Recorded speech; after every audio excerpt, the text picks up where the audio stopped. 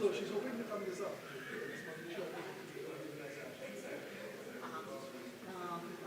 Will be all right? Yeah. Okay.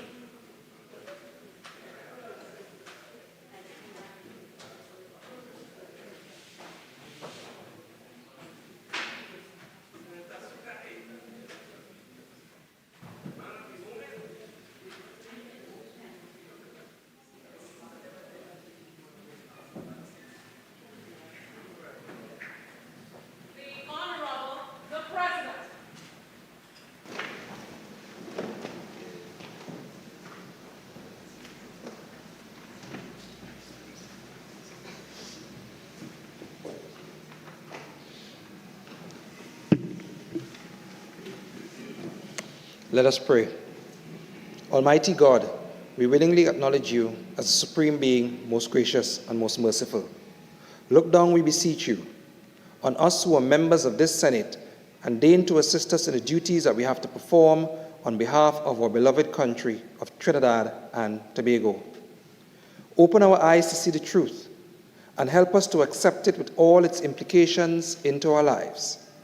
Direct us, O Lord, in our deliberations, so that setting aside private interests, unwholesome prejudices, and personal affections, we may treat all matters set before us with honesty, courage, and conviction.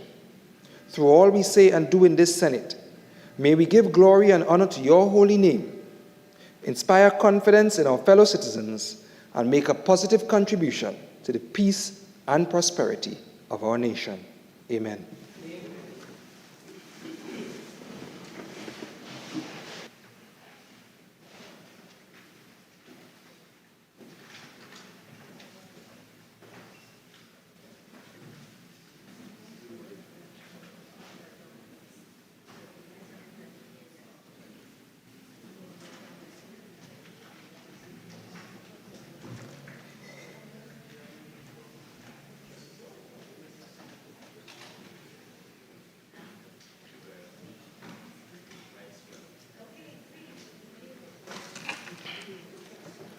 Oath or affirmation announcements by the President.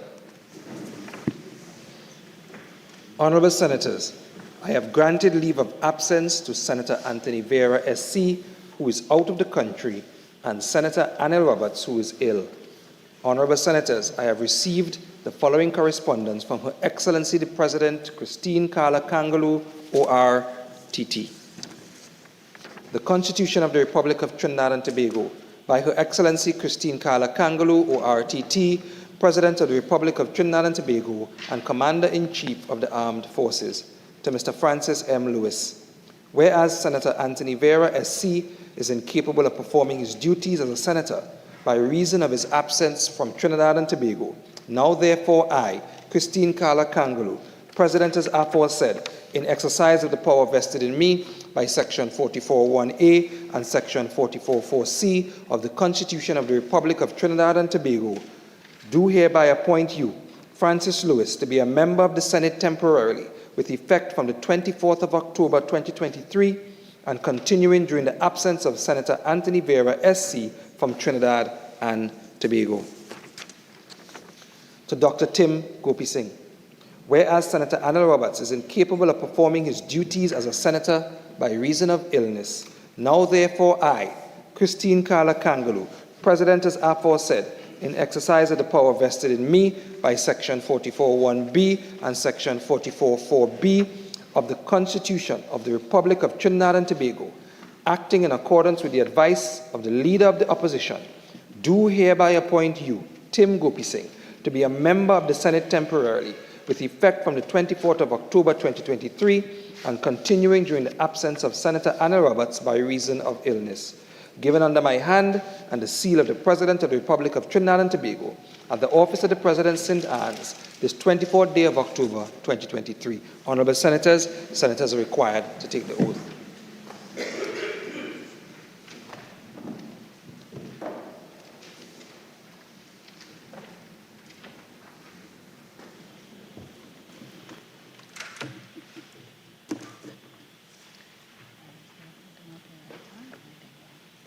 I, Francis Lewis, having been appointed a Member of Parliament, do solemnly affirm that I will bear true faith and allegiance to Trinidad and Tobago, will uphold the Constitution and the law, and will conscientiously and impartially discharge the responsibilities to the people of Trinidad and Tobago upon whom I'm about to enter.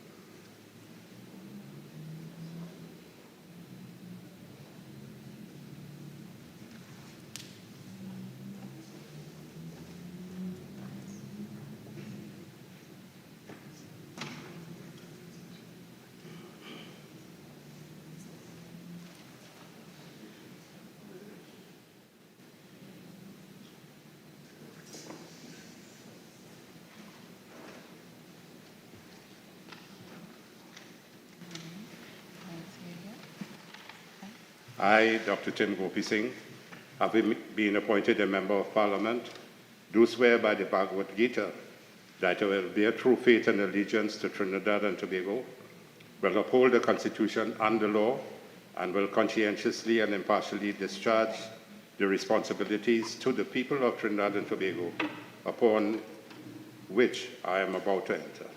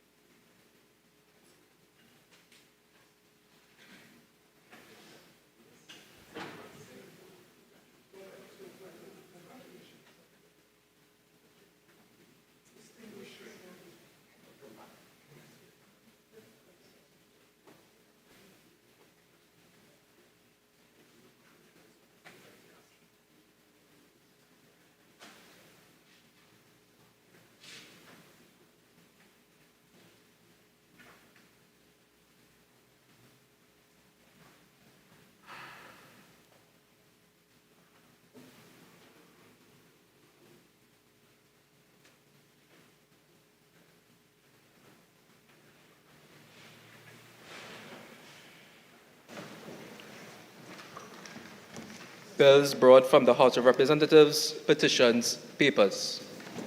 Leader of Government Business. Mr. President, I have the honor to lay on the table the following paper as listed on the order paper in the name of the Minister of Finance. The third report of the Auditor General of the Republic of Trinidad and Tobago on the financial services of the Point Fortin Borough Corporation for the financial year ending September 30th, 2002. Reports from committees. Senator Thompson Aye. Mr. President, I have the honor to present the following report as listed on the order paper in my name. The seventh report of the Joint Select Committee on Finance and Legal Affairs, third session, 2022-2023, 12th Parliament, on an inquiry into the accessibility and quality of legal representation provided by the state with specific focus on the Legal Aid and Advisory Authority and the Public Defender's Office. Thank you. Motions relating to the business or sittings of the Senate and moved by a minister. Leader of Government Business. Mr. President, I beg to move the following motion. Be it resolved that the Senate agree to the following appointments to the Joint Select Committees. 1. On the local authorities, service commissions, and statutory authorities, including the THA, Ms. Suniti Maharaj in lieu of Dr. Varma Dayal Singh. 2. On the human rights, equality, and diversity, Mr. Helen Francis in lieu of Mrs. Hazel Thompson IE. 3. On the Public Accounts Committee, Mrs. Hazel Thompson IE in lieu of Mrs. Sharice Sipasad. 4. On the Public Accounts Enterprises Committee, Mrs. Hazel Thompson IE in lieu of Ms. Amrita Dionarine. 5. On the Public Administration and Appropriations Committee, Dr. Sharda Patasar in lieu of Ms. Amrita Dionarine. 6. On the Joint Select Committee on Energy Affairs, Professor Gerard Hutchinson in lieu of Ms. Sharice Sipasad. Honorable members, the question is, be it resolved that the Senate agree to the following appointments to joint select committees. On the Local Authorities, Service Commissions and Statutory Authorities, including the THA, Ms. Sunati Maharaj in lieu of Dr. Varma Diyal Singh.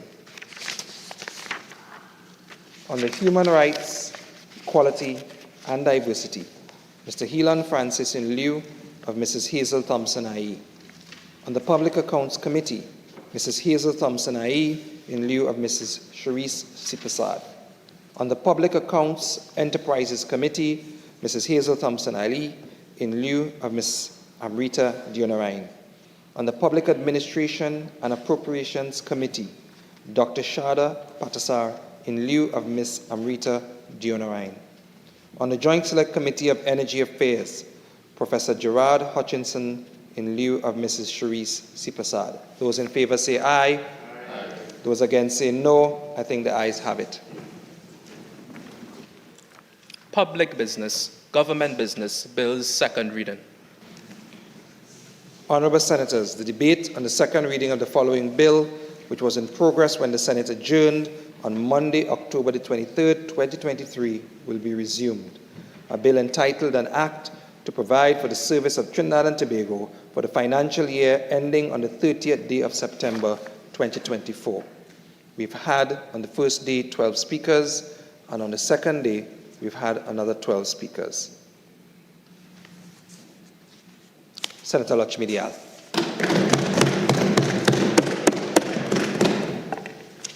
Mr. President, I thank you sincerely for the opportunity to contribute to this debate on this bill entitled An Act to Provide for the Service of Trinidad and Tobago for the financial year ending on the 30th day of September 2024. Or, as someone told me yesterday, it should be really called a long, drawn-out display of self-congratulatory mindset by a group of persons suffering from what they call perfection perception. Speaker after speaker from the government bench, Mr. President, has stood here and heaped praise onto themselves as though they are trying to convince themselves first that outside of these walls, people are not desperate to survive, wondering where they will find the money to pay increased utility rates, property taxes, and to deal with the rising cost of food, while simultaneously living in fear that gang members who are working for drug lords that have taken control of entire communities in this country would probably have the opportunity to shoot them while they sleep in their beds at night. They try to trivialize the suffering endured by persons who lose their possessions, livestock, crops, vehicles, appliances, and those same beds every time you have more than 30 minutes of rainfall. Why? Because according to them, it is climate change. That is the excuse that we hear. But not one speaker has actually set out a plan that this government has to address what we know to be the inevitable effect of climate change. All over the world, if you look at government policy and plans, they speak about how they intend to cope with and mitigate against the risks posed by climate change. We have had 24 speakers so far, many of them from the government bench, and I've heard nothing about a substantive plan to address the issue of climate change. What I hear is just an excuse for the failure of ministry after ministry to properly treat with the issue of flooding. We have not heard about proper plans being put in place to deal with flooding. We have not heard about proper plans to really treat with the issue of compensation. We have not heard about proper plans to build retention ponds or have simple things being put in place to alleviate the suffering of our citizens. And that is what we came here expecting to hear from our government. But we are reminded at every single juncture when we come to this place that this government is an uncaring government that will come here and proffer excuse after excuse without any real plans. So they'll come here and tell, let the peasants lote line the flood water because it is not their fault. The failure to repair floodgates, install proper functioning pumps, and actually switch on those pumps when it is necessary. Mr. President, we, and I think my colleagues, and I want to, adopt what was said by my colleague, Senator John, about the fact that the UNC is always down on the ground listening to what people have to say. And I have had the experience this year, during this financial year, of visiting one of the places that I heard both ministers in the Ministry of Works speak about in South Trinidad, where a simple switch to get a pump activated at the Tulsa Trace picnic site in South Trinidad could not happen until I actually saw a cow stuck in floodwater, a cow, after a little bit of rainfall. And I saw students who had to go and write CSEC examinations, sitting in their living rooms with water up to their thighs. But you know what I saw in the middle of all of that hopelessness created by this government? I saw UNC councillors arranging with private citizens to bring trucks to pick up those children and take them to school. And the next day I stood in this house and a question was posed by Senator Mark, asking what arrangements were being made to treat with the issue of children who had to miss exams, because 21 children were picked up on trucks provided by private citizens through the goodness of their heart at the request of our councillors who were on the ground and taken to write their exam, but many of them missed it. And what we were told on that day? We're still collecting information. We're still collecting information. I can tell you today that some of those children who were not able to write their CSEC exams have received absolutely no proper feedback as to where they will stand when they write the CAPE Level 1 and how they will be graded and so on, because they live in rural parts of South Trinidad. And on an entire day, when rain fell, and somebody from the Ministry of Works couldn't ensure that a pump was activated, and those children had to roll up their trousers and jump on a flatbed truck and go to try to write their exam while watching others who were inaccessible stay home and not write their exam. We have ministers who will come to this house and say, we're still collecting data, because 24 hours is not enough time to even put something in place to assist those children. And then they stand here and say that they are doing everything to increase education, because education is a passport to prosperity and so on. Education is something, it was a passport out of poverty and a passport towards prosperity, but it should be for everybody.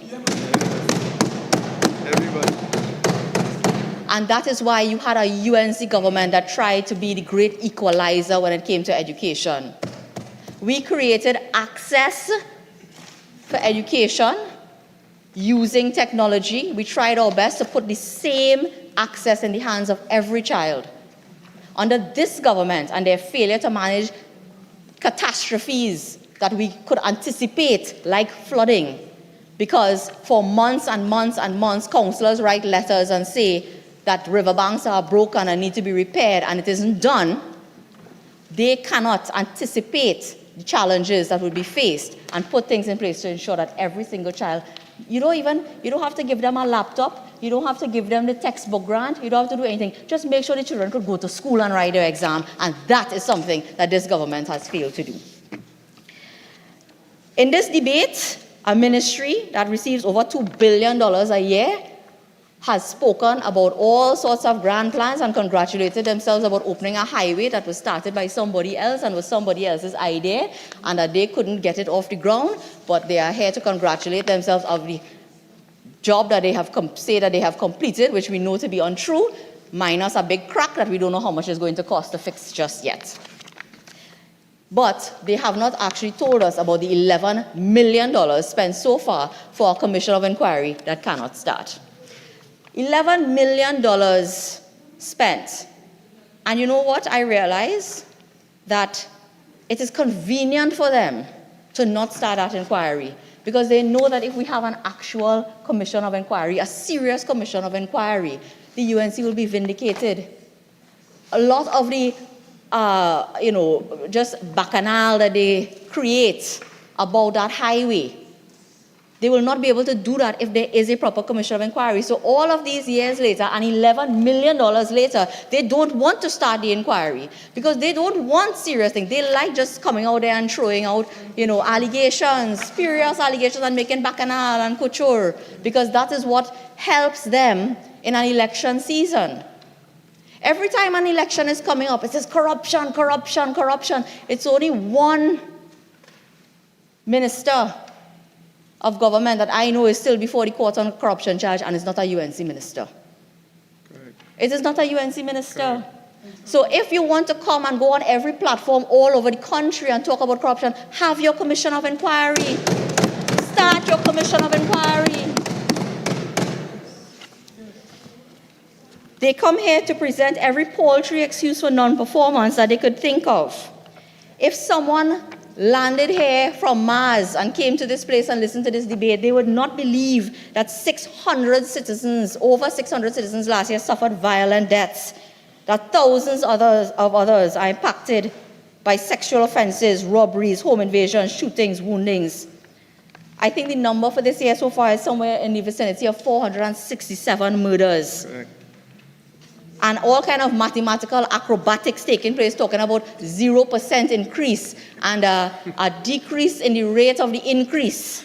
And that is what we celebrate. That is what they celebrate. They actually go to public meetings and official functions and make statements like that, that there is a decrease in the rate of the increase in murders. And that this month we had less, so we balance off with last year. So we have 0% increase, as though we are aspiring to hit that same 600 and whatever mark it was last year. That is the benchmark that we are aspiring to.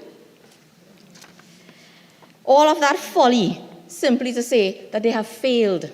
They have failed, and the reality is that our growth, development, and prosperity as a nation continues to be stymied by their failure to treat with the crime situation. And that is why the honorable member from Superior, the leader of the opposition, anchored her presentation on the theme of no prosperity without safety and security, because that is simply the reality. And they know this. So the Minister of Tourism, who spoke yesterday before me, in one of his less impressive contributions, I don't think he was prepared, but he was asked to come on, he talks about increasing room stock and airlift and all these nice terms dealing with tourism and so on. But you know what he didn't mention? He didn't mention all of the negative travel advisories that are out there telling people, don't come here because of the crime situation. Correct. The U.S. Department of State, 17th of July, 2023, reconsider travel to Trinidad and Tobago due to crime. I'm quoting, exercise increased caution in Trinidad and Tobago due to terrorism and kidnapping. Some areas have increased risk. Read the entire travel advisory. U.S. government personnel are prohibited from traveling, and they list the areas, including beaches. We want to grow tourism in this country, and you have a travel advisory telling staff or any U.S. personnel, don't go to the beach. Prohibiting them. Violence and shootings occur regularly in some areas of Port of Spain. Country summary, violent crimes such as murder, robbery, assault, sexual offense, home invasion, and kidnapping is common. Why was that left out and nothing said about that and how we are treating with that from the Minister of Tourism? The Canadian government exercised a high degree of caution in Trinidad and Tobago due to violent crime. And they list them: armed robberies, assault, sexual assault occurs frequently in the island of Trinidad, especially in the capital, Port of Spain. Tourists have been targeted. And you are coming here to boast about increasing arrivals, and we're going to increase the amount of money that people spend when they come off the cruise ship, and how much the employees of the cruise ship spend as opposed to the visitors and so on. You know what the UK a travel advisory said, high levels of violent crime, avoid carrying large amounts of cash and wearing eye-catching jewelry. Imagine foreign governments, carry a belt. Imagine foreign governments telling their citizens don't walk with cash. And I think all of us saw firsthand what happened to a person who I think had dual citizenship walking through Port of Spain recently, being robbed. Beaten. And beaten and having to give up, and the comments that she made to the media thereafter. And then to make matters worse, had an even worse experience with law enforcement, trying to pipe a little change, a little $1,000 from the lady. That is the situation, and you come here to boast about boosting tourism? This is the reality in which we live. 1,000 Hyatts and Hiltons and Sandals and all of that is not going to change the reality and fill rooms when every developed nation in the world is telling their citizens, do not come here. So this government really needs, and something else that I looked at, recently there was a police press conference and so on. They were speaking about the murder rate. Of the 400 plus murders this year, 14 were foreigners. 14 of them were foreigners. But you are coming here to pat yourself on the back about the great job you're doing to boost tourism. Mr. President, when will this government get out of la-la land and get on the ground and start dealing with real people and real issues? Because crime is the most significant issue facing us here today. I fear that we will continue to spiral downwards and more citizens will continue to seek opportunities outside of our borders. We talk about brain drain when we have our little conferences and it sounds nice, but it is a reality. Every single day, I interact with people who are seeking opportunities abroad. And again, the Minister of Tourism, in response to someone's presentation, it might have been Senator John's presentation, says, well, those people who are lining up for the chance or the possibility to get a job in Guyana, they're not unemployed. We've managed 3.7 unemployment and so on, so we're doing great. They're not unemployed, they're just looking for better opportunities, they're looking to better themselves. Does the fact that people are looking to get out of here to better themselves not register with this government as a problem? If your only chance to better yourself and seek a better opportunity is to rush a line and try to get out of here, does that not send off alarm bells that something is wrong? Get away from all this. We have to do something about that. But what it has been presented in this budget to inspire any confidence that we will see a reduction in violent crime, the answer is nothing. You've come with a random announcement, 1,000 more police officers. We're still waiting on the 1,000 municipal police officers from some years ago. We hear we're getting body cameras for police because that will help us to boost public confidence in the police service, which we know to be very low, and it affects people's willingness to collaborate with the police and provide, evidence and so on. I think they buy cameras and no chargers or something like that. They never connect it up. They say it have no connectivity. It's non-functional. They allocate some money to buy new police vehicles. You can drive around, come down to Marabella. There's a scrapyard with hundreds of vehicles parked up, waiting to be repaired. You could just make an announcement of an allocation and decide that will solve the problem. If you buy the vehicles today, 6 months from now, some of them will be parked up in that same yard. No plan for the maintenance of our national security assets. None whatsoever. We had a boat, somebody bounced it, and it was a big secret. They sent it somewhere to fix and try to keep it under wraps as best they could. This is the state of our national security assets. I'll get to CCTV and the others just now because I have the data. We have a 13% detection rate and an even lower conviction rate, but we are, and I think that all of these statistics tell us why after 4 or 5 hours of a budget presentation, nobody really spoke about crime. Because how do you address that 13% of every 100 persons committing crimes? You are finding 13 of them, and you will convict even less of them. Why? And I will get into some details. We have witness protection program failing. We have forensics failing. We have CCTV, failing and not providing the type of evidence that we need to convict people in this country. So that conviction rate continues to go down. And we have a DPP's office that apparently is now homeless. Well, not quite homeless, but was looking forward to being able to increase their staff complement. And $55 million later, we cannot look forward to seeing an increased staff that could deal with prosecutions and clear the backlog for indictable matters before our courts today.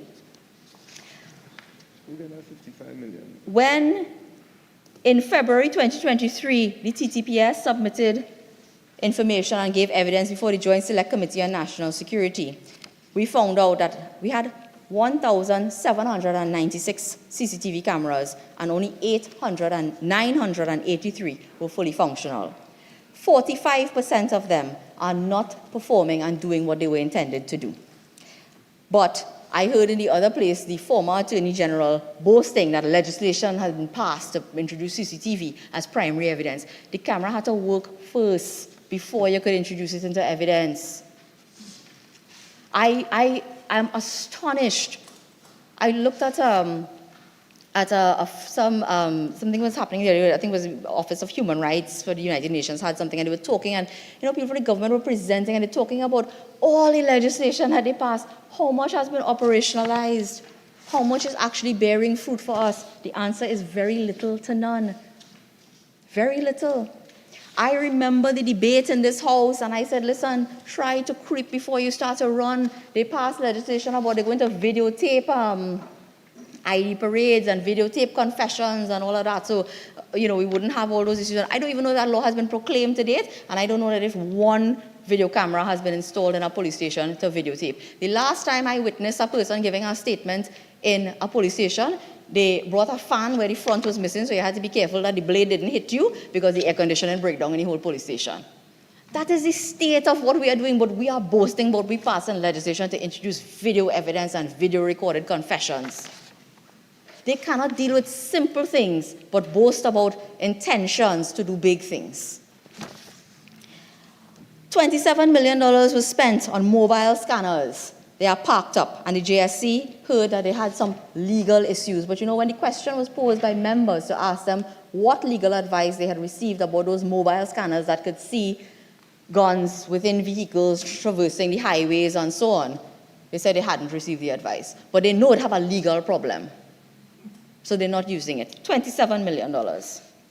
In November 2022, we learned that from January to August of that year, Customs only did manual examinations of 3,998 containers out of 23,000 that entered the country.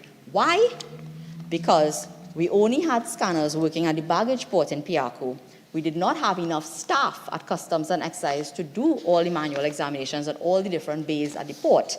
And that is why we have only been examining a fraction of the containers entering the port. And we wonder why we have a problem with over 70% of crime in this country being committed with illegal firearms. We are allowing them in. But we spent I think the latest figure was $3.4 million on a crime symposium. And at the end of it, we say, you know what, America, it's your fault, the guns coming from you want it coming in here. You need to help us. And we all agree that America is the problem. Not that we have a wide open, unmanned border, illegal ports of entry. Not that we have legal ports of entry where we are not scanning properly and doing what is necessary to make sure firearms aren't coming in. The problem is where the firearm coming from. Is their problem. You need to come and help us, and you need to solve this problem. And we want to join some kind of lawsuit with Mexico. And that is the solution. That is the height of laziness, I would say, on the part of an administration, which gives a significant amount of our money every year in our budget to a Ministry of National Security. And the great solution that they come up with is America's fault. When we had that examination in 2022 at the JSC, we were told that RFPs went out and so on. The latest we're hearing is that the scanners may come next year. So that even if we take them at their word that the scanners will be here next year. Well, the fact of the matter is between 2021 and 2024, it has been a free flow of firearms into this country. And that is something that this PNM government must bolt to their chest and take responsibility for. Every murder committed with an illegal firearm in this country is as a result of their failure to secure both our legal and the illegal ports of entry in Trinidad and Tobago. The guns aren't being made here. We are allowing them in.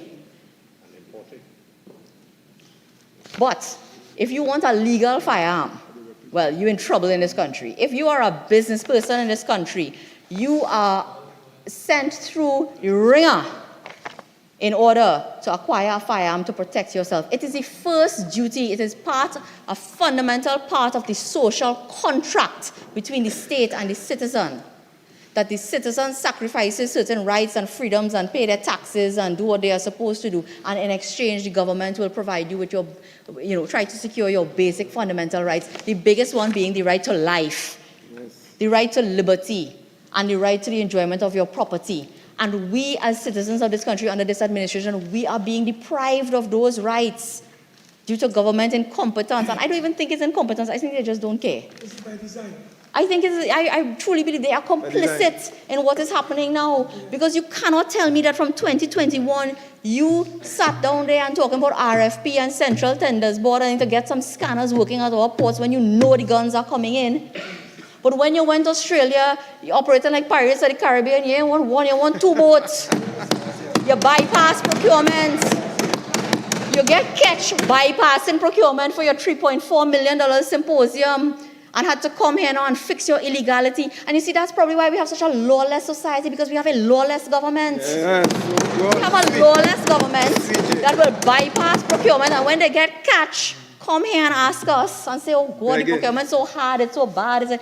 Back to back, we came to this parliament to ratify and fix illegality, once putting off an election, and the other time, basically pelting out, and it's a form of dishonesty and thieving. That is what it is when you avoid. I apologize. That is not parliament. It is a form of avoiding any form of accountability and transparency and ducking under the line and doing things behind the backs of the citizens.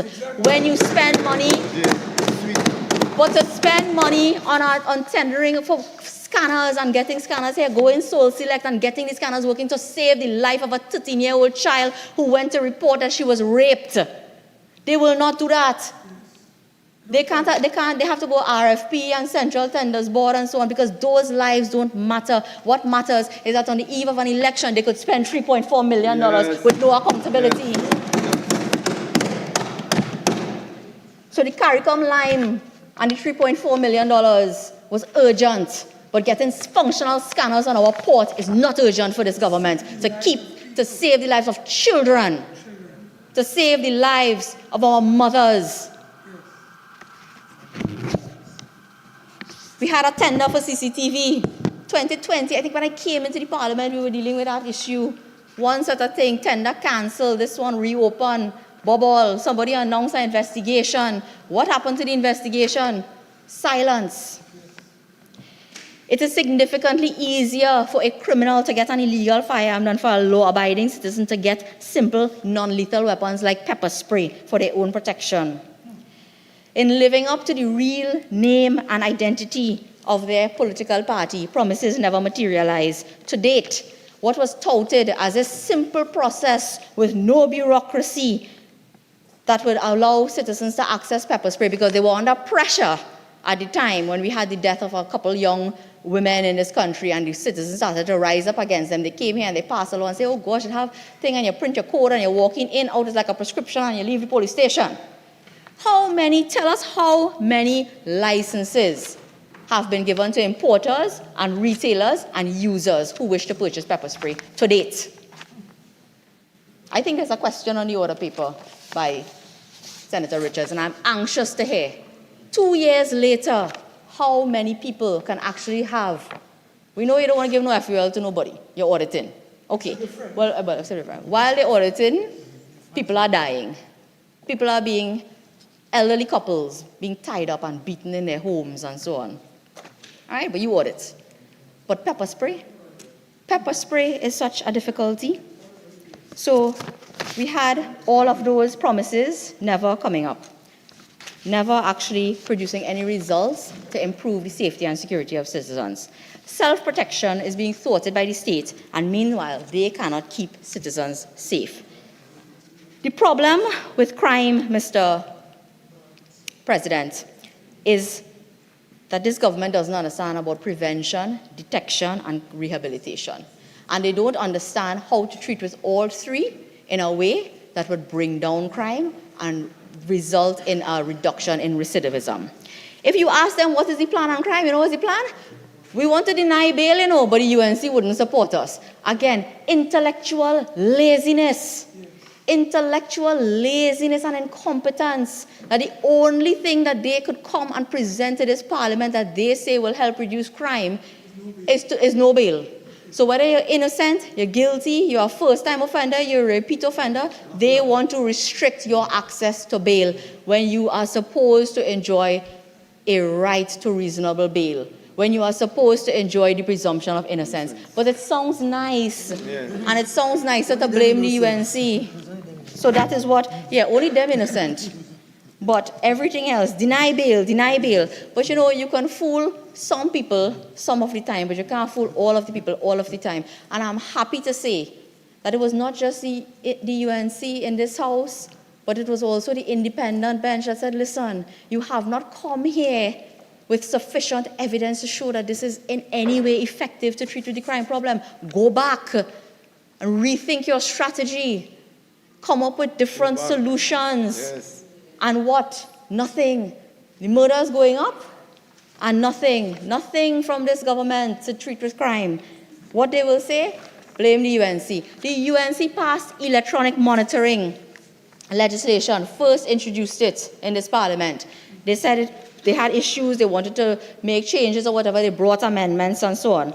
Electronic monitoring is internationally recognized as not a broad brush approach to restrict people's liberty, whilst it takes them 10 plus years to have their day in court, but that they can continue with their lives. The cost to the state of maintaining the prisoner in remand yard is significantly reduced. The family life of the individual who is accused but not yet convicted is preserved. I marvel sometimes when I hear the same police officers, some of them members opposite and so on, they talk about, we have this problem with single mothers and absent fathers and so on. When you impose a restriction on bail, you know what you do? You create a single mother household. You create a single mother, so the supposed plans and policies that you all come up with your intellectually lazy approach to governance is to create single mother homes. You create families with children who do not see their parents, who do not see their father for 13 years. And in 13 years, when he comes out of prison because he's not convicted, because we have no DNA, we have no CCTV, the witness who was in witness protection left or dead or never got into witness protection or refusing to give evidence, the child has not seen the father for 13 years. The child didn't grow up with a father to guide them. The father is isolated from the community. He is told at the end of 13 years, sorry, the state doesn't have enough evidence. The state doesn't have enough evidence against you. Go home. Senator, have a seat. Senator Naked, who you are not right now on the floor, carded to speak. You will have your turn. Your colleague is the person on the floor who is recognized. Senator Lakshmi Dayal. Mr. President, it pains them because they love to come here. When I first came into the Senate, I remember the former Attorney General, Achille Charles. Achille Charles spent a decade of his life fighting to prove his innocence. A woman by the name of Debbie Jacob was so moved by his story that she wrote an entire editorial about it in the newspaper, about the type of person that he was. But when Achille Charles was told after 9 years, we have no evidence against you, okay, you're free to go. He picked up his one rubber slippers and went back to the area that he came from, which is still riddled with crime and criminality and gangs. Their constituency. Right? Yes, your constituency, a PNM control constituency. They don't care about And for 9 years, got no education, or nobody will hire him because he came out of Remand. Everybody in the community knew that he was in Remand.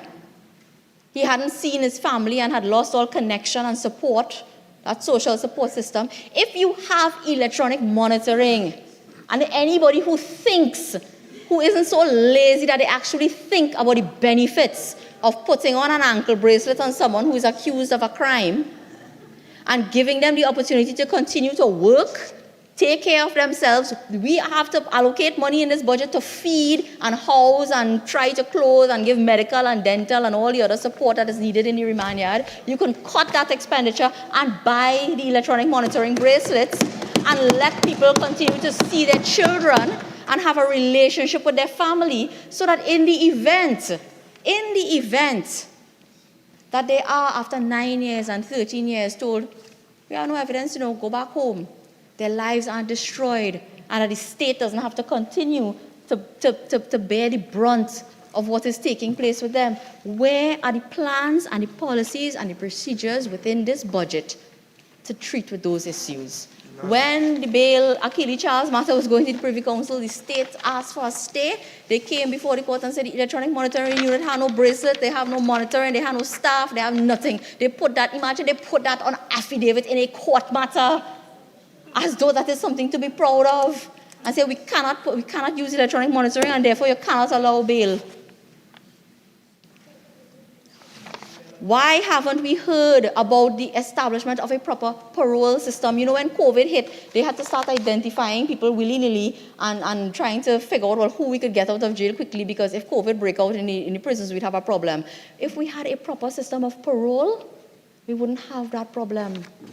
And I don't know if they don't buy papers and they don't read the newspapers, but you see all the time that judges sometimes interact with young people who went to jail for very serious offenses. But those children get into the system and they are modeled, because they probably removed from the very bad environment that caused them to be caught up in criminal activity in the first place.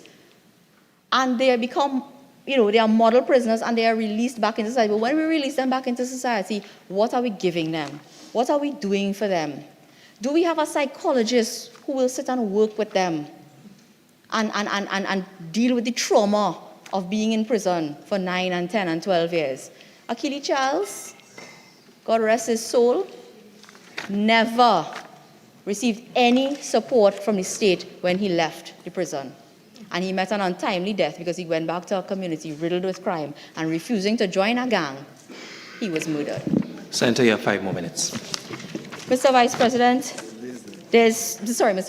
there's so much that you could say about the wastage of money in this country and money not being put into what is the critical needs to keep us safe as a country. We could talk about the $55 million wasted on a building which wasn't fit for purpose and which nobody did because, hurry, come for curry. When election was coming in 2020, they went and shake hands and had a big ceremony to hand over keys, and now they're trying to put the blame on the office of the DPP. We could talk about the $11 million wasted in a commission of inquiry that has never started. We could talk about the damages that the government continues to pay out of, it was in the newspapers this weekend, and I'm sure everybody saw it, the damages that they have to continue to pay for unlawful dismissals. We could talk about the amount of money they have to pay for default judgments, and when I asked a question in this parliament, I got an answer which I was able to refute by producing just 2 matters where the amount that the Attorney General said their office paid as a result of default of filing a defense when we had the $20 million scandal with the Vindra and Paul Kuhlman matter, and they do not even have the information. Nobody is monitoring what is taking place at the Office of the Attorney General with respect to how many matters they are losing, how many matters they are failing to file a defense, how many matters they are failing to file even an appearance, but they will blame everybody and then make up, because, the Ministry of the Attorney General, as somebody was telling me, is now the Ministry of Magic.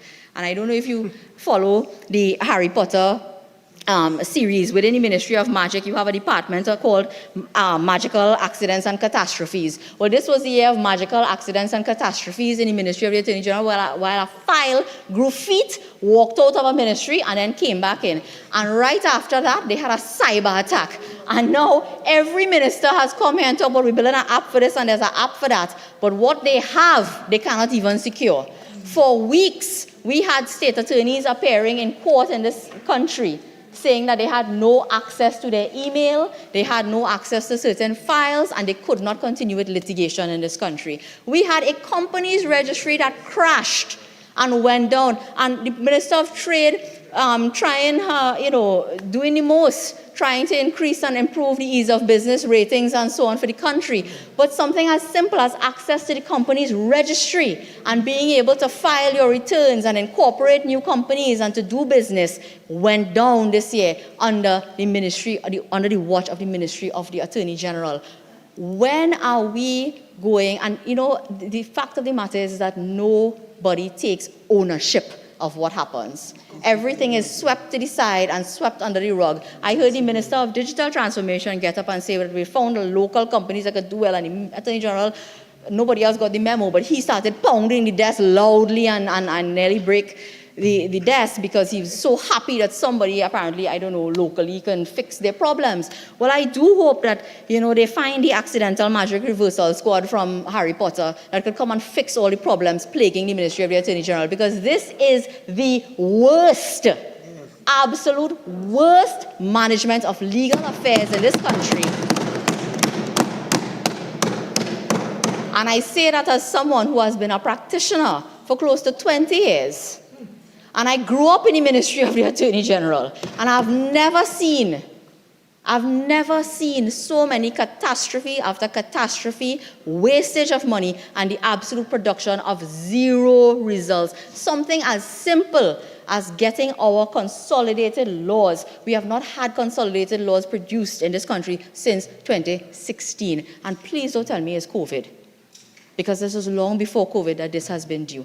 Mr. President, what the country is facing, apart from a threat to your life, your safety and security, is you are facing an increased retirement age. The captains of enterprise and members of the Chamber of Commerce apparently sat down and thought it's a great idea. Well, go and tell that to the 57-year-old woman who is now an AO4 in the ministry and has been working since she's 18 years old and traveling from Barrackpore every day to Port of Spain, looking forward to sitting on her hammock and rocking her grandchildren, that she now has to work 5 extra years before she could access her pension.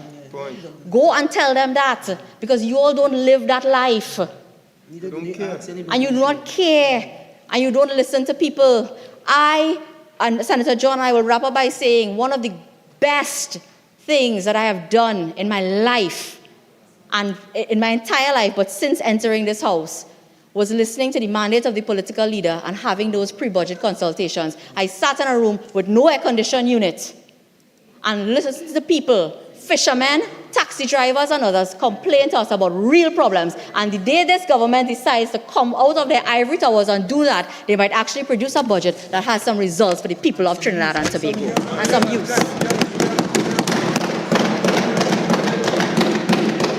Senator Timal.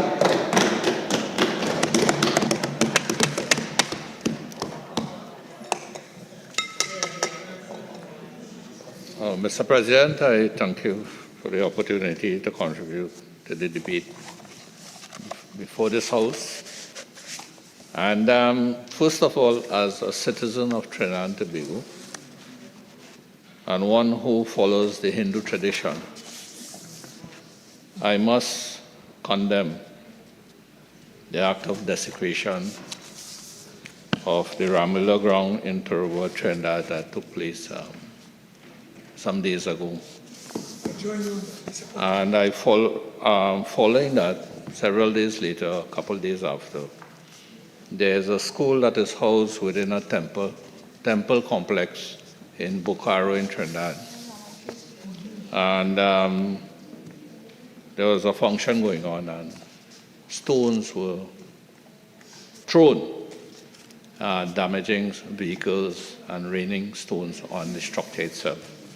Now, Mr. President, why I raise this is because particularly over the past 3 years, there has been a string of incidents regarding desecration of temples.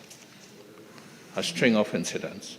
Now, reports have been made to the police, reports have been taken, but from what I gather by interacting with those, those who use these facilities, I personally visited a couple of them after the desecration, is that they think that the police is being dismissive of these incidents, and that it's a vagrant or it's a mentally disturbed person who's doing this.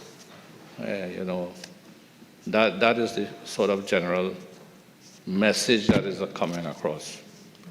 But what we need to note is that to take alcohol and to take meat into a temple deliberately, to desecrate a temple, it calls for really a high level of organization and thinking from vagrants and mentally disturbed people.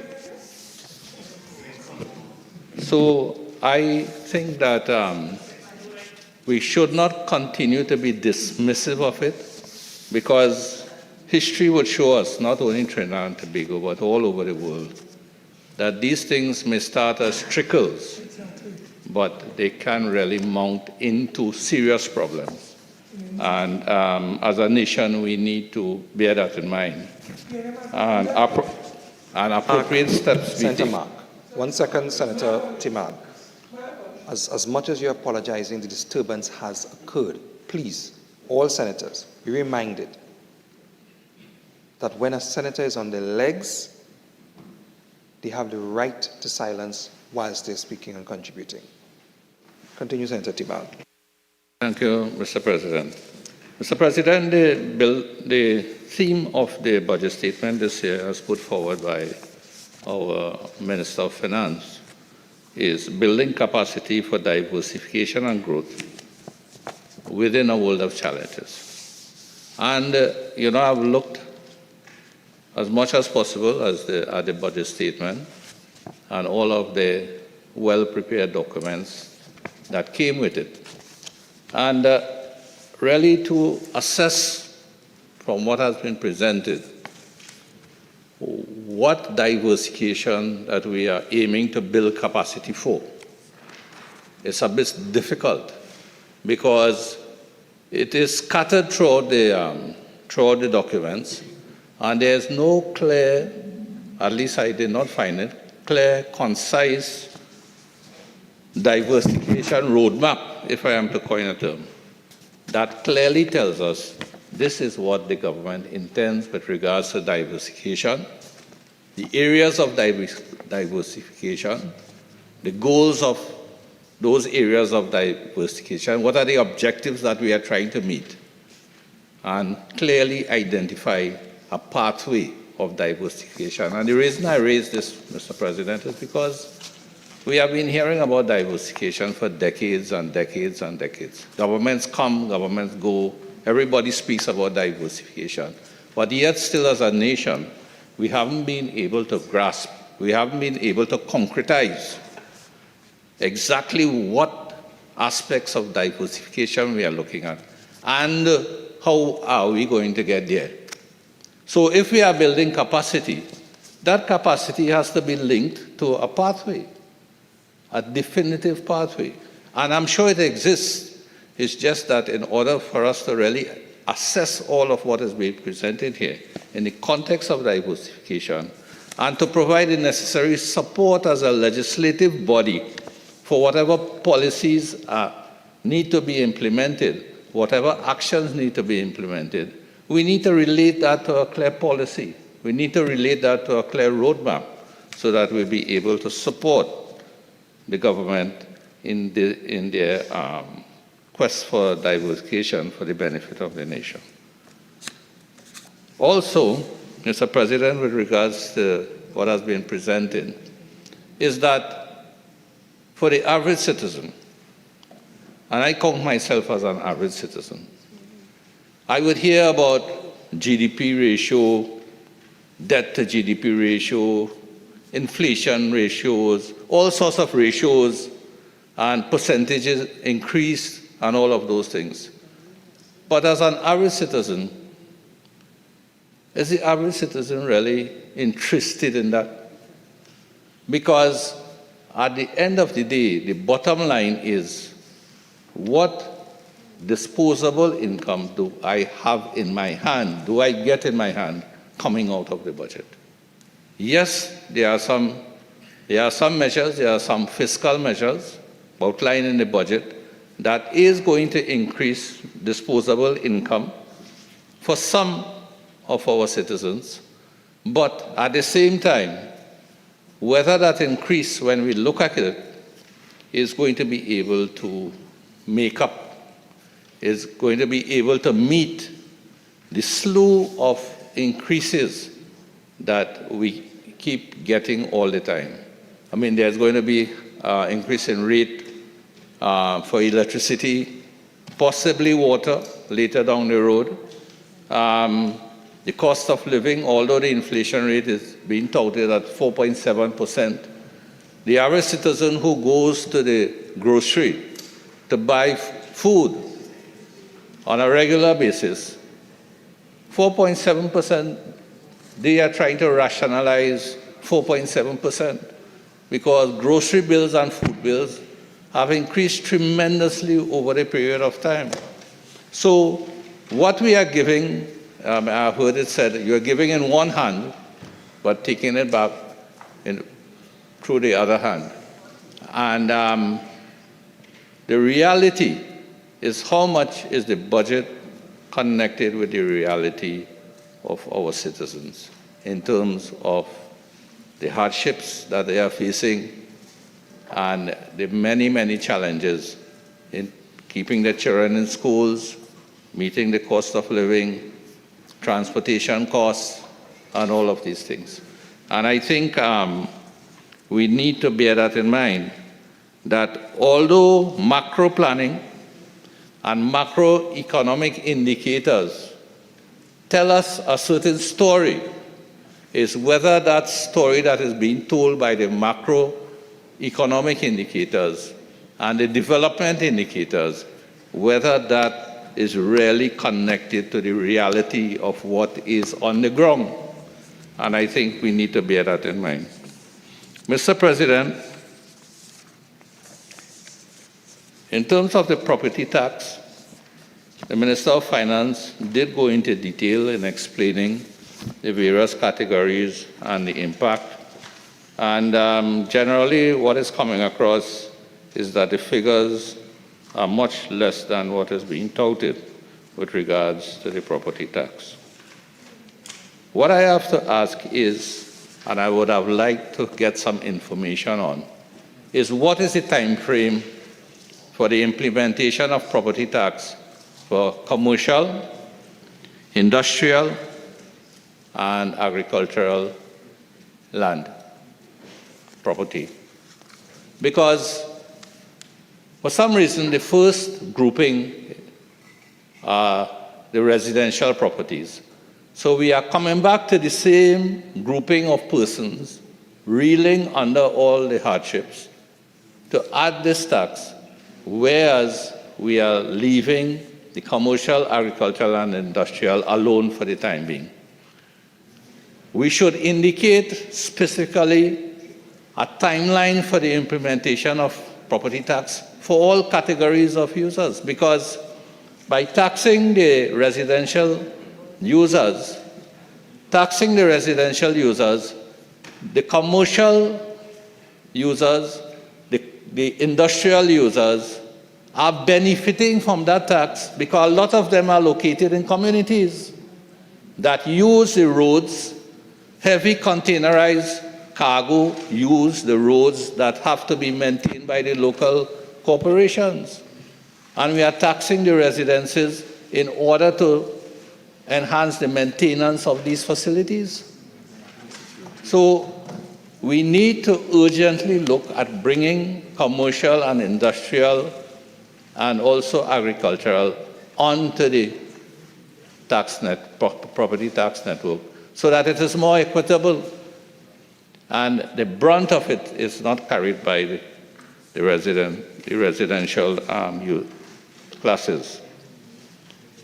Mr. President, I just, before I move off property tax, in his budget presentation, the Minister of Finance, and I quote, stated on page 32, for more significant and larger properties, that rent of $10,000 per month, the property tax would be $3,000 per annum or $250 a month, which is quite affordable for owners of properties in that higher range. End of quote. Mr. President, I would tend to look at it a little differently than the Minister of Finance. $250 may seem to be not within the means of persons who own properties of this size. But I think if we take into account that a lot of these homes were built when the families had several breadwinners in the family, they were in the heyday of their career, their income was a lot more, and they got into constructing properties and constructing homes, understandably so, to cater for probably larger families, and because they had the means and the wherewithal to do it. And later down the road, a lot of those persons would have reduced income because they may have retired, pension is not, equivalent to the income earned during their career. And they are dealing with a situation of reduced income. So when I reflect on the statement of $250 per month being quite affordable, I would beg to differ on that. Because this $250 a month could well be the proverbial straw that breaks the camel back. When it is added on to rising cost of food, cost of living, potential increase in rents, increase in electricity rates, and the increase in water rates which is to come. Mr. President, I'd just briefly like to touch on the issue of crime. Minister of Finance states in his budget statement, and I quote, at the top of our crime-fighting agenda is equipping law enforcement with state-of-the-art tools. In addition, accelerated levels of police training, improved police performance. We envisage that crime and public order would be effectively addressed within this framework, and public confidence in law enforcement would be appropriately enhanced. Mr. President, to be effective, state-of-the-art tools require a state-of-the-art TTPS. And we are far removed from that. Whenever the issue of the TTPS comes up, I've noticed a lot of us choose to tread exceedingly carefully for some reason or the other, like if we are walking on eggshells. And we don't want to offend anybody. And the intention is not to offend. But in terms of where we are, where the TTPS is, I think really honest assessment and honest evaluation, it leaves much to be desired. Much to be desired. In the budget statement, the Minister of Finance goes on to say there is no avoiding the fact that public confidence in the police and police legitimacy is essential. We recognize that in many instances, the lack of trust between the police and the community constrains effective crime intervention. The TTPS is now establishing trusted and vetted police units within the police service staffed by higher paid officers of proven integrity. We are aiming at improving police accountability, re-establishing trust and credibility between the police and the communities. Close of quote. Mr. President, if that statement there is not an admission of the corruption that exists in the TTPS, I don't know what this statement, what is the intent of this statement. Imagine we have to form special units within the TTPS of vetted police officers, pay them more in order to do the job that the police service is supposed to be doing in the first place. It's an admission of corruption because it means that there are corrupt police officers in sufficient numbers in the police service to affect the performance of the police service. I often hear about we have a few bad apples in the police service. I disagree with that statement. What few bad apples are we talking about? We have numerous bad apples in the police service. It needs to be addressed. We cannot be talking about crime without talking about police reform. And in all of what has been presented, I don't think, other than this statement here, what is being done to reform the police service? We are sinking billions of dollars every year into the police service. And we have seen patterns have developed into the service. And sometimes I think maybe what the thinking is that the police service is untouchable, that we have to pamper, we have to coerce for a service that we are paying for, that taxpayers are paying for. The reason the trust is not there is that the public do not trust the police service because of the corruption. It is clear. You talk to the average citizen outside there. They are scared stiff of making a report to the police. They are scared stiff because they will tell you that the person they're making the report to, they do not know what connection that police has with the criminal elements in this country. And that is common talk there. It is not unique. So it's either we face this problem with the police service head on, and of course I'm not saying that there are very good aspects of the police service that's working, because the good ones are the ones that at least keeping the situation under some semblance of control. And we thank those police officers for their dedication and their commitment and their loyalty to Trinidad and Tobago. But we need to face the fact that we have to address police reform in a structured, meaningful way so that it can contribute to our fight against crime. Mr. President, local government. The entire local government campaign of the government was based on local government reform arising out of the passage of the local government reform legislation. And I'm a bit puzzled when I look at the budget of 2024. I'm a bit puzzled because in the draft estimates of the development program, under the heading of implementation of local government reform, $14 million has been allocated to the Ministry of Rural Development and Local Government, and $1.5 million has been allocated to each corporation under local government reform. Now, why I'm puzzled is I know, yes, a lot of monies are spread across other areas of expenditure and other areas of development.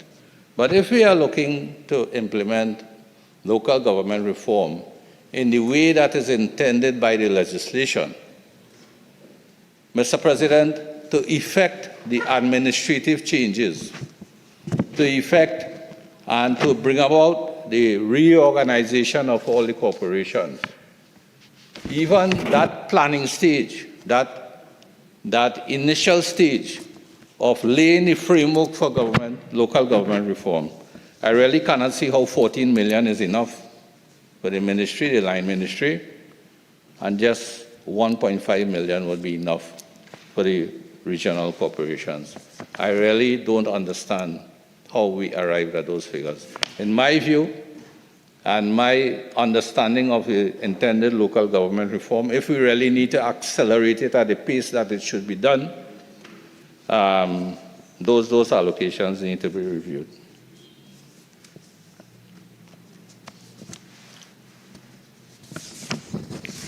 Mr. Mr. Vice President, I'd like to go to, just to share some thoughts on the ease of doing business.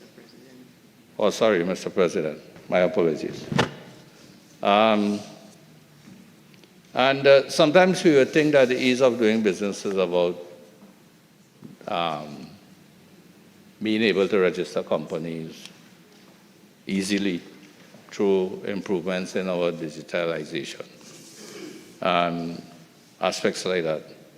But really those are, to me, a bit lower down on the scale, because those are questions of procedures that if we bring to bear and we continue with our efforts of digitalization, we are going to address all of those in an effective and meaningful manner. But I'll just like to raise a couple of issues that I've been raising in my past budget contributions that I continue to see having a debilitating effect on the ease of doing business. And the first one is, of course, statutory approvals. We would be aware that depending on the type of development that you want to engage in, sometimes you will need approvals from statutory bodies and agencies up to 14 entities at a time, depending on the... And in the previous budget for the year 2023, our Minister of Finance did indicate that he actually put a time period to it. He said 254 days it takes to get if all your approvals to enter into any sort of development here in Trinidad and Tobago. And he did say that that is going to be addressed. Come this year in the budget, no mention is made of it. And no mention made of it directly. And I'm wondering in terms of where we are going with this. Mr. President, the draft estimates of development program, again, has allowed $3 million for the National Planning Authority, which is a requisite for the proclamation and operationalization of the Planning and Facilitation of Development Act of 2014. Mr. President, it's now 9 years. 9 years since this act was legislated. And I'm questioning, I'm asking, what is the delay in getting this act operationalized? The country has been suffering under this whole thing of statutory approvals. A whole industry has been created where building inspectors have become architects in their private capacity, and corruption pervades the system of approvals. The first thing I'm in industry, somebody asks you, boy, you know anybody in town and country planning? You know anybody in WASA? And you hear a litany of woes. And this is for decades that this is going on in this country. Why can't we get it sorted out? We have the act that was legislated in 2014. And you know what? When we look at the proposed local government reform and the role of planning and development, a lot of it being transferred to the local government bodies, and the role that they have to play in planning and approvals and development, and yet still we don't have this act proclaimed. I really wonder how we're going to integrate all of this. Local government reform calls for extensive reform with regards to how we go about planning and approving of developments and building approvals. And here we have an act since 2014, stuck. One is depending on each other to move forward. And I see it as a serious problem. If we really don't get this thing together, get it sorted out, and I am humbly suggesting to the Minister of Finance that $3 million is not going to take us home with this National Planning Authority. $3 million is not going to take us home during 2024. And how much more can we just give phases and phases and phases for this, when this to me is a priority item that affects the ease of doing business, not only for local entities, but for international entities seeking to do business in Trinidad and Tobago. And one aspect of the statutory approvals that I feel obligated to bring to the attention of this Senate is the role of WASA. Now, a lot of times, the focus is on WASA as a supplier of water and a provider of wastewater services.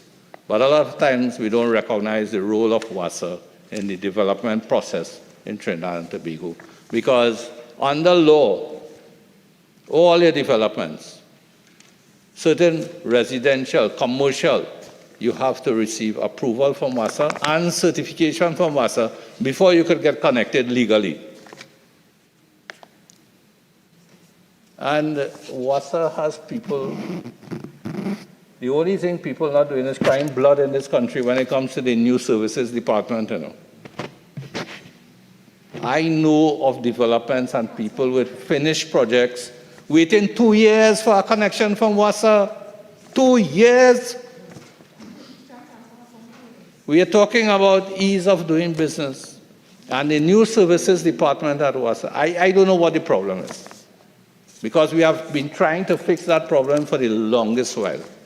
The whole department was fired years ago because of corruption. They were replaced.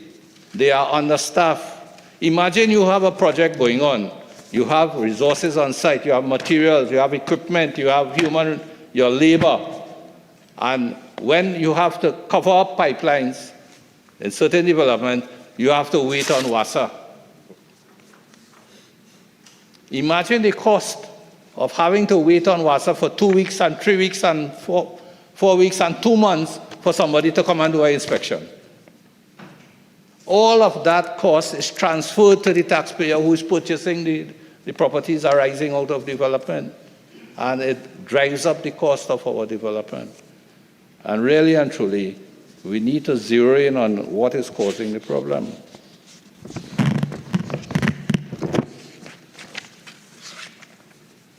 Mr. President, could you indicate to me how much, at what time I finish? You end at 11:32.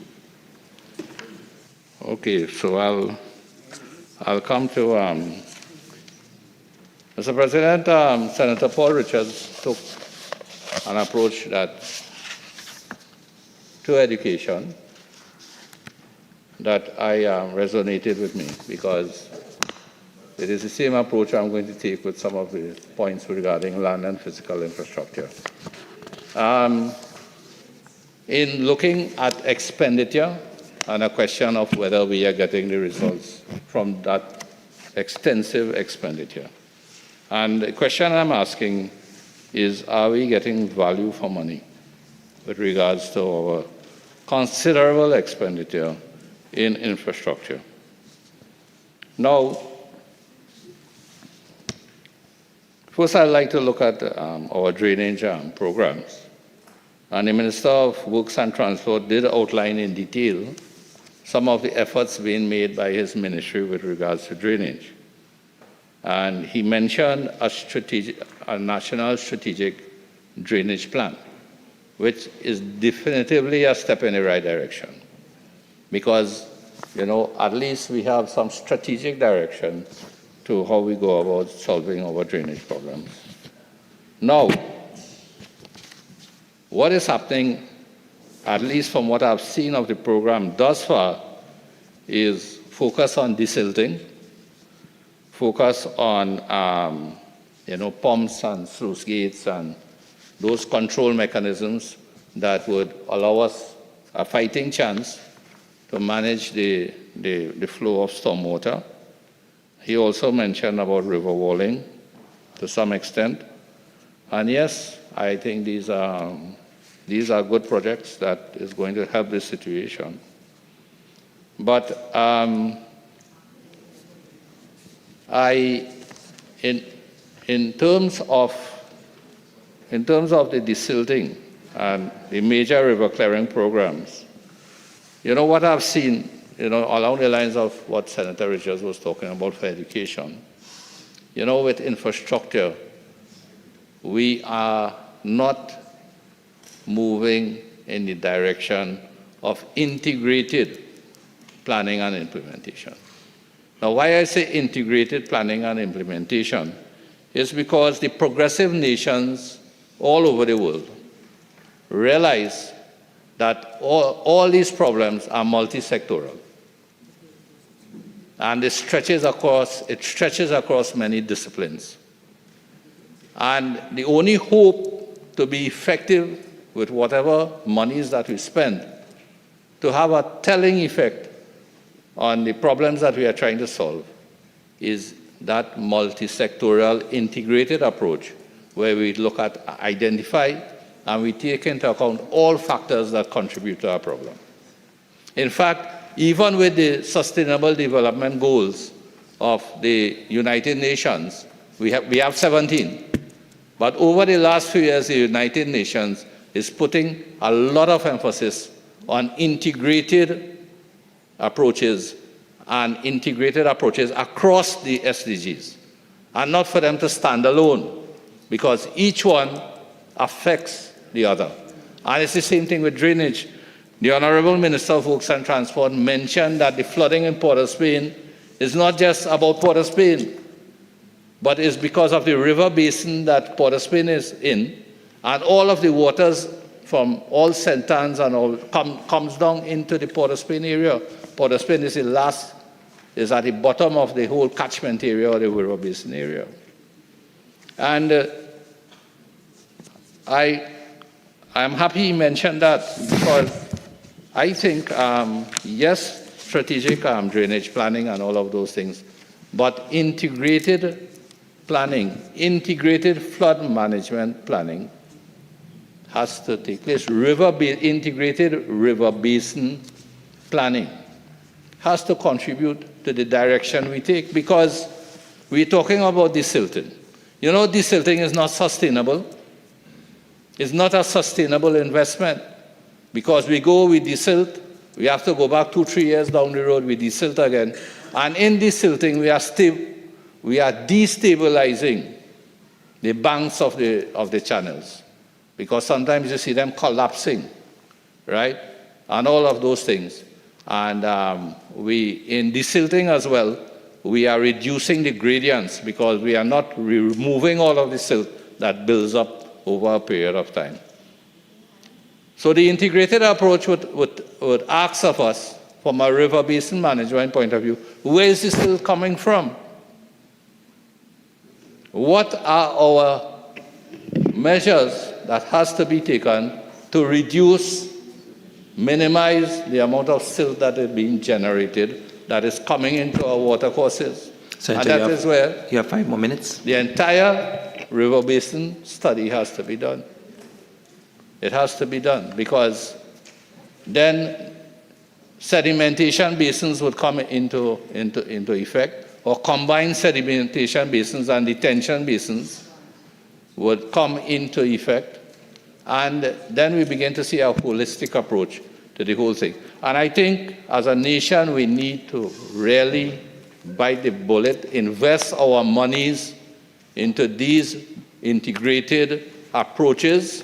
It would cost us, but at the end of the day, we are going to be rewarded by the benefits of integrated planning. The other thing is, of course, in the limited time I have, is climate change. I must mention climate change. Mr. President, respectfully, climate change cannot be continued to be addressed by the various ministries in the silo approach that prevails at this point in time. It's a recipe for disaster. It is a recipe for disaster. Climate change requires, in addition to other challenges we are faced with, you know what it requires? It is no longer an us and them approach to the challenges that we have in this country. It cannot, our challenges are beyond us and them. we have to have a totally integrated approach to solving the problems. Climate change, our multilateral environmental agreement unit within the Ministry of Planning and Development has been focusing on climate mitigation, reducing carbon emissions, right? And a lot of the efforts of the government thus far and through that agency has been mitigation. What about adaptation? We are guilty of not focusing on adaptation enough. And because of that, it is on our doorsteps, and I'm telling you, we are not prepared. Despite all what I hear, we are not prepared. What we are seeing is just the tip of the iceberg. We are just seeing the tip of the iceberg. We're talking about flooding, increased temperatures, bushfires, the increased rise in temperatures of the water, the effect it's going to have on our marine lives. The corals in Tobago are already bleaching because of increased temperatures and all of these things. It is a huge problem. And to me, we need to consider, and I would respectfully submit to the government once again, because I did it last year, that we need to establish a climate change adaptation unit. To me, it is most suitable within the Ministry of Planning. That would be given the powers to connect with all ministries, Ministry of Works, Ministry of Local Government, ODPM, all of the stakeholders in the climate change process. Let that adaptation unit be staffed, be given the resources, and be given the powers to engage all so that we have a fighting chance when it comes to climate change.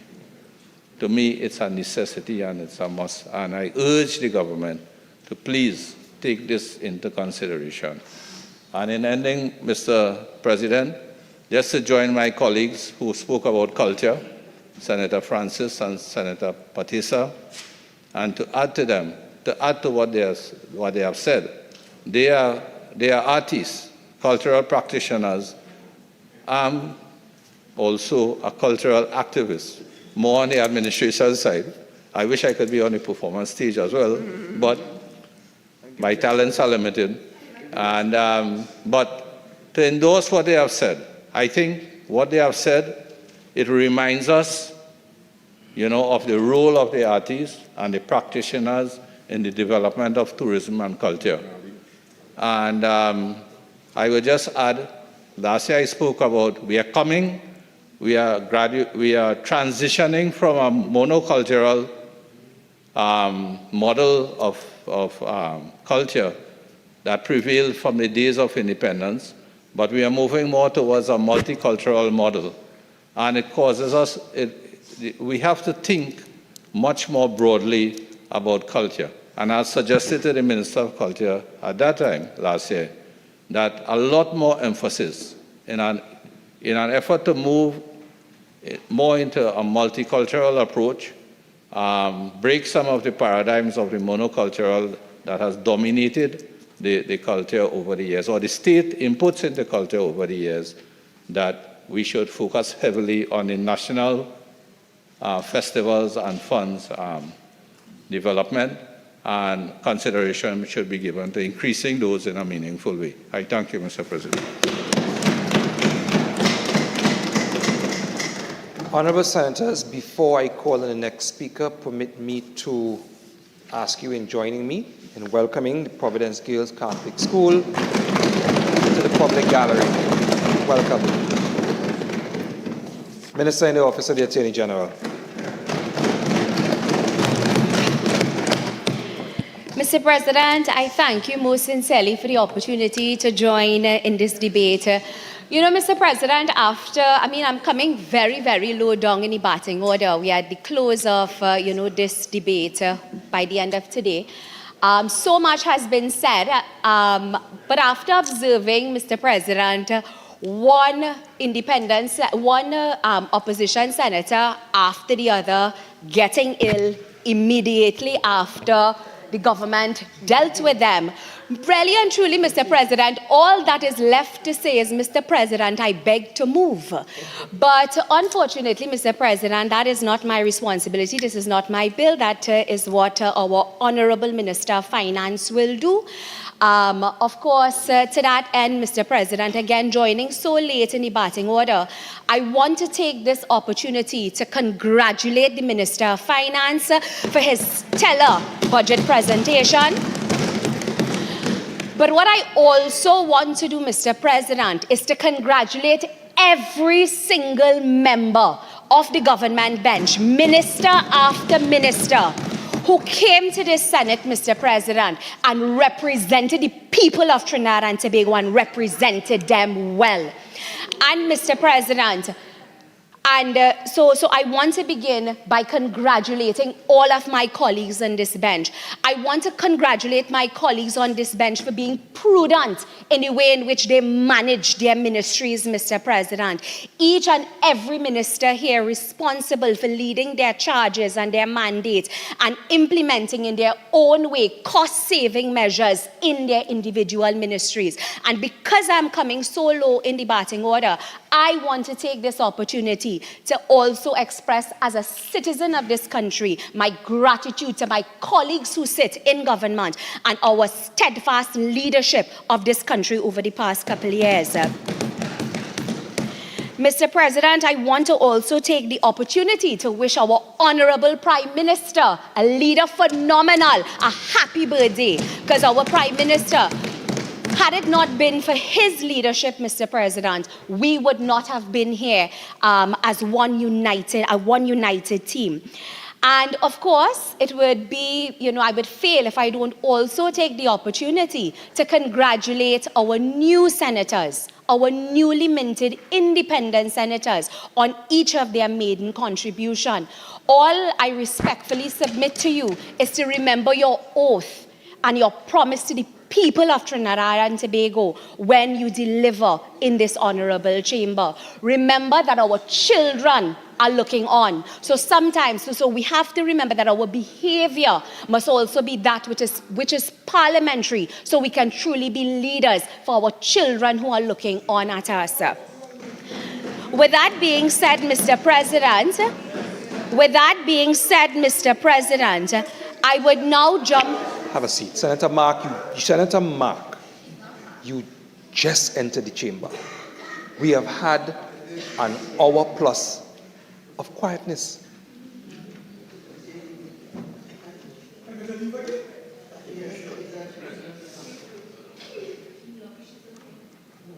Whereas you are welcome to enter the chamber, as you please, just maintain the level of silence that we have as you do so.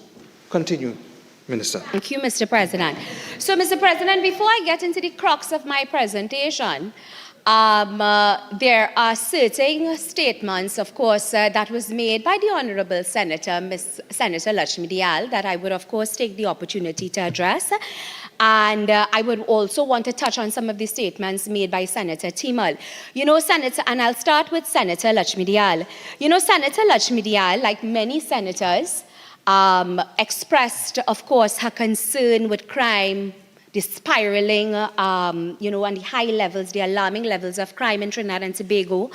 But what Senator Lakshmi Dayal went on to speak about was that she suggested and expressly stated that this government has been very lazy in dealing with crime. And more so, she highlighted in her presentation that the government has failed in dealing and treating with the issue of crime. Mr. President, for the benefit of the listening and viewing public, contrary to what the other side attempts to promote, whereby they constantly, their rhetoric is that this is an uncaring government and we do not care about crime. Mr. President, a few minutes ago, you recognized a group of school children that entered into this honorable house. One of the young ladies that is sitting in that chamber, Mr. President, is a 16-year-old young lady who happens to be my daughter. And contrary to what, and she's looking on at me right now, and contrary to what the other side tries to promote, I am a mother too. And I have a daughter too. And I have children too. Your child probably 4 years, mine is 16, so she understands what's happening. All right, have a seat. Let's, Senator Mark, and members, let us keep it cordial. And why I raise the issue, Mr. President, is being a mother and being a member of government, I am not oblivious to the fact that there is a high level of crime and criminality in this country. But what I can go on the record and say is that it is absolutely false and erroneous to even suggest that this government is not deeply concerned about the issue and the rate of crime. And I will get into some of the initiatives by the Ministry of National Security as it relates to border protection and border control, because Ms. Senator Lakshmi Dayal raised the issues about guns coming into Trinidad and Tobago. But before I do that, in the Senator's deliberation about when the senator made the point about this government being lazy, of course she raised the issue of bail. But I will call the senator a spin doctor, because what the senator did in her deliberation, Mr. President, was that she attempted to justify why they did not support the bail amendment bill. And she spoke about the bail amendment, that we lazy, the government is lazy, and we blame bail, and we blame the government lack of support, and the opposition lack of support for bail as a fundamental cause of crime and criminality in this country. And so she went on to speak, the Honourable Senator spoke about that and accused again the government of being lazy by its reliance on bail. And then, of course, the Senator spoke about the Achilles Charles matter. But what is sad, and I said it across, I did this in crosstalk, respectfully, I mentioned to the Senator while she was on her legs, that same Achilles Charles, Mr. President, 2 days, almost 2 or 3 days after the Privy Council decision was gunned down, and not the Privy Council decision, sorry, bail failed in the Senate. Almost 2 or 3 days after the bail bill failed in the Senate, he was gunned down. He was gunned down in a community in Trinidad and Tobago. And perhaps, and the reason why I raised that issue is that I don't know if the senator wears that as a badge of honor now. Because probably, who knows, maybe if we had the independence, maybe if we had the opposition support for that bail amendment bill, by now in Trinidad and Tobago, we may have been able to see some of the benefits to be derived from that piece of legislation. And let me tell, and maybe Achilles Charles would have been alive to tell his story. Mr. President, I want to raise an issue on legislation. Right, just have a seat, Minister. I do not want to hear any more crosstalk for the remainder of the member's contribution. Let this be the last time I'm on my legs. Continue, Minister. Mr. President, in my contribution, respectfully, my very small contribution on crime, there is just a narrative and a conversation that I want to have with the people, respectfully, Mr. President of Trinidad and Tobago, who is no doubt paying attention to this sitting of the Senate. Mr. President, you know why this government will often speak about the need to have opposition support for certain bills when it relates to dealing with crime? Because oftentimes, Mr. President, what we require to deal with crime is what we may term as draconian pieces of legislation. Legislation that locks down the rights of citizens and the rights of the accused even. So, for example, a legislation about searching without warrant. So you have information that there is ammunition in a place, And without a warrant, you're running, you have the ability, police have the ability to go in and search without a warrant. I'm not advocating these pieces of legislation, mind you, but what I want to suggest and remind the people of Trinidad and Tobago, when we speak about the need to have opposition support in the fight of crime legislatively, it is because, Mr. President, most respectfully, there are certain pieces of legislation that if we really want to put a handle on crime, will require us as a government adopting draconian measures which will very well be trampling on the rights of an accused. And that's why I just use as a simple example, a hypothetical situation, searching without a warrant. For example, I heard in the public domain, how come the government not allowing us to lock down communities, go and lock down communities when it have crime and criminal activity in certain communities? Mr. President, to lock down a community is trampling on the rights of a citizen, their freedom to move. That same right, that right to life and that liberty the Honorable Senator spoke about. Governments, if we let's say we decide that is the solution to crime.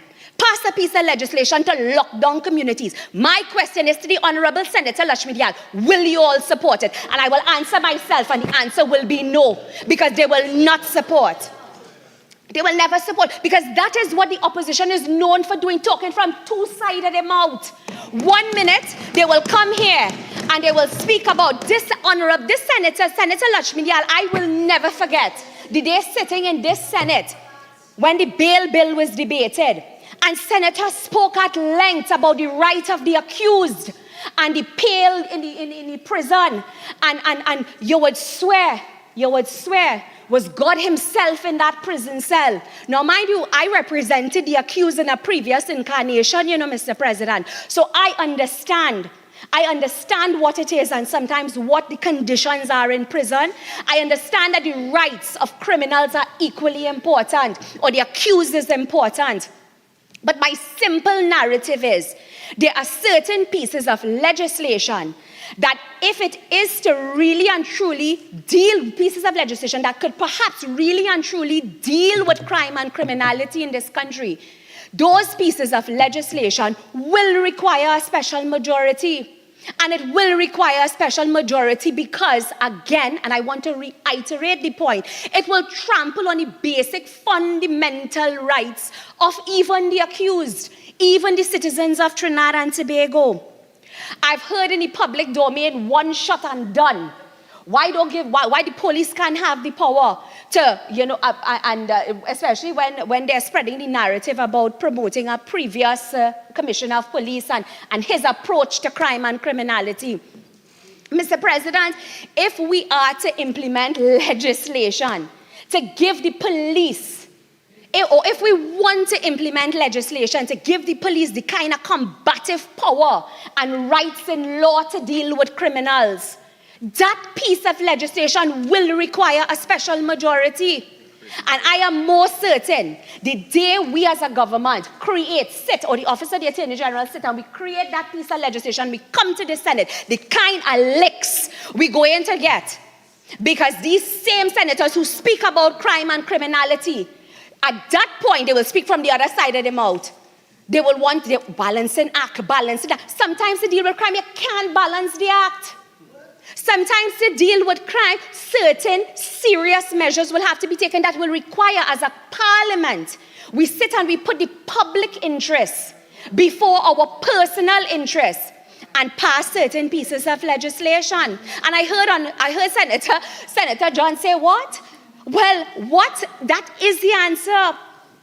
The point is that there's, and I need to reiterate that point, Mr. President, because as a lawyer, as an attorney at law, previously served as a defense lawyer as well, Mr. President, trust me and again, a mother, a citizen of this country, I understand that the rate of crime is alarming. But again, when the opposition comes here and they suggest that we are lazy as a government by making reference to bail and by always saying the opposition don't support and the opposition don't support. This is why we say we require the opposition support when it comes to the passage of certain bills that may have a tangible impact on dealing with crime and criminality in this country. Because those pieces of legislation, I will reiterate for the last time before I move on, may very well be legislation that will trample on the rights of the accused, that will trample on the rights of citizens. And the only way to pass that piece of legislation will be with the support of the opposition. So the opposition has an equal responsibility, Mr. President, when it comes to the passage of legislation that could perhaps bring substantive change to the way in which we deal with crime and criminality in this country, Mr. President.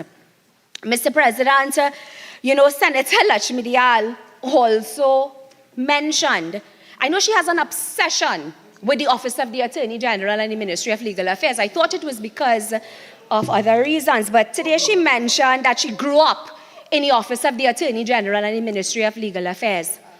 And her statement was that this is the worst in her history because she grew up in the Office of the Attorney General and the Ministry of Legal Affairs. In her history, this has been the worst managed Office of the Attorney General and the Ministry of Legal Affairs. Mr. President, for the benefit of our new senators and of course the listening and viewing public, and to debunk what the senator placed on this record, I want to remind the public of a few things.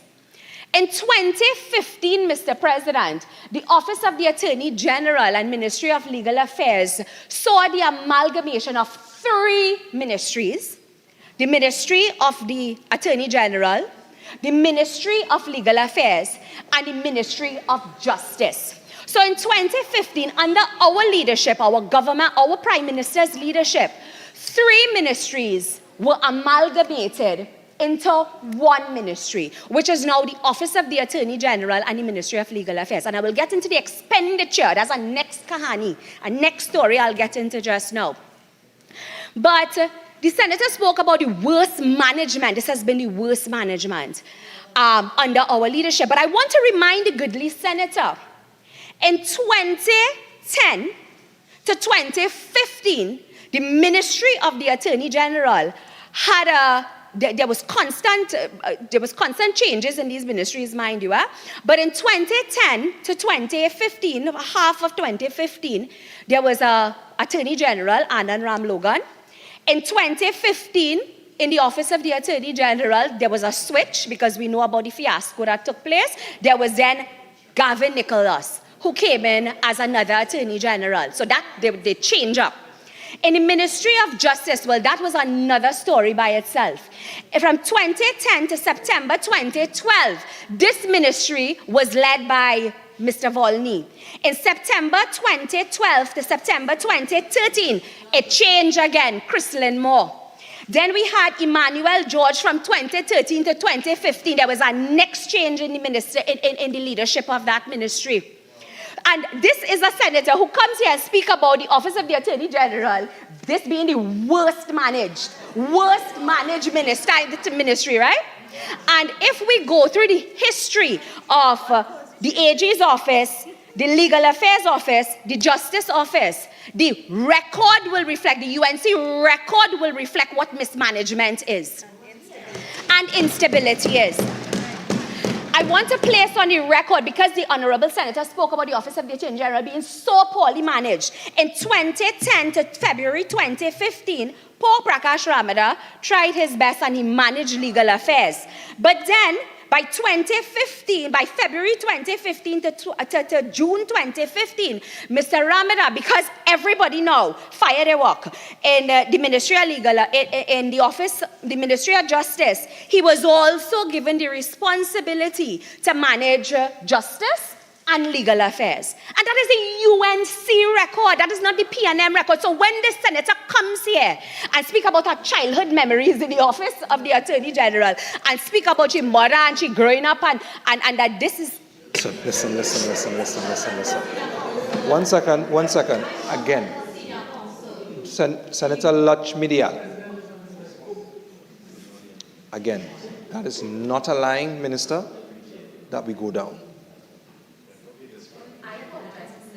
Continue. But the very simple point is that the UNC record speaks to mismanagement. So they had 3 ministries to do what is currently being done under one umbrella ministry. And then let me get into the expenditure part of it, Mr. President, because we're here to discuss a finance bill. We're here to discuss a finance bill. One of the fundamental reasons why these 3 ministries were amalgamated was to save the public's purse, Mr. President. So when these 3 ministries came together, Mr. President, again, the Ministry of Justice, the Ministry of Legal Affairs, the Office of the Attorney General, the question is, how did our country, how did the people of, the citizens of Trinidad and Tobago, Mr. President, how did we benefit? Mr. President, if you permit me, through your leave, and I know I have all the financial records and the allocations for the for Ministry of Legal Affairs, Ministry of Justice, Ministry of the Attorney General Office from 2010 to 2015. But if I go to get into these figures, I may run out of time. But what I can jump into, Mr. President, is the benefit to Trinidad and Tobago when these 3 ministries were amalgamated, because of course it's a finance bill, Mr. President, we are talking about. Mr. President, for the period 2010 to 2015, the 3 separated ministries incurred an expenditure of a sum of $4.585 billion in comparison for a 6-year period. 2015 to 2012, the Office of the Attorney General and the Ministry of Legal Affairs expended the sum of $2.129 billion. And so that was what the UNC would have spent compared to what the amalgamation of these ministries resulted in. Mr. President, if we do the maths, this government would have achieved a saving, Mr. President, of a sum of $2.456 billion in expenditure, Mr. President. And this is by the amalgamation of these 3 ministries. Now, on top of that, when you have 3 ministries, you have 3 ministers. Well, in the UNC case, there are 100 ministers because they were giving away ministries like Oprah Winfrey. Ministry for you, a ministry for you, right? Anyway, an acting prime minister for you, an acting prime minister for you. But, Mr. President, what we had is that, on top of that, when you have ministries, you have ministers that have just 3 ministers, or sometimes in their case 100 ministers that run in these ministries. That was also a cut in expenditure that our government was responsible for. So we have the Honorable Attorney General, who is also the Minister of Legal Affairs. And I have been blessed and privileged, Mr. President, since my entry into politics to serve as the Minister in the Office of the Attorney General and the Ministry of Legal Affairs. 2 persons that is now responsible and charged with the responsibility, Mr. President, of guiding the ministry forward. And that, Mr. President, as simple as it may seem, that is also an expense-saving mechanism that has taken place through the amalgamation of these ministries. And, and I believe, Mr. President, it was necessary to place that on the record, especially because, the Honorable Senator Lakshmi Dayal spoke about the Office of the Attorney General being the worst managed since her recollection of the ministry. So, Mr. President, those were just 2 of the areas that I wanted to focus on.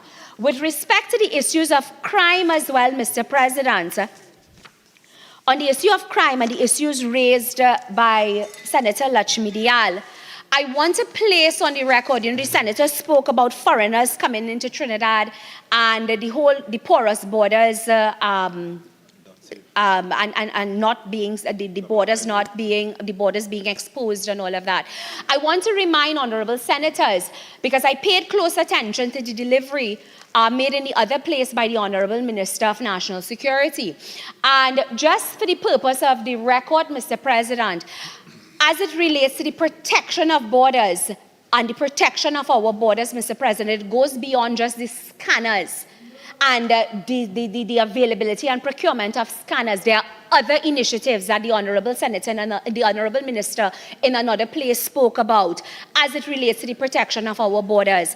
And for example, Mr. President, the Honourable Minister in another place spoke about the AirCop, which is a multi-agency project based on the cooperation between UNODC, Interpol, and the World Customs Organization, WCO, that aimed at strengthening the capacities of participating international airports in Africa, Latin America, the Caribbean, and the Middle East to detect, intercept drugs, other illicit goods, high-risk passengers in its operation at Piaco. And this is to simply remind the members of the listening public that there are other mechanisms. It's not just the scanners, but this work in tandem with other mechanisms that this government is putting in place in order to deal with the issues of protecting our borders, recognizing how important it is to protect our borders from the influx of illicit goods and guns. So it is not that this government is sitting by lazily and idly and not doing anything, Mr. President. I also want to place on the record, Mr. President, the CCOP program, which is another border protection mechanism that has been implemented by the Ministry of National Security. It's a marine version, Mr. President, which is also in operation. This was in a partnership with the EU's Global Illicit Flows Program. It provides, Mr. President, for ongoing training and is an interagency unit which involves customs, immigration, defense force, police, and other elements of national security fabric.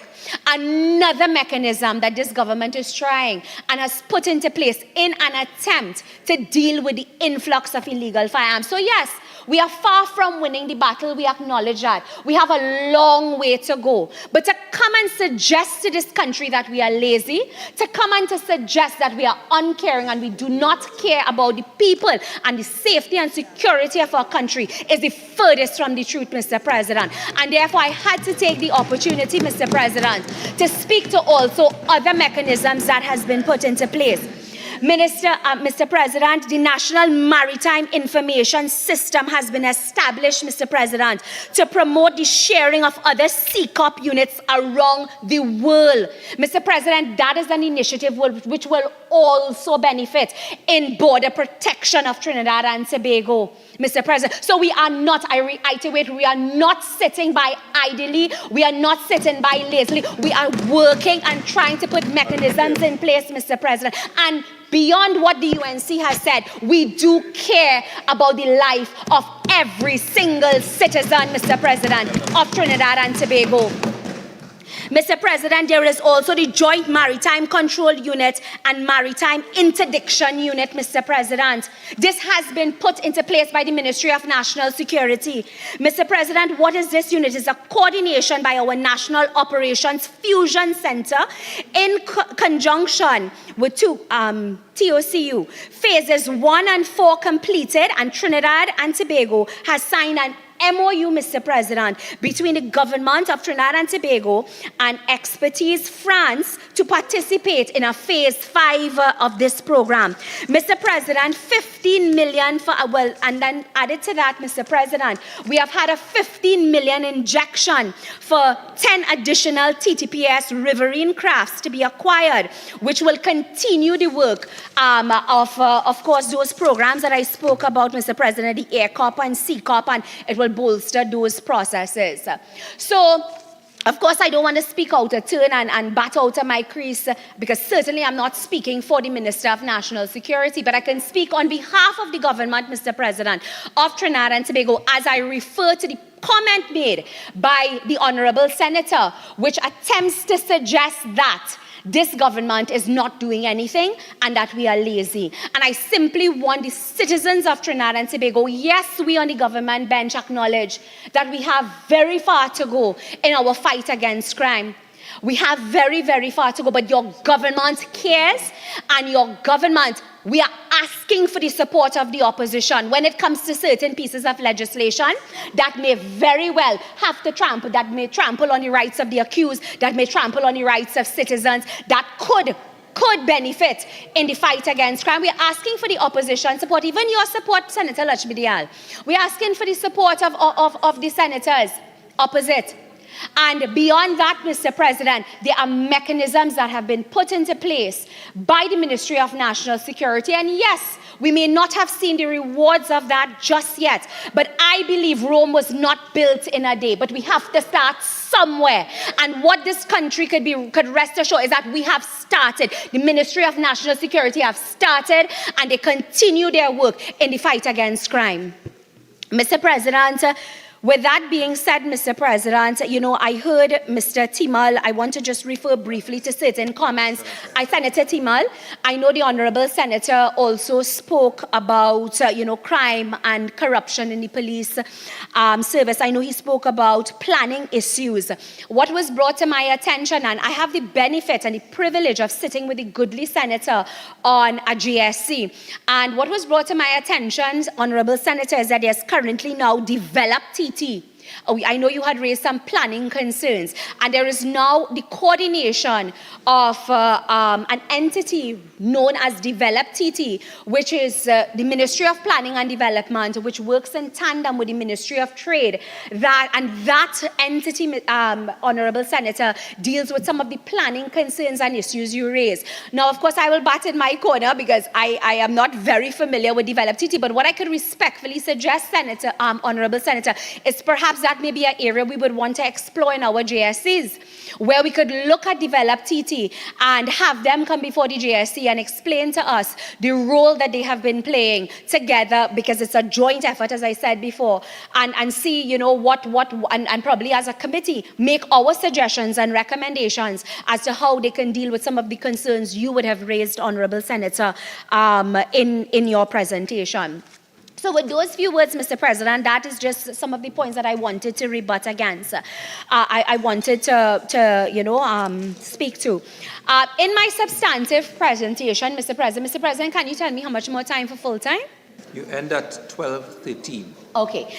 So very briefly, Mr. President, this is an opportunity when we do this, when we debate on the appropriation bill, it's always an opportunity as ministers to deliver on what role they have played in their ministry, their projects and all of that. Mr. President, at the Office of the Attorney General and the Ministry of Legal Affairs, which I've been privileged to serve in since 2020, in the ministry, Mr. President, there have not really been a streamlining of responsibilities between the Honorable AG and myself, and I'm grateful for that. And I'm grateful for it, Mr. President, because I have the opportunity to learn as much as I can in various areas of the ministry, which I believe as a relatively young Member of Parliament, it best positions me to learn about the operations of the ministry in its entirety. And I want to go on the record by sincerely thanking my Honorable AG for the opportunities that he have afforded to me during his tenure at the ministry, in certain projects that I will now report to Trinidad and Tobago on as it relates to my involvement and what I have done, or some of the ventures that I've, or projects that I've been involved in for the last fiscal. Mr. President, of course, everything that I speak to is with the blessings of our Honorable AG. And again, I want to thank him as his junior minister in the ministry for the opportunity. Mr. President, at the Office of the Attorney General and the Ministry of Legal Affairs, constant training of our staff is critical. The Office of the Attorney General, as I indicated from the get-go, is an amalgamation of 3 major ministries. It's a mammoth ministry, Mr. President, with almost 19 and more departments that fall under our charge and our care. So it is very huge, Mr. President. And at the Office of the Attorney General and the Ministry of Legal Affairs, training is critical, and it is very, very important to us, Mr. President. I have had the benefit of, Mr. President, in the last fiscal to work with the Office of the Director of Public Prosecution, Mr. President, on a workshop on plea discussion and plea agreements. Mr. President, this was a workshop that took place from the 18th of Minister, you have October 5 more to the minutes. 20th of October. Thank you, Mr. President, 2023. And this workshop, Mr. President, that dealt with plea bargaining. It's one of the mechanisms that we believe can assist in the improvement of the criminal justice system and in dealing with the backlog of cases that, that plagues our system. That workshop, Mr. President, was geared towards teaching our prosecution attorneys of utilizing the skill and the tool of plea bargaining. So not trialing matters out of a list, but bargaining matters out of a list, of a trial list, Mr. President. Mr. President, this workshop allowed prosecutors to enhance their skills and contribute to the development, Mr. President, of a robust plea agreement system, and it furthered the administration of justice system and in a fair and efficient manner, and more so, Mr. President, in examining the critical importance of preventing delays and reducing case backlog. And I want to go on record and thank the Director of Public Prosecution, who works so well with the Criminal Justice Unit and the Office of the Attorney General and the AG in the preparation and the execution of this particular workshop, Mr. President. Of course, go on the record and thank all of our officers from the Office of the DPP for the work that they continue to do in managing the prosecutorial arm, Mr. President, of the Office of the Attorney General and the Ministry of Legal Affairs. Mr. President, I had the distinct pleasure to also represent Trinidad and Tobago in Balaclava, Mauritius, in November 2023 for a Law Ministers Conference, again with the blessings of our Honorable Attorney General. And Mr. President, this conference was so critical. And this is why I'm so upset and sometimes even emotional when I see the opposition sit here and they preach doom and gloom on Trinidad and Tobago. Mr. President, I had the privilege of sitting amongst Commonwealth colleagues before this General Secretary of the Commonwealth and heard from the lips of the General Secretary of the Commonwealth applaud Trinidad and Tobago for child marriages, our dealing with child marriages, Mr. President, to the Miscellaneous Provision Marriage Act, which is an act, by the way, the opposition did not support. But I sat before attorney generals and ministers of the entire Commonwealth and heard the Commonwealth recognize Trinidad and Tobago for our steadfastness and our innovation and our way of dealing with the issue of child marriages. Mr. President, at that very said conference, Trinidad and Tobago was applauded for the use of suppression orders. Mr. President, and for those who do not know, this was further to our country being part of the expert working group, which began in June 2nd, 2021 and ended in June 28, 2022.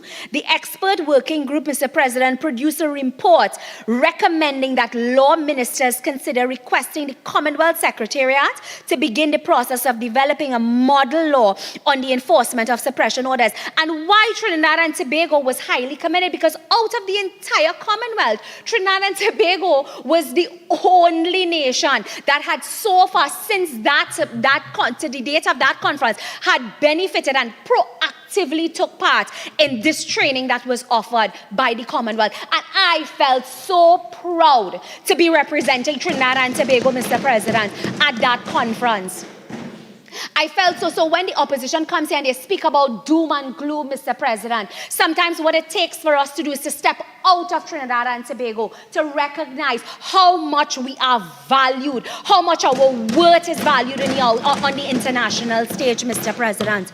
And again, I thank the AG for that opportunity. Mr. President, I also had the opportunity, Mr. President, to attend the United Nations high-level debate of the General Assembly, Mr. President, where I had the blessing, the blessings of the Honorable AG, where I had it was always my dream to appear before the General Assembly of the UN. So that's one checklist off of my bucket list, one check off of my bucket list.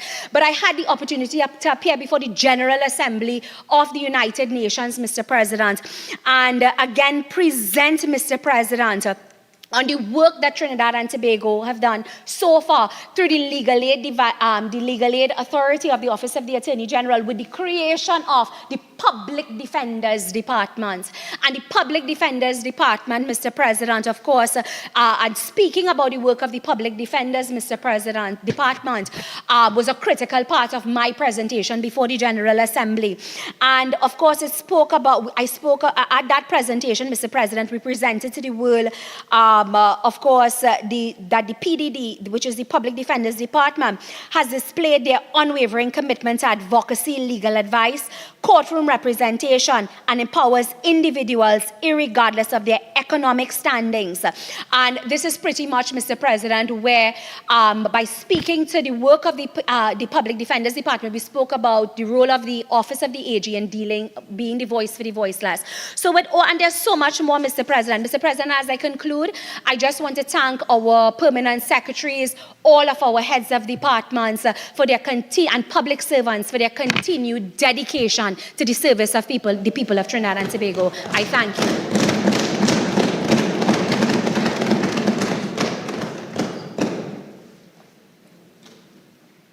Who's next? Senator Gopi Singh.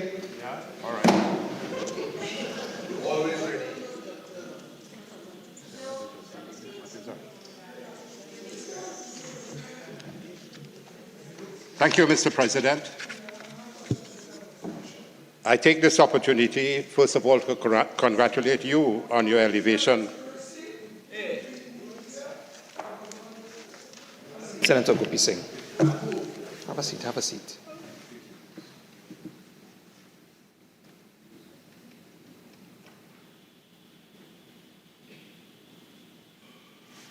Continue, Senator.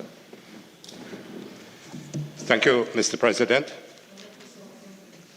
At this time, I take this opportunity to warmly congratulate you on your elevation to President of this Honorable House. I know you will always strive to apply wisdom, neutrality, and rationality in your management. Congratulations, Mr. President. I also want to say congratulations to the 4 new senators, independent senators, one of whom is my colleague, Professor Gerard Hutchinson, who we worked together at the University of the West Indies for years. I wish them a successful journey in their political and parliamentary career. It is my immense pleasure to once more join all members of this House in a very significant task of debating the annual budget, which, as we all know, is perhaps the most important policy document of a government in its running of a country. I want to sincerely thank the opposition leader, the brilliant and compassionate Honorable Kamla Prasad Bisesa, for affording me the opportunity to speak in this august chamber. Honorable President, it is a very painful issue to see yesterday circulating on blog sites rumors of the former Prime Minister, present leader of the opposition, and soon to be next Prime Minister again. There's no doubt about it, the people are speaking, of the vicious rumors perpetrated, we understand, by paid bloggers. And we ask, who are these paid bloggers? Is the paid blogger one of them being supported and paid by this government? 46.1, we are debating the appropriation bill. NLC. Okay. So, Senator Mark, a point of order has been raised, and I'm about to rule on such. Senator, you've just begun your contribution. We are dealing with what is commonly known as the budget process before us. Make sure you tie it into that. And I understand that you're creating a context, but you need to be relevant. Continue.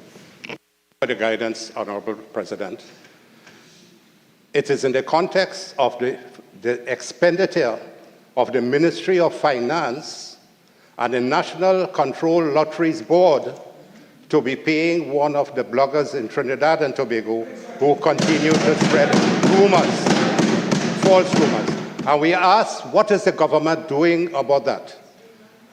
We understand that there are certain bloggers who are being paid by the state, and this is money coming out from the budgetary allocation for this year as well, and came out from last year as well.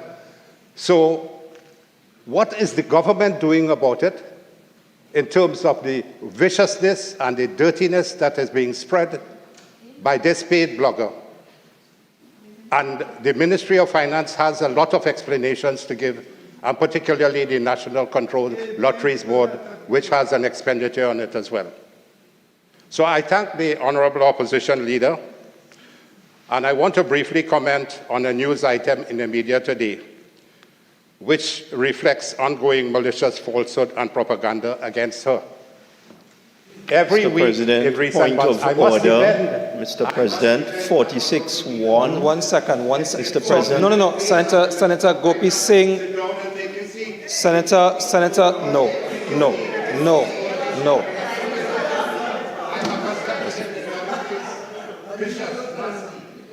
No, Senator Gopi Singh, number one, when I am on my legs, there's no commentary to come across the floor. Number two, we do not make the kind of comments that you just made, even as you took your seat, across the floor. Number three, when a member raises to their legs to raise a point of order, they are allowed to do so that I can hear it. The member speaking is to take their seat so that said point of order could be raised. I then rule on that said point of order, and we continue as according to the process. Member, raise your point of order. Thank you very much, Mr. President. Perhaps I didn't make myself clear previously. We are debating the Appropriation Bill 2023 for the service of the Republic of Trinidad and Tobago for the fiscal year 2024. That, in my opinion, is 46-1 irrelevant. Okay. So, Senator Mark, I have already spoken as to the procedure. That is what we're doing. Senator, I am listening to what you're saying. I have already indicated that you are within the early parts of your contribution. However, it must remain relevant to what is before us. So be very careful about the line that you're going down and what you're saying, because I'm listening for the context to tie in to the budgetary process that we're going through. Continue. I'm always guided by the chair, Honourable President. I'm guided, but he's so short I didn't even see when he stood up. No. Have a seat. All right, Senator Gopi Singh. You are a seasoned politician in the Parliament, the entire Parliament of Trinidad and Tobago. You are well aware that those comments won't pass muster. So just temper them and continue your contribution.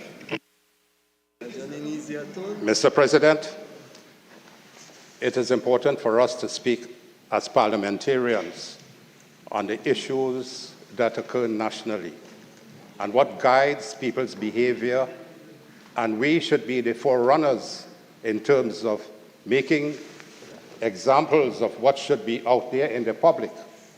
And when we facilitate and support things that are wrong and radically wrong, we hold ourselves in shame. I, as a medical doctor for 49 years, I cannot come to this Parliament today without commenting on my colleague, the leader of government business on the other side, Minister Amory Brown, my two colleagues here, Senator Dr. Maria Dillon Rayleigh and Senator Professor Gerard Hutchinson. We all stand by a Hippocratic oath, and we uphold the dignity of the profession and medicine. When people are in the national community begin to go down the road of making media trolls and attempting to spread very disturbing untruths about Mr. President, about the person's health. On a point of order, as a colleague of the Honourable Senator opposite, 46-1. What he's presenting is not relevant to the appropriation bill. Okay. Senator Mark, I'm not going to continue to ask for the process to be adhered to. Again, for the very last time, standing order is raised, I rule, and the process continues. So, Senator, as we've indicated before, there is a whole budgetary process, documents, statements. So far, every senator I've spoken to, things that have been said in the statement, or in rebuttal to comments that have been made before by senators that have spoken.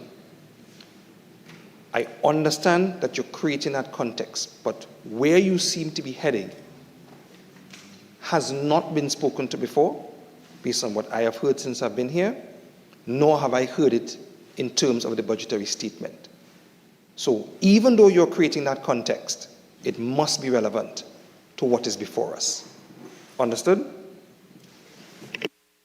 Sir, Honorable President, am I not able to speak on an issue which I saw in the newspaper today, which revolves around the whole aspect of the budget debate? So, one, we don't brandish the papers. Two, you need to make that connection. So, all I'm hearing is you're speaking to an issue that is in the papers today. I haven't heard what the issue is. You need to state what that issue is, and it needs to be relevant to the budget. Okay, I continue. All I want to say on that point, Mr. President, is that members of the public should not go through and spread malicious falsehood and propaganda. 46-1, Mr. President. What is going on? He will not stop. All right, okay, Senator Mark, all right. Before we get into no. So this process is starting to break down.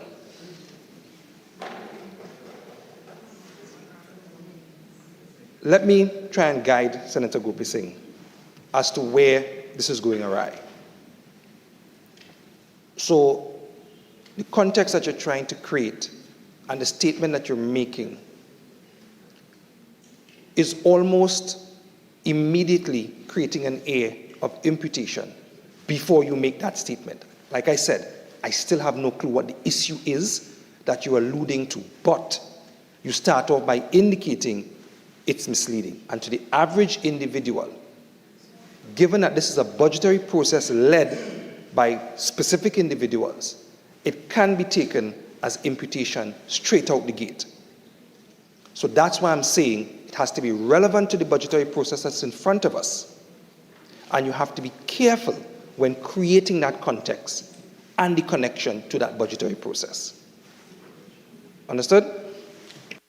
Mr. Honorable President, I will close that point and say that based on the falsehood that have been perpetrated, the honorable leader of the opposition is quite fit and healthy and strong. There has been no amputation.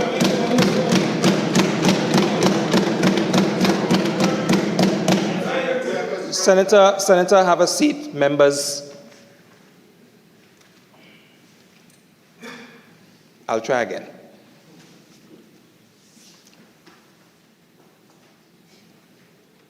And I will choose my words carefully.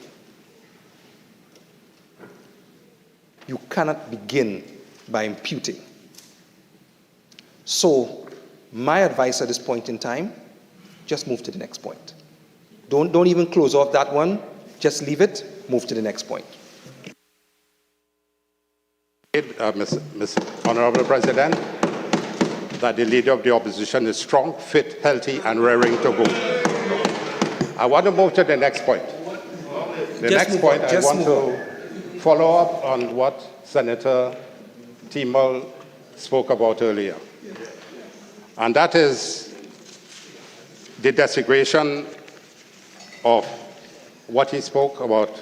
I want to quote from the newspaper today, Daily Express, Tuesday, 24th October. The desecration of a Hindu effigy last Sunday is a twist on previous incidents of desecration involving mandirs and other places of worship. The effigy of the Hindu demon King Ravan was to be erected at the Turuba Ramlila ground in Marabella, but unknown individuals set fire to the structure on Sunday morning. Ramlila celebrations have been taking place at this location for over half a century. And the organizers say this is the first such occurrence they have ever had. I expected the Honorable Senator Sagram Singh Suklal, who is a Hindu, would have spoken about it and condemned what has happened, but obviously she belongs to a government that has failed to condemn these acts of perpetration of desecration. Senator Timol condemned it. I, on behalf of the opposition, condemn these acts of desecration. And we call upon the PNM government to also condemn it. And they fail to do so, and we listen to see whether the Honorable Prime Minister will condemn it, or the Minister of National Security will condemn it. So, I want to just continue for a minute on this. However, this attack is in line with previous cases where mandirs and churches have been desecrated. In September last year, temples at Penal and Kali Bay were vandalized, as was another mandir in Williamsville last month. So, Mr. President, you have these acts being acts of vandalism, indicating a new wave of activism amongst them, as stated in the editorial. As regards the first, the police have basically made no headway into any of these incidents. We call on the Minister of National Security to direct his team to search into what has happened and come up as quickly as possible with the answers and ensure that there are strict penalties for desecration of these religious practices and rites. The Ramlila is a sacred event in Hinduism, signifying the triumph of good over evil, and should be respected as such. This is the editorial of today's Express. Desecration can metastasize, spread, my colleagues, into more violent acts. The trend must therefore be to nip it in the bud, starting with the police finding suspects and making arrests.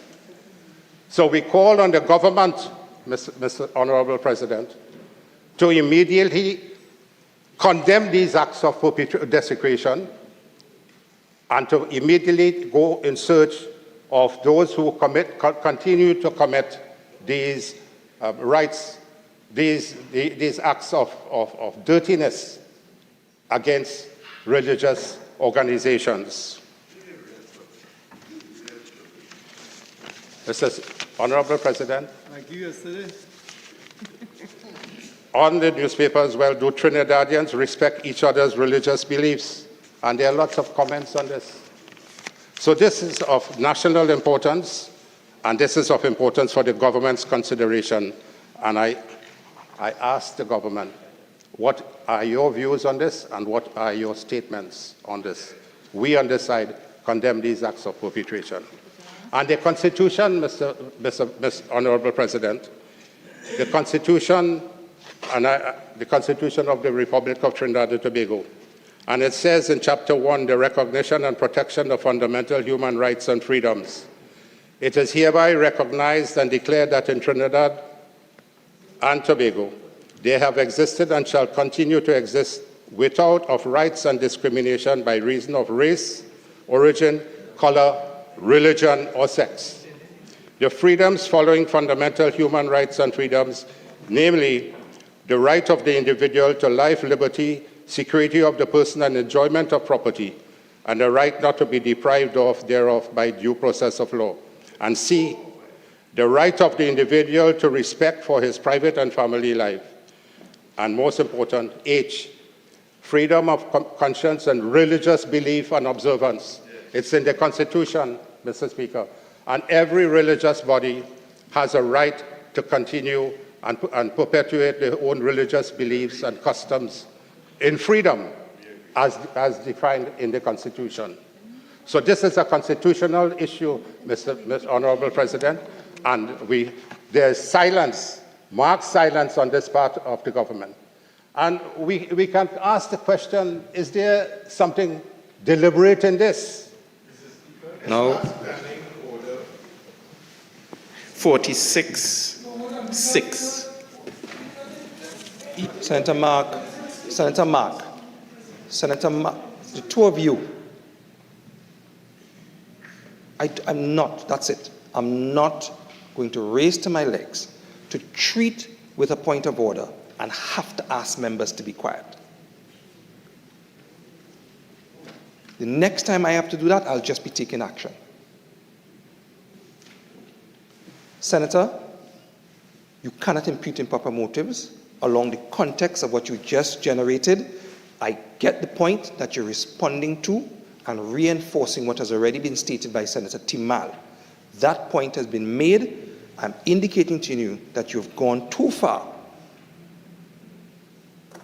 in that, which means that you're no longer reinforcing what Senator Timal has said, but you've gone further and crossing a particular line. Senator, continue. Stay away from imputing improper motives. I don't think that I've offended there, Mr. Honorable President. I don't think that all I'm saying, it is a society we live in now, and we have to be very careful about what is happening. And so we raise and alert the national community with things that are occurring, which are not right and which are not proper. And the government has a responsibility to speak about it and condemn these acts of desecration. So the Minister of Finance wants me to speak about the budget. I'll speak on it now. So I will touch on two areas of health and education if I have the time. So two of the sectors of major concern to every single citizen of Trinidad and Tobago, health and education, which are two of my own, I would say, areas of expertise. I mean, I've been a lecturer at the university for over 35 years, and I've trained almost 3,500 young doctors and about 50 to 100 postgraduates.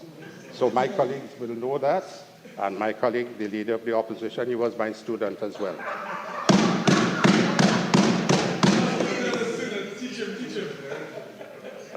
I respect him, I honor him, he's doing a great job, and we are great friends.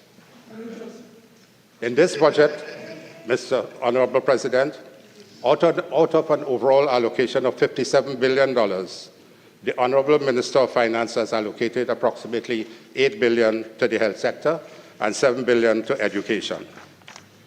So about $15 billion have been allocated to these two ministries, which is about 27% of the budget out of $57 million. So over the last 8 years, over $114 billion have been spent in these two sectors, which is approximately out of every $4 spent by this government have been spent on health and education. But when we ask, is there anything tangible that they can show for it?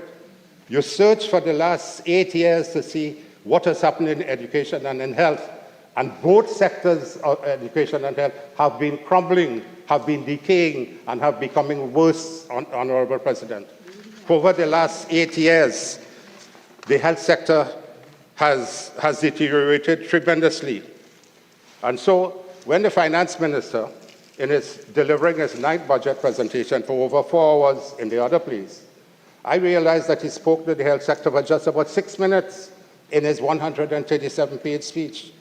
The minister dedicated just about 700 words to the health sector, and this is after spending approximately $56 billion on the health sector in the past 8 years, because he has nothing good to say about it. He can't show that they have done anything.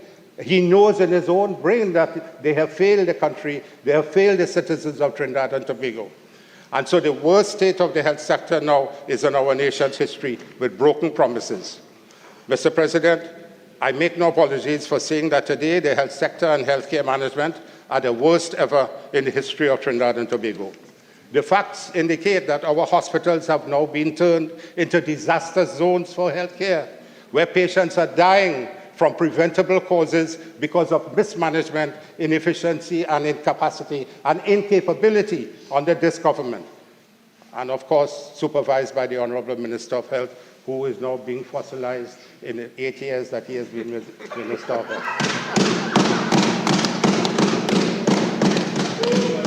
He lacks any vision. He lives in the past. And I would say boldly, he doesn't know one iota of what health care management, because he has failed from day one, and failed after 8 years. And I will come to some of the things. So over the past 8 years, somebody just indicated that he failed in 2 pharmacies. Our citizens have been entering hospitals as patients and emerging as corpses. So many families have had to suffer the immense pain of losing their loved ones in the very place that is supposed to cure them, that it is not only heartbreaking, but frankly inhumane.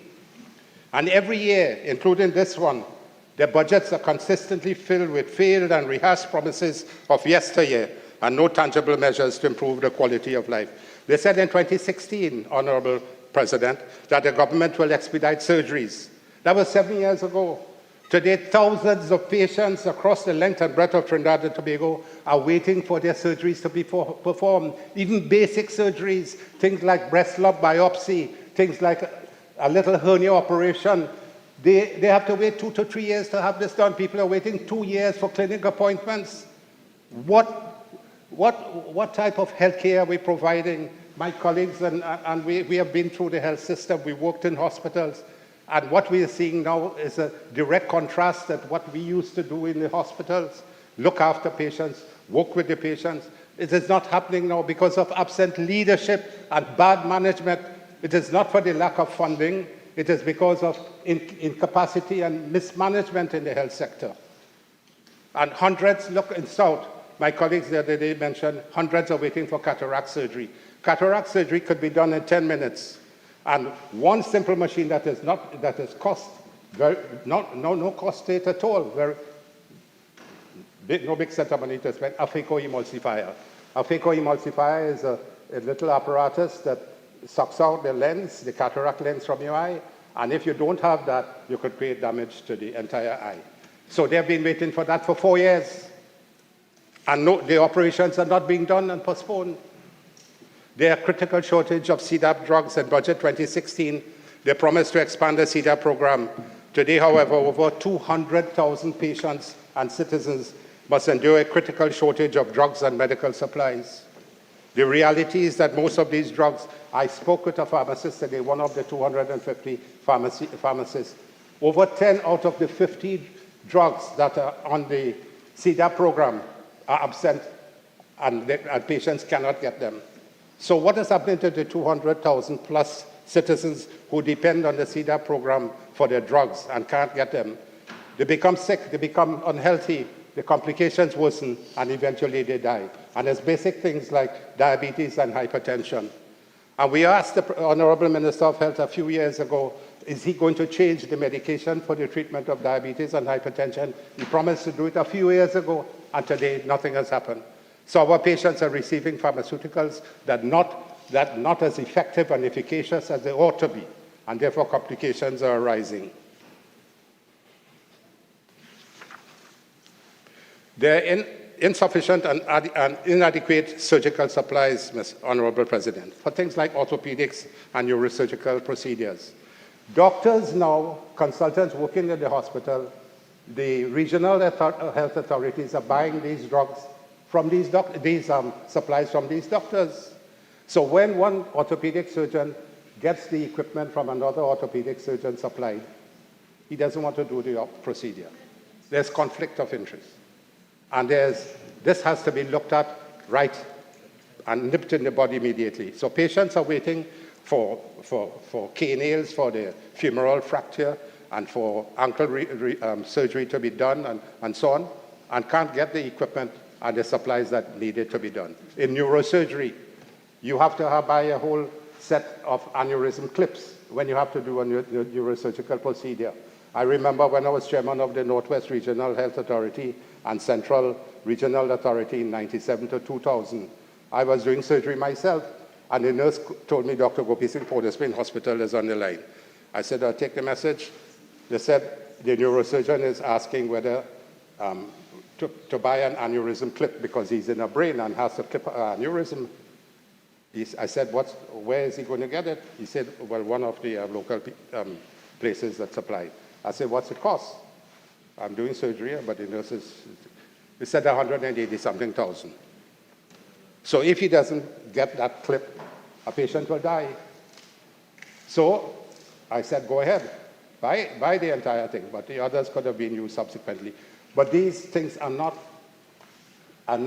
present in the hospital. These surgical supplies and so on are not there, so people are not getting the type of attention and medical treatment. Look at chemotherapy.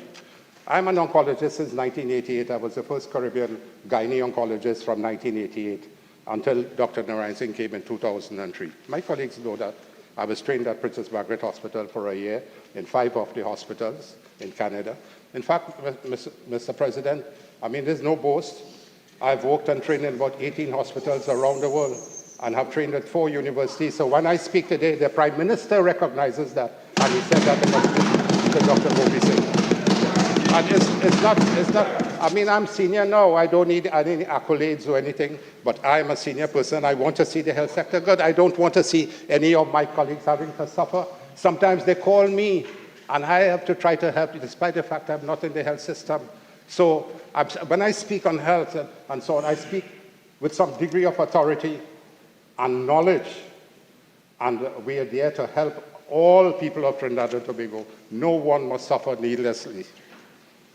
And you know, Honorable President, when they talk about this parallel healthcare system during the COVID thing, that has been a failure.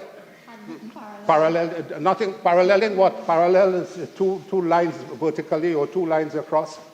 But it means then that the main system has to be working well, and that wasn't working well, so they could say they parallel that because they parallel incompetence and something not working. Yeah, incompetence paralleled. Patients were waiting for surgical procedures and were not getting it. Some of them died waiting for the surgical procedures for particular things like cancer, things like heart surgery, breast lumps and all of that. They were not getting it. So they were suffering and dying. And now, Honorable President, we have 10 hospitals in Trinidad, 9 district health facilities which are supposed to be open 24 hours a day, 105 health centers. We have 10 private hospitals, nursing homes, which are of high standard.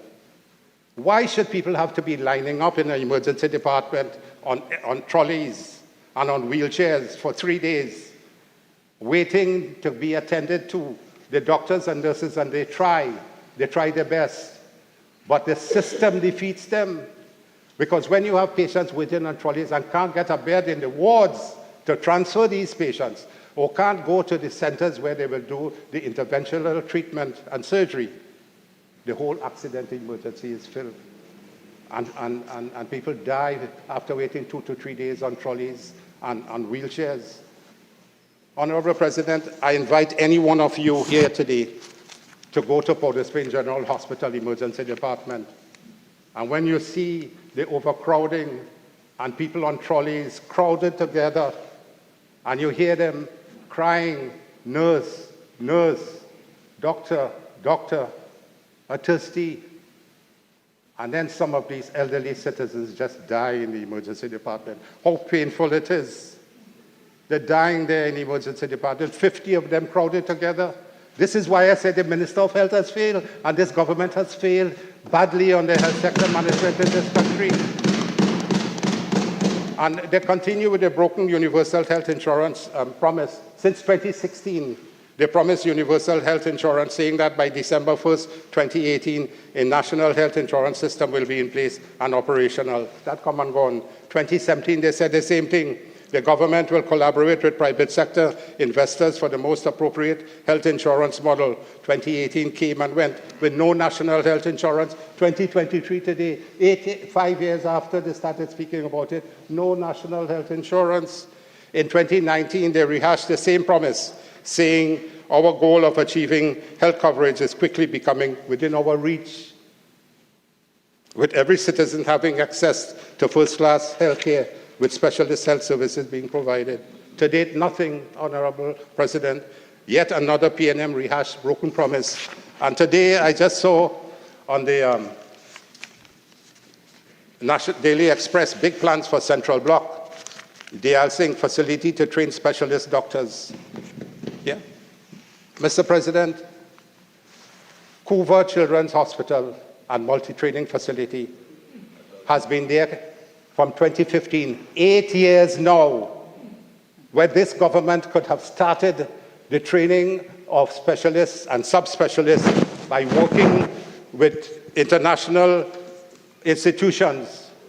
I recommend to this government now to begin some talks with Mount Sinai Hospital, MD Anderson, Texas Cancer Center, Johns Hopkins University, University of Miami Cancer Sylvester Institute, to begin some discussions and use Couva Hospital as a center of excellence for cases of cancer, orthopedics, neurosurgery, and some renal dialysis. Instead of having all these things, orthopedics, neurosurgery in the 4 different hospitals across Trinidad and Tobago, bring them under one umbrella.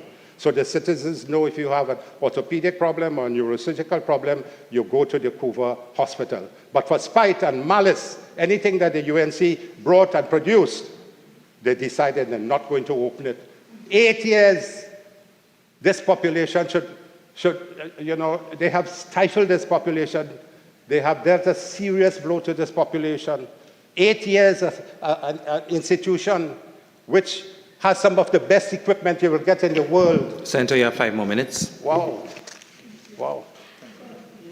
Some of the best systems in the world and best equipment have been laid to waste. So let me just deal with this thing, what I saw in the newspaper. I could have gone on to tell you about the achievements of the partnership government from 2010 to 2015. It is on social media, 421 pages of the People's Partnership Government achievements, and I could send them a copy of our achievements in the health sector. And most important, is the Children's Life Fund. That was the second cabinet note that the Honorable Prime Minister at that time in 2010 brought forward for approval. And the Children's Life Fund, where the Prime Minister contributed 10% of her salary and ministers contributed 5% of their salary for 5 years, 135 infants' lives were saved during a 3-year period. So,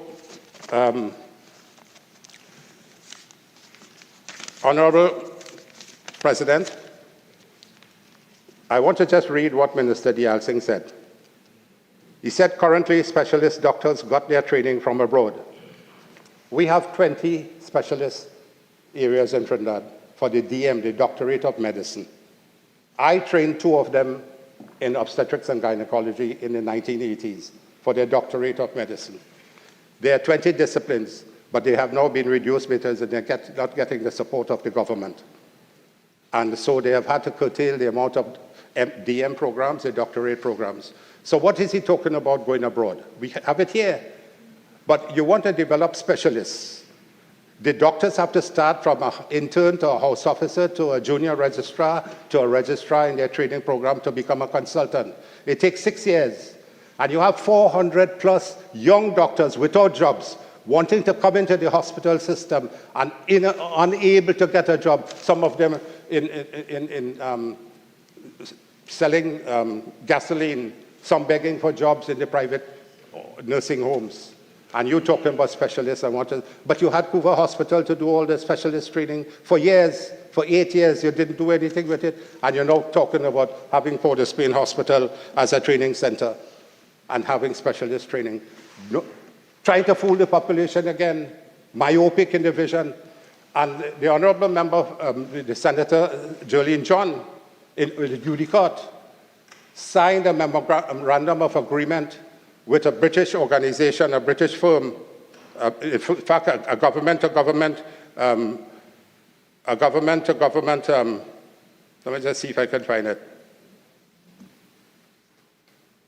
for Port of Spain Hospital.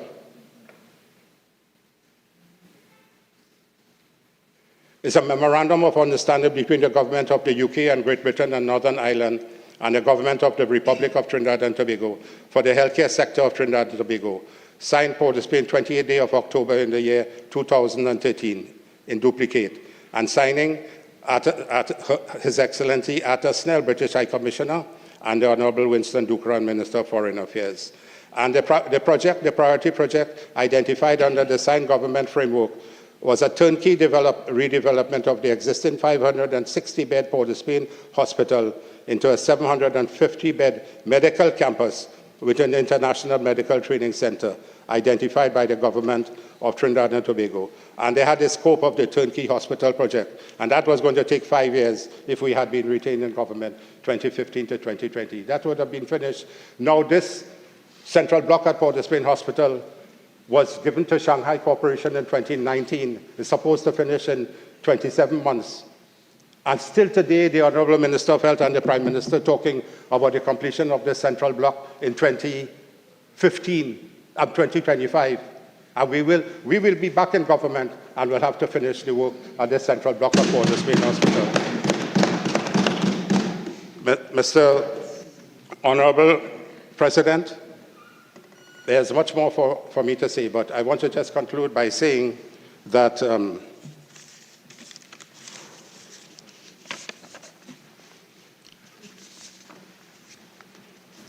Senator, your time is expired. all right, okay. Thank you. Thank you.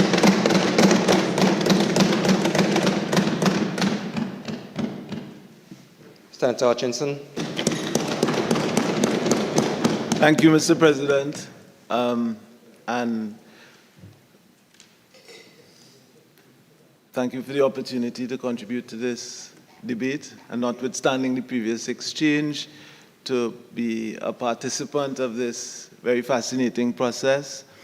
Firstly, I have to congratulate my fellow newly appointed independent senators for their sterling contributions, and generally the support and camaraderie that I've experienced from the independent bench has been very stimulating and encouraging. I also want to thank the Parliament, the Office of the Parliament staff, who also have made the introduction to this Honourable Chamber a very seamless and positive experience, and I think they serve as a beacon for the public service in terms of how effectively and how efficiently things can be run. Thirdly, I want to thank or acknowledge the work that is being done here. From the outside, it didn't seem as intensive and as expansive as I've seen it to be. And I think both government and opposition benches deserve our total support and encouragement for the work that they do, their attention to detail, and indeed their passion. I think it would also be remiss of me not to also acknowledge the Minister of Finance and his team, who, in spite of the criticisms, has presented 9 budgets in difficult times, both in terms of the plunging oil prices he mentioned and the COVID-19 pandemic. And while the ship of state might be sometimes considered shaky, I think the thing is that it is still afloat, and I think we have to acknowledge that work and not take it for granted, as I said, criticisms notwithstanding. So what I have to say in the context of this debate on the appropriation bill, and coming as Senator Suklal said so late in the day and way down the batting order, I think is really a kind of more summative assessment. I also, and I should apologize after I see Senator Dr. Gopi Singh looking at me, and again, forgive me, he in addition to us working together, he also taught me when I did obstetrics and gynecology a long time ago. And we should always honor our teachers, and I honor him for the influence he's had on me, and as we've also remained quite good friends over the time, and of course became colleagues subsequently. And the same applies to Senator Dylan Remy next to me, who is also one of my consultants when I was doing my internship in pediatrics. So, a long time ago, but I need to acknowledge them. So, going back to the contribution, and I think in listening to the debate and in acknowledging what I've heard, I think the key issue to me is how does the budget appropriation speak to the quality of life of our citizens? And I think that while there would be debate as to the effectiveness of policies and the means through which those policies can have a positive impact on the citizenry, the issue of quality of life, I think, is a critical one, and is one that also can be measured. And I think this is something that we have to pay attention to. In other words, how does what the minister and the Ministry of Finance, what they do, what the government does, how does it impact on people's perception of their life? Now, quality of life is a very complex and variable construct, and it speaks to two things in the main: psychological well-being and satisfaction with life. And there are several scientists who've been struggling to work out how best to measure that. We'll talk about that in a little while. But I think that the COVID-19 pandemic showed us that there is a very intimate relationship between wealth and health. And according to the World Health Organization, there's no health without mental health. And the pillars of mental health, according to the World Health Organization, all speak, or three of the four pillars speak to economic activity. The four pillars that they describe are: one, the ability to optimize or realize one's abilities; two, the ability to live, work, and learn well; three, the ability to contribute positively to your community; and four is the one that kind of speaks more directly to mental health, but is a function of the first three, which is the ability to cope with the stressors of life. And in the aftermath of the pandemic, that has certainly been brought to bear. And while it is necessary and important to focus on the numbers, the evidence is pretty strong that the numbers alone, both in terms of individual lives and in terms of societies and populations, don't address fully that issue of well-being and life satisfaction. In fact, in South Korea, where there was a startling increase in income and housing and standard of living over a 30-year period, they measured the quality of life, and interestingly, people found that they were less happy, although they were making more money, had better housing, and were enjoying, in terms of standard of living, better lives. And of course, there was less crime than there is here. But the point is that what they deemed as important when they were asked what made their quality of life meaningful were social constructs. They talked about social cohesion, social empowerment, social inclusiveness, and socioeconomic security. And I think we have to bear those in mind in all the policies that are discussed and implemented. And I think if you look at the Sustainable Development Goals, the first four speak to no poverty, no hunger, good health and well-being, and quality education. And as Senator Dr. Gopi Singh just said, health and education are fundamental pillars in all the constructs that revolve around quality of life, well-being, and life satisfaction.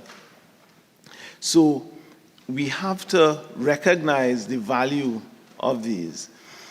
And going back to the numbers, in talking with some of my colleagues yesterday, we noted that that could be reflected in terms of somebody who might have a healthy bank account, but who cannot go to the bank or the ATM to withdraw money because they're afraid they would be robbed. So the presence of a lot of money in the bank, unless you have online banking, unless you have a debit or a credit card, means that you have to put your life at risk to withdraw your own money. So again, that ability to enjoy your quality of life based on what you have becomes compromised. In 2007, some academics in Australia, who were some of the pioneers of this well-being and life satisfaction study, published a paper called Beyond Economy, Beyond Money, the Economy of Well-Being.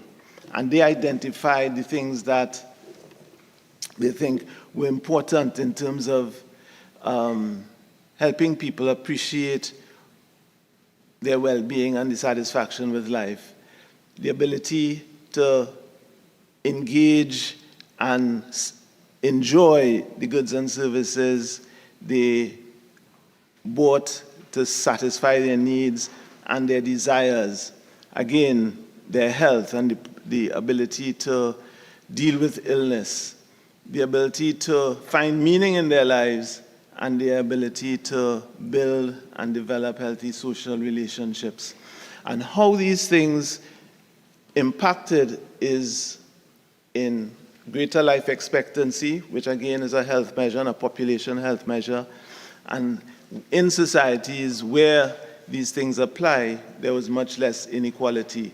And I think the key issue there is that all of these constructs are bidirectional. They influence each other and are in constant conversation. So I think looking at the budgetary allocation, one of my observations was that how do the allocations really apply to these constructs? And while I know the philosophical driver, if you will, is the Vision 2030 document, which dovetails with the sustainable goals, I think it's important that the measures are seen to tie in with these goals and to reflect in tangible targets how they're being met and how and who is being held accountable when they're not met. I think the allocations primarily, and I think significantly, go to administrative function. And I was telling Senator Richards yesterday that the money that is given to education really goes to the Ministry of Education, and a large part of that is really for the administrative function in the ministry, as against the concept of education itself. And that is something that we have to address, because the people who have to administer the construct of education, their quality of life is impacted by all the other budgetary issues, inclusive that of crime and health and finding meaning in their lives. Again, Senator Maraj talked about people who are working in jobs, but they are not fully there because they want to do something else. And this is a concept in human resources known as presenteeism. And it's been found that presenteeism is a much more dangerous and much more profound influence on economic function than absenteeism, because people who are present are there and tick off the box for being at work, but they're not functioning optimally. And as you will recall, one of the things about mental health is to be able to function optimally and realize your abilities. And in the United States, it's been found that $150 billion is lost every year, approximately, of course, to presenteeism. And a lot of that is due to the presence of depression and anxiety and people just not being happy. In other words, their quality of life is compromised, and it expresses itself in them not being able to fully deliver what is expected of them at work. We've done some research as well in Jamaica in my earlier years, and again we found that health variables were closely linked to psychological well-being, whereas social circumstances, things like crime, friendships, relationships, were related to life satisfaction. So we have to marry those two and marry them in a way that seeks to optimize the development of our people. I think my other concern related to the budgetary allocations is the question of accountability and the question of when something is allocated, if it will be done to how it will be done, meaning the absence of corruption and the absence of factors that would make its implementation somehow compromised. And three, perhaps most importantly, how well it is done, and is it fitting the need that it was designed to fit, and is it delivering for the people what they require? And I don't know enough to know how well those accountability systems are in place. But when I hear all the crosstalk about the various accusations and allegations of waste and corruption and projects not being completed or not being completed properly, I think it is something that we have to address critically if the development agenda and the ability to meet the sustainable goals is going to be met. I think the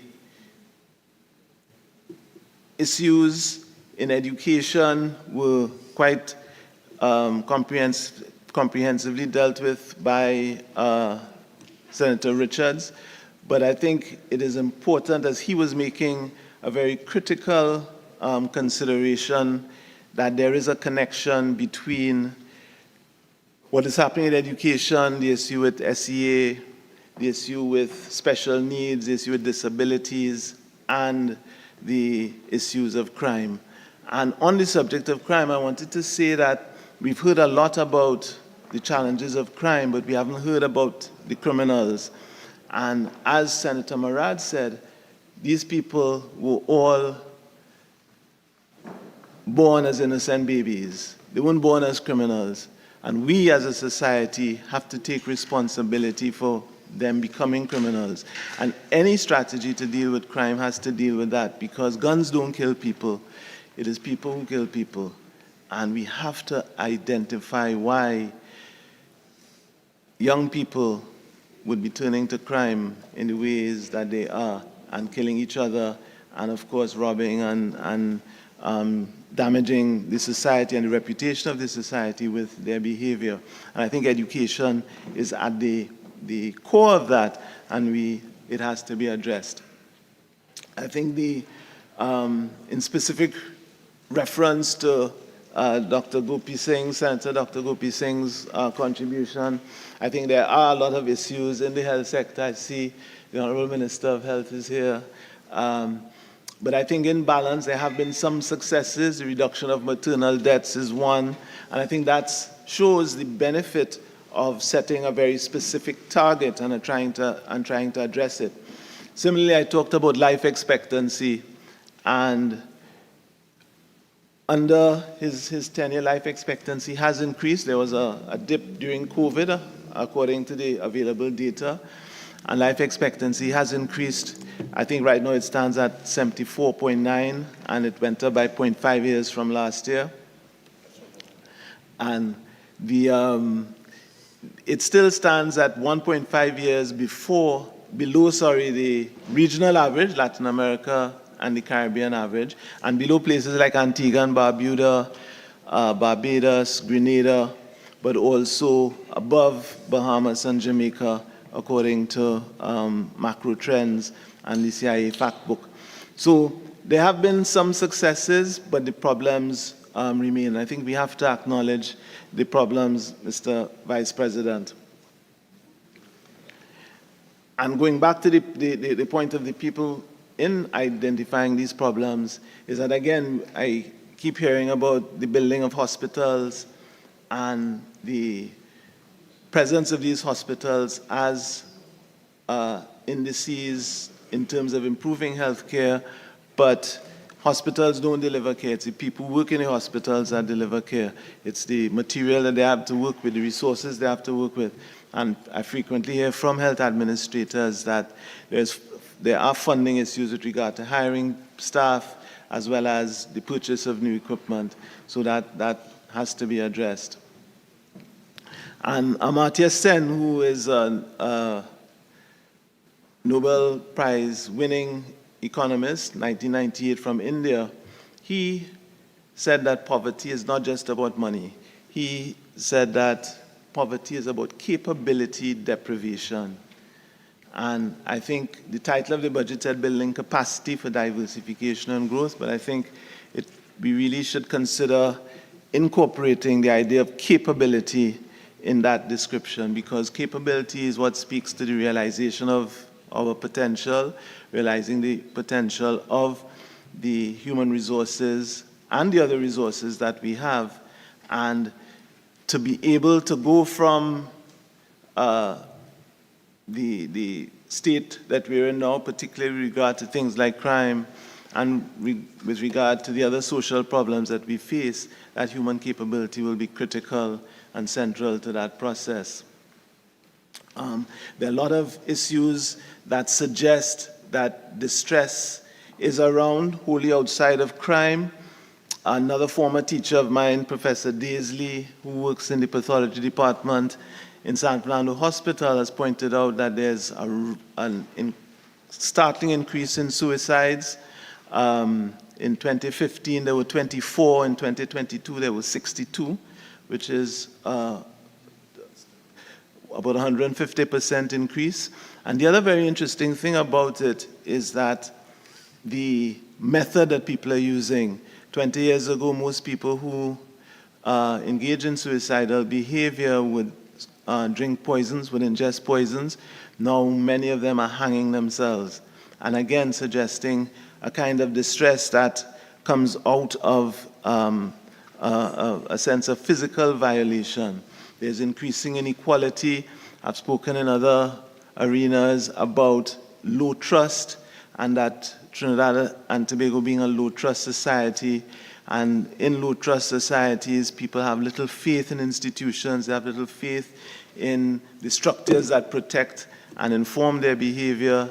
And in low trust societies, you see high crime rates, you see high corruption, you see a lot of antisocial behavior. And again, the Minister of Finance talked about collecting, I think, about $10 billion in unpaid taxes. And in low trust societies, people don't pay taxes or tend not to pay taxes because of their lack of trust in the institutions. Again, another distress sign in the North Central Regional Health Authority where I work, we set up a stress relief center in 2018 with one psychiatrist and a mental health nurse.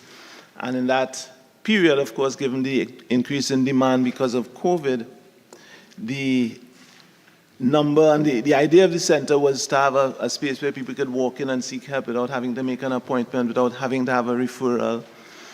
And in the 5 years since we've set it up, we've seen such a startling increase in demand for the services, where we now have 7 psychologists, 2 psychiatrists, a GP, 2 mental health nurses, and a waiting list of 3 months.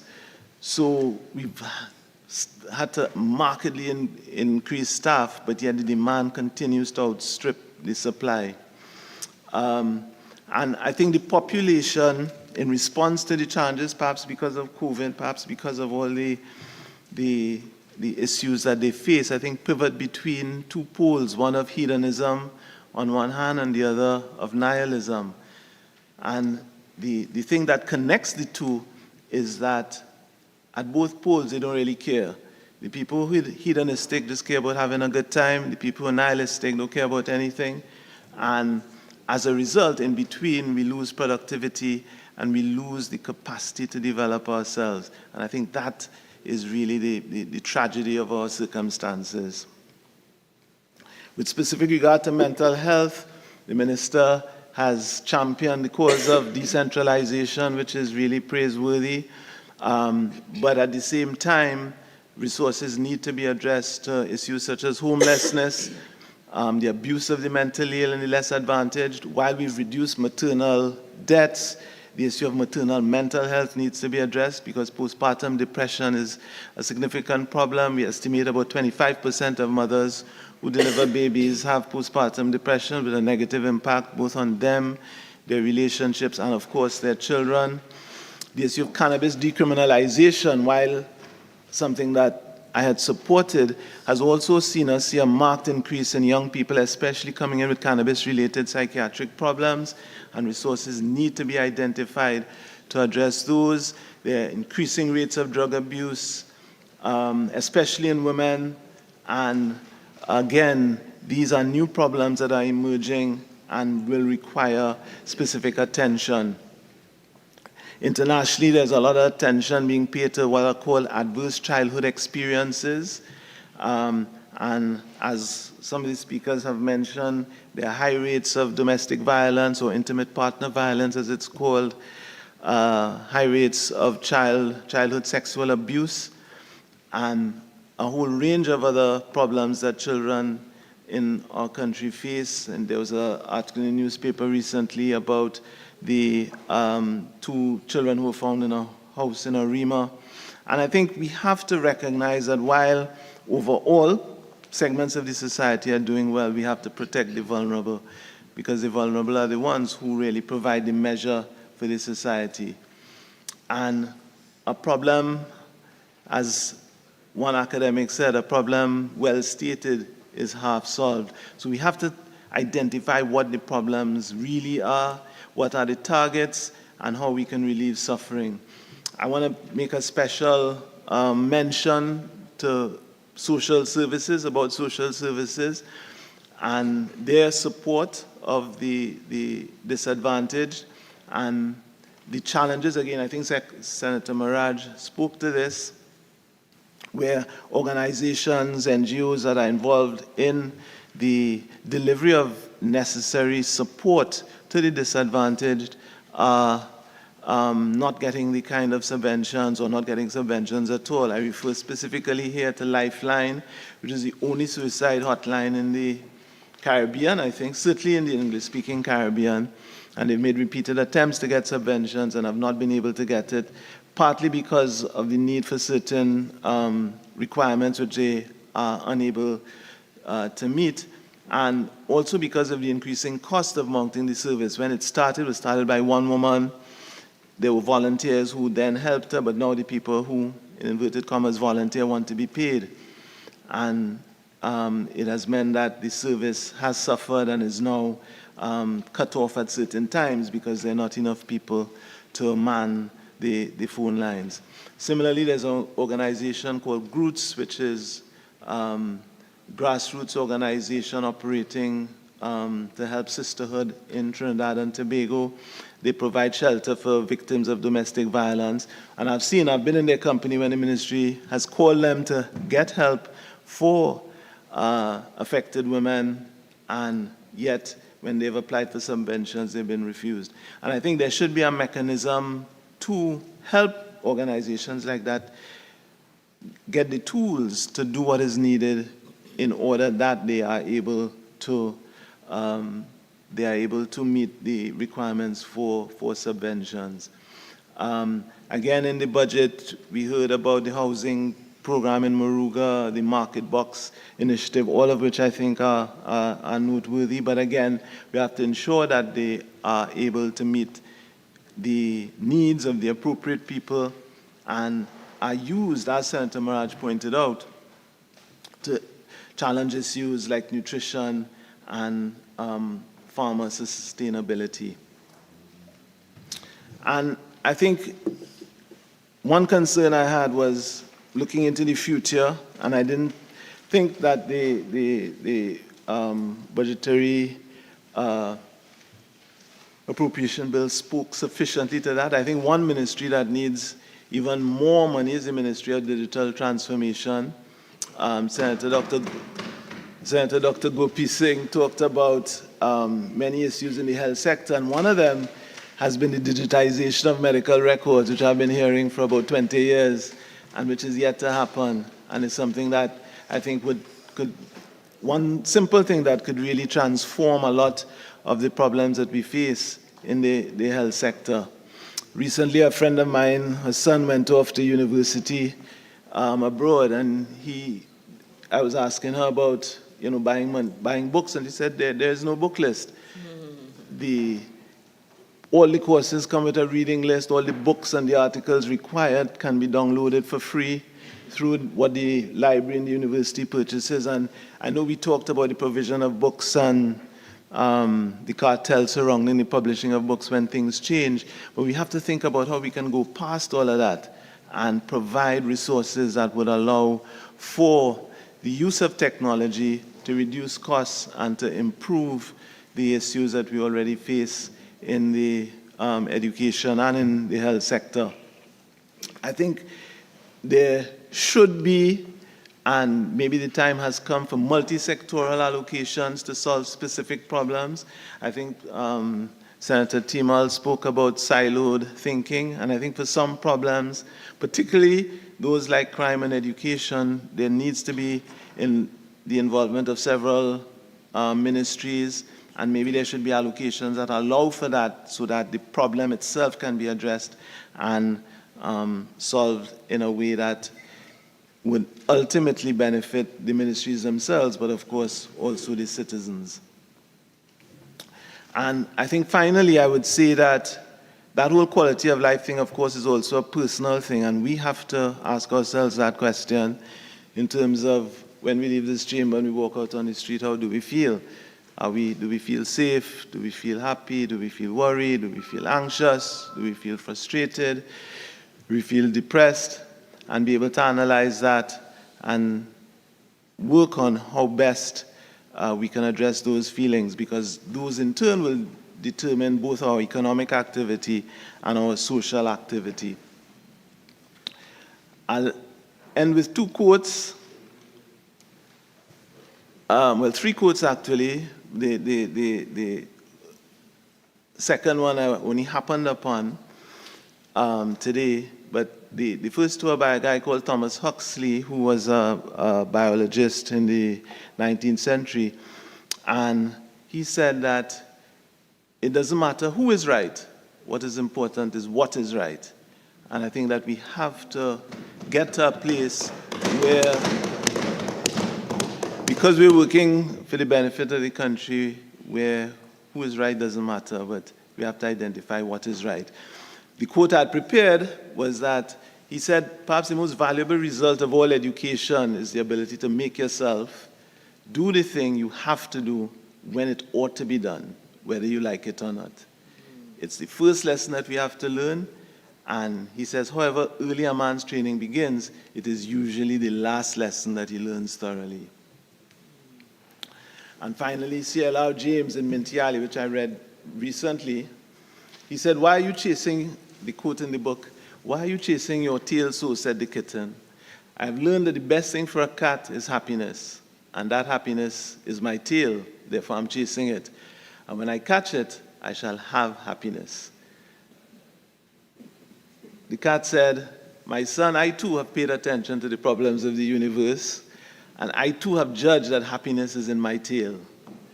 But I have noticed that whenever I chase it, it keeps running away from me.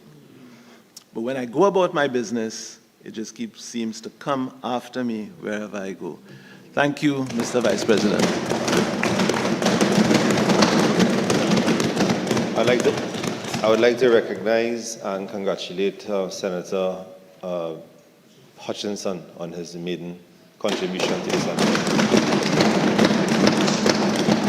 Minister of Health. Thank you very much, Mr. President. Before I start, may I heartily congratulate all the newly appointed independent senators. And let me say, we look forward to your learned contributions in the coming months and years. And you will be well guided by Senator Dr. Paul Richards, Senator Maria Dillon-Remy, and all the other more experienced hands. Mr. President, we are here because we derive our authority out of the Constitution of Trinidad and Tobago. And in that Constitution, it provides for a Senate, and it provides for 6 opposition senators. But as we see over the years, the opposition always does not apply the spirit of the law, but by getting in other speakers. And it's par for the course now, because we know that the Constitution may not mean as much to others as it means to us on this side. Senator Renuka Sagram Singh Suklal spoke about the Child Marriage Act. And that was one of the most painful episodes in this Senate, because the Honorable Kamla Prasad Visesa saw it fit to bring two old men here, two octogenarians, to speak against the abolition of child marriage, an abuse of the Constitution, to support the abuse of our little girls. Standing Order 46.5.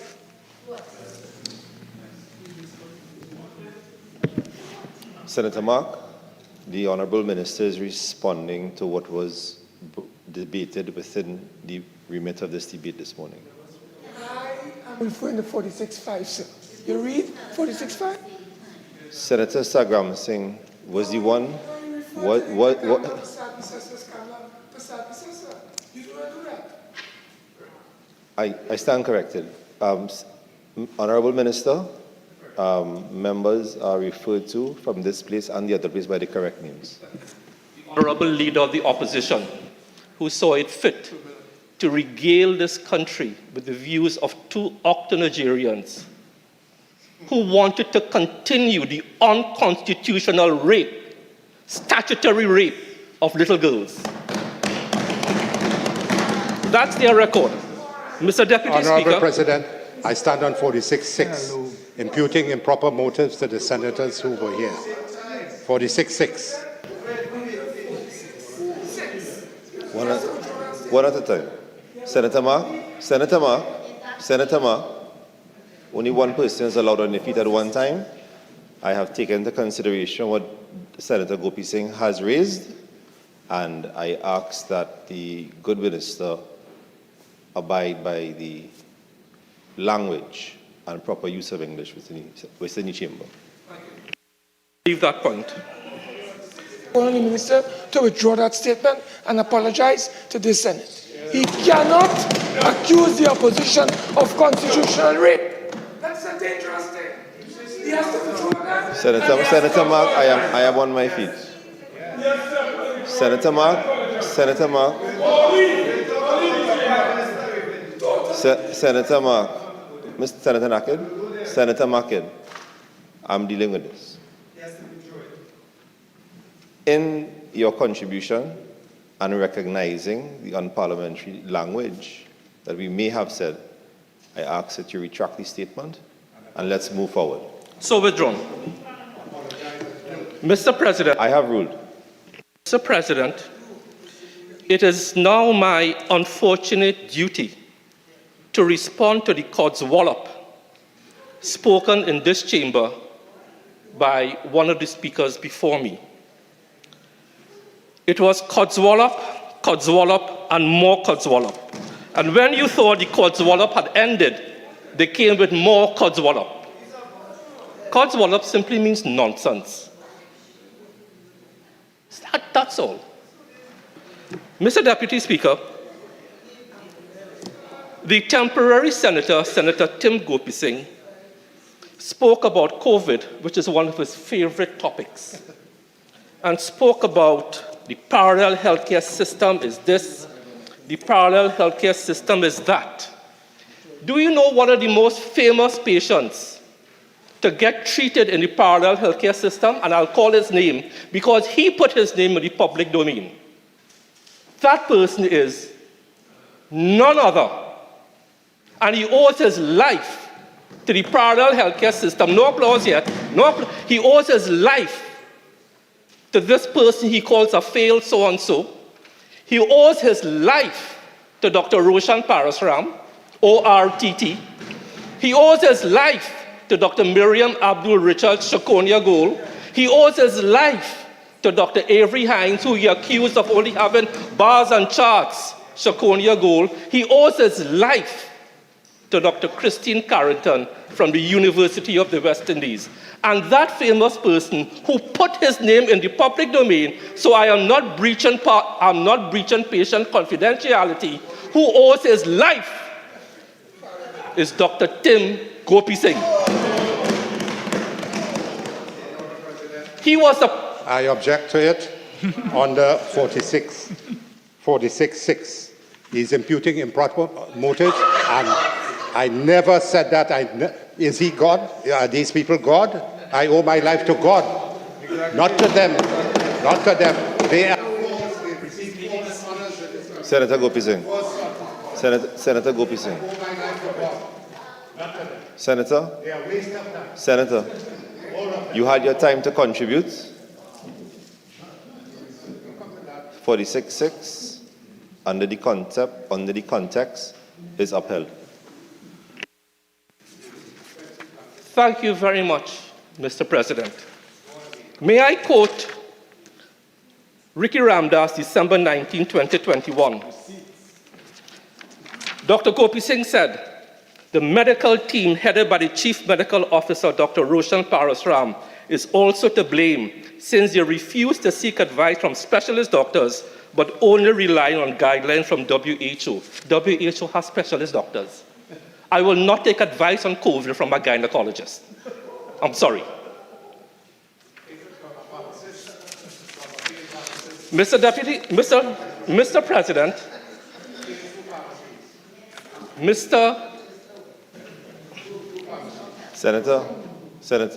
Senators on both sides, kindly allow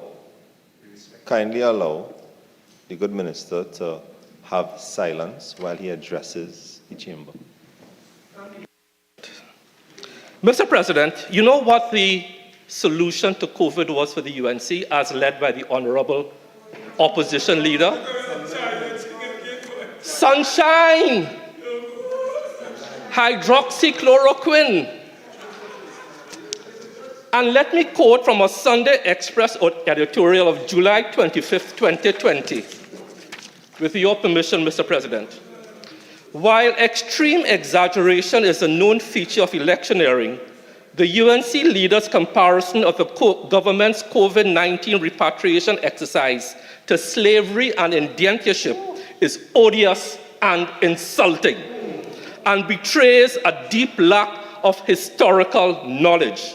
Further, her defiant insistence that sunlight will kill COVID is nothing short of ignorance, writ large, and stands right up there with Donald Trump's advocacy of hydroxychloroquine.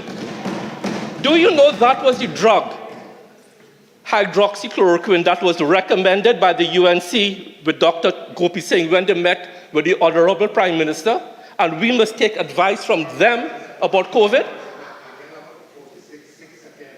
He's imputing improper motives and not stating facts.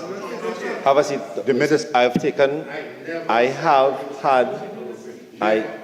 You have raised your point of order, Senator Gopi Singh. Senator Gopi Singh, please have a seat. I'm on my feet. You have raised your point of order. He is quoting legitimately.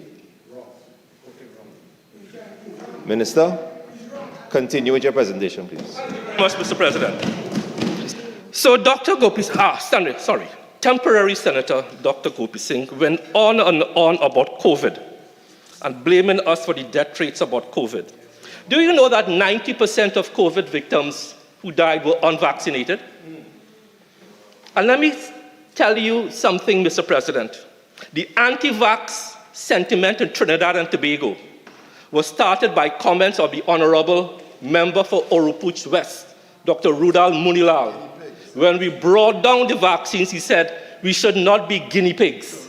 What signal does that send to the population? What signal? My colleague, Senator David Nackett, said that he does not want to be vaccinated because he does not want to live in a communist state. After Russia and Cuba developed their own vaccines, what message does that send to people who want to be vaccinated? So sunshine, you're going to be guinea pigs, and we're a communist state. And they want to ask about COVID.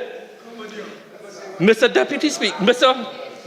President, they took us to court over 100 times.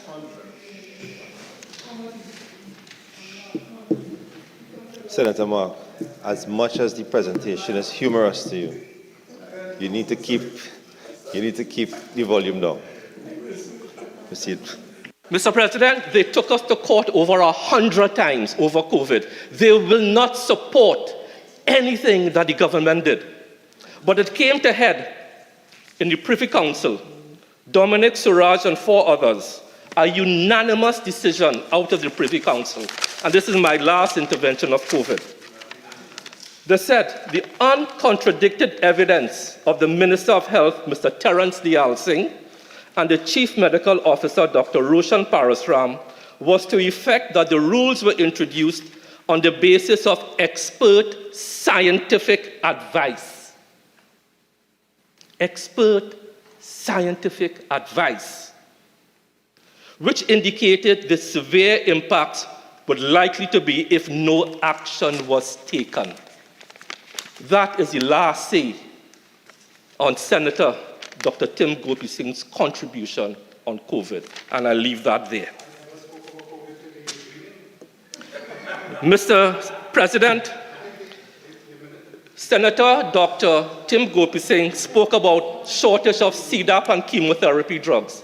I checked with the principal pharmacist before coming here. There is no shortage.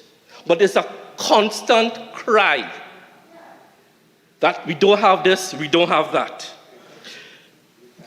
The Honorable Senator always praises himself, and he always brings up his chairmanship of Northwest RHA whenever he speaks. Mr. President, could the Honorable Senator tell this House, seeing he is so noble, seeing he is so erudite, that whether the $1.6 million stolen from the coffers of Northwest RHA when he was the chairman, that went $400,000 into his 4 friends' accounts, has that taxpayer money ever been refunded? 46. Senator Mark, He's imputing Senator improper Mark, motives. Senator Mark, Yeah. one of your members is already on his legs. Allow him. Honorable President, I ask him to withdraw that statement and apologize. Withdraw it and apologize. It is not.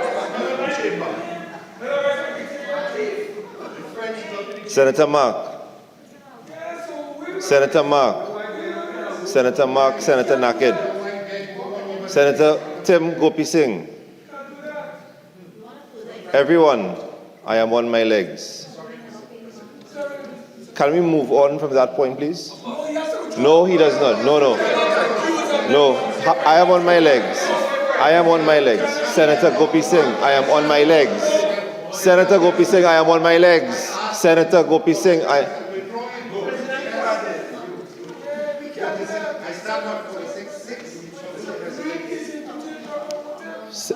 Minister, do you speak from public record? Ports of Trinidad and Tobago. Hold up. Okay. Silence, please. Silence, please. Minister, retract that statement and proceed with your presentation, please. I retract, no problem. It has been retracted, and there will be silence here henceforth in the chamber. There will be silence in the chamber henceforth.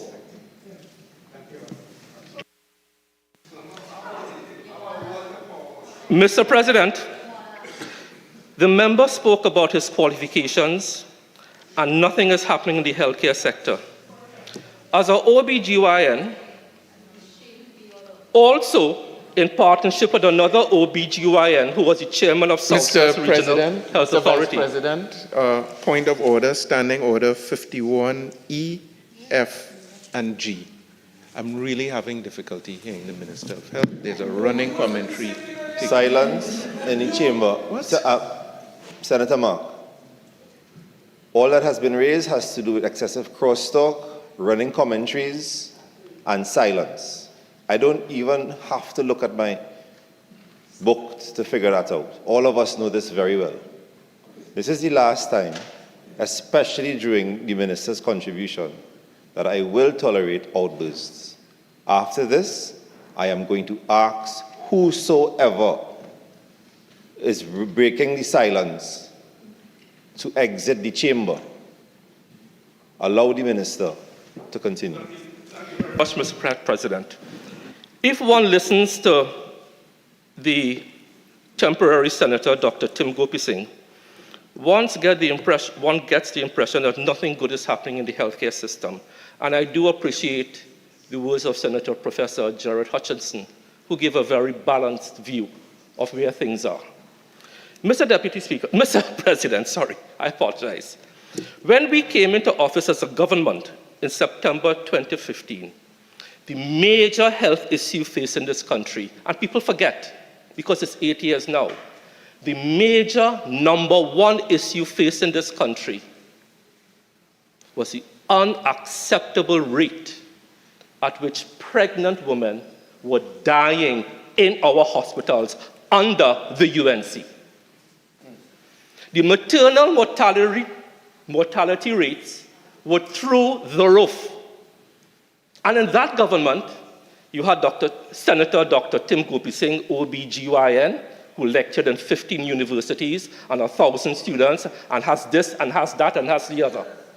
You had Dr. Lakram Bodo, OBGYN, chairman of Southwest Regional Health Authority.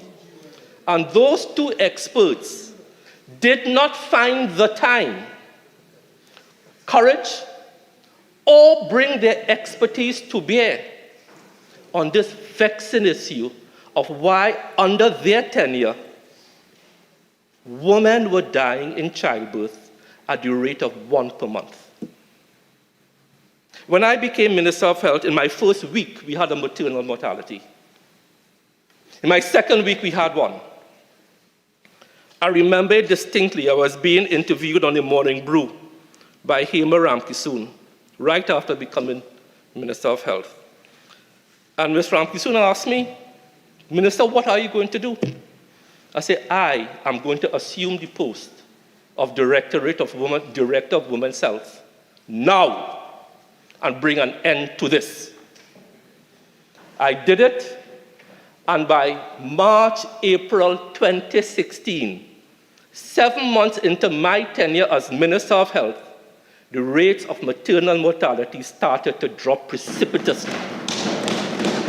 I did it, not my friend opposite. I did it. Then we got the Director of Women's Health to come on board in March 2017. And do you know how many women have died in childbirth for 2023 in the 10th month of 2023, Mr. President? The grand total of 0.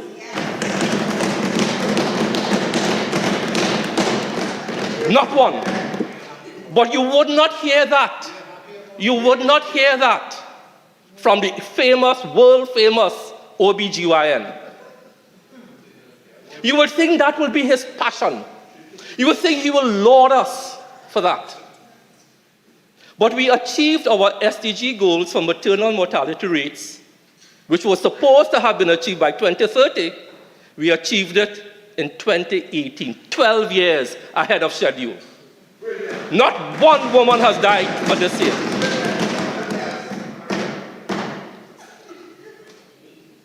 Children's mortality rate. Under my friends opposite, children were dying in childbirth at the rate of 15 per thousand. 15 per thousand. You know what it is now? 5.6 per thousand.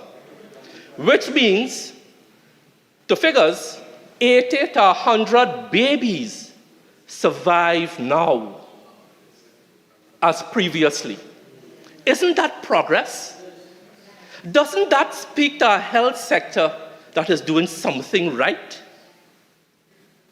But you would not hear that. You would not hear that from the world-famous OBGYN, who lectures in 15 universities, and lecture to Dr. Amory Brown, and lecture to this one, and lecture to that one. Because the truth escapes them.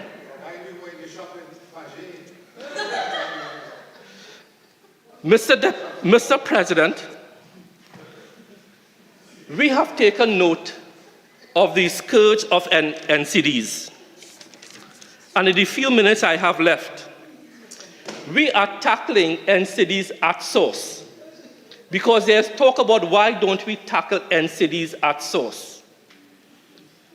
Mr. President, For the first time in this country, under my tenure, which I pushed, we launched something called the Diabetes in Pregnancy Project.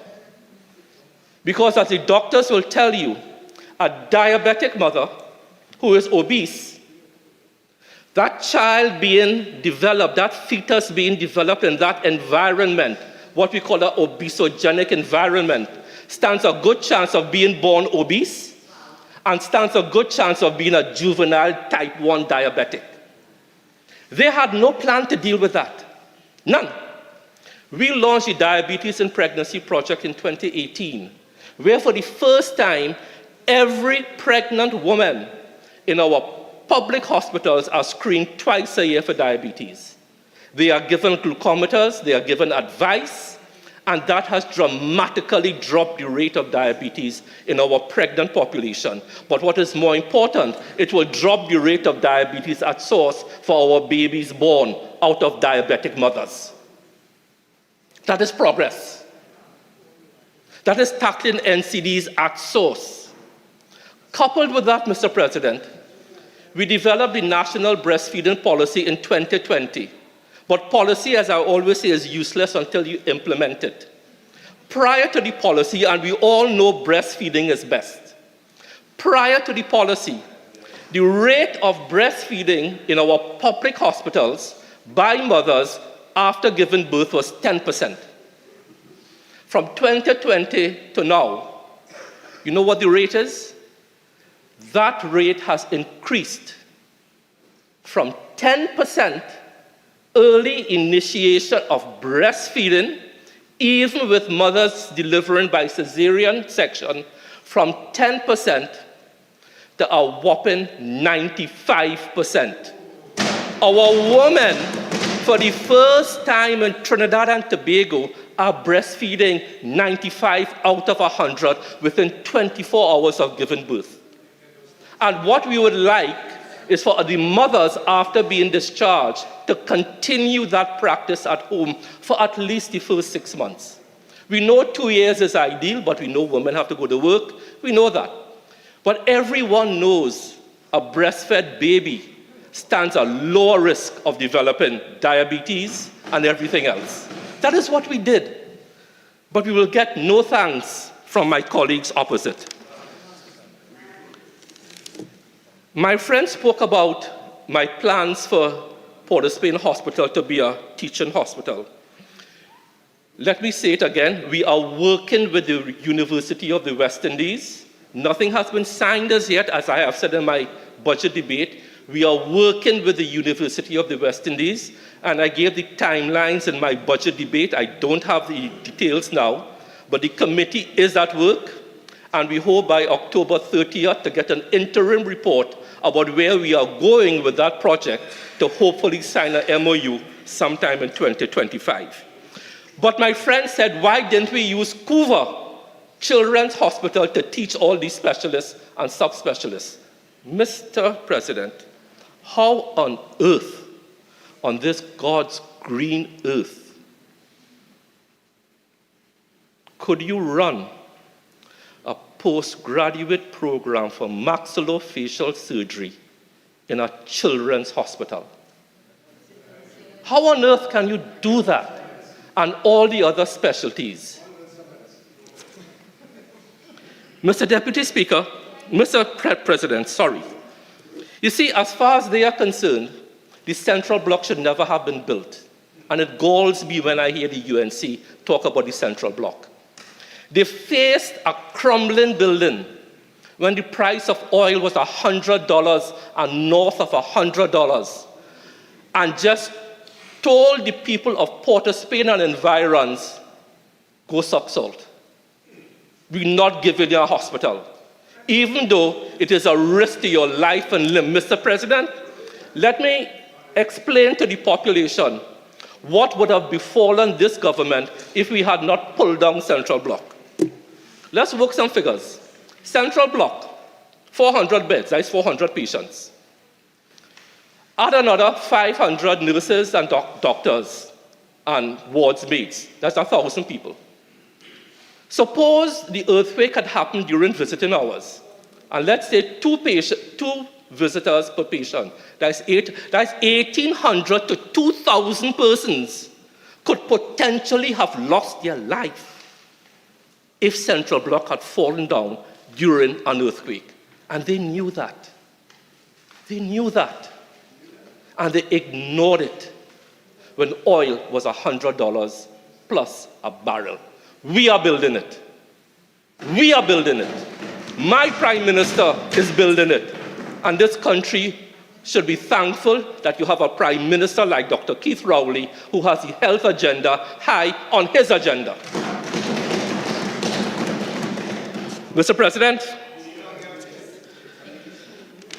Professor Hutchinson spoke eloquently on stress and so on. And as you know, I have been an advocate for the decentralization of mental health services. And Professor Hutchinson spoke about intimate partner violence.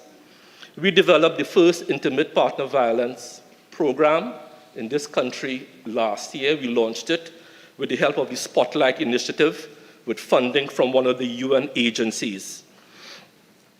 Professor also spoke about GROOTS.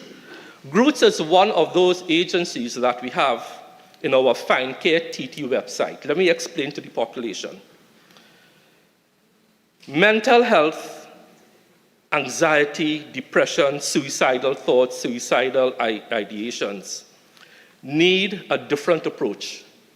And for that, we have worked to develop a program called Find Care TT, which is a hotline, a helpline for over 30 types of services. It links you to the Children's Authority. It links you to GROOTS. It links you to all the RHAs where you need help. It links you to 24/7 suicide hotlines. So I ask people to make use of this. Professor Hutchinson also spoke about one of the novel programs we introduced, the walk-in stress clinic at NCRHA. We did that. So you no longer have to make an appointment. But the service now is so oversubscribed that we have to find ways of ramping it up.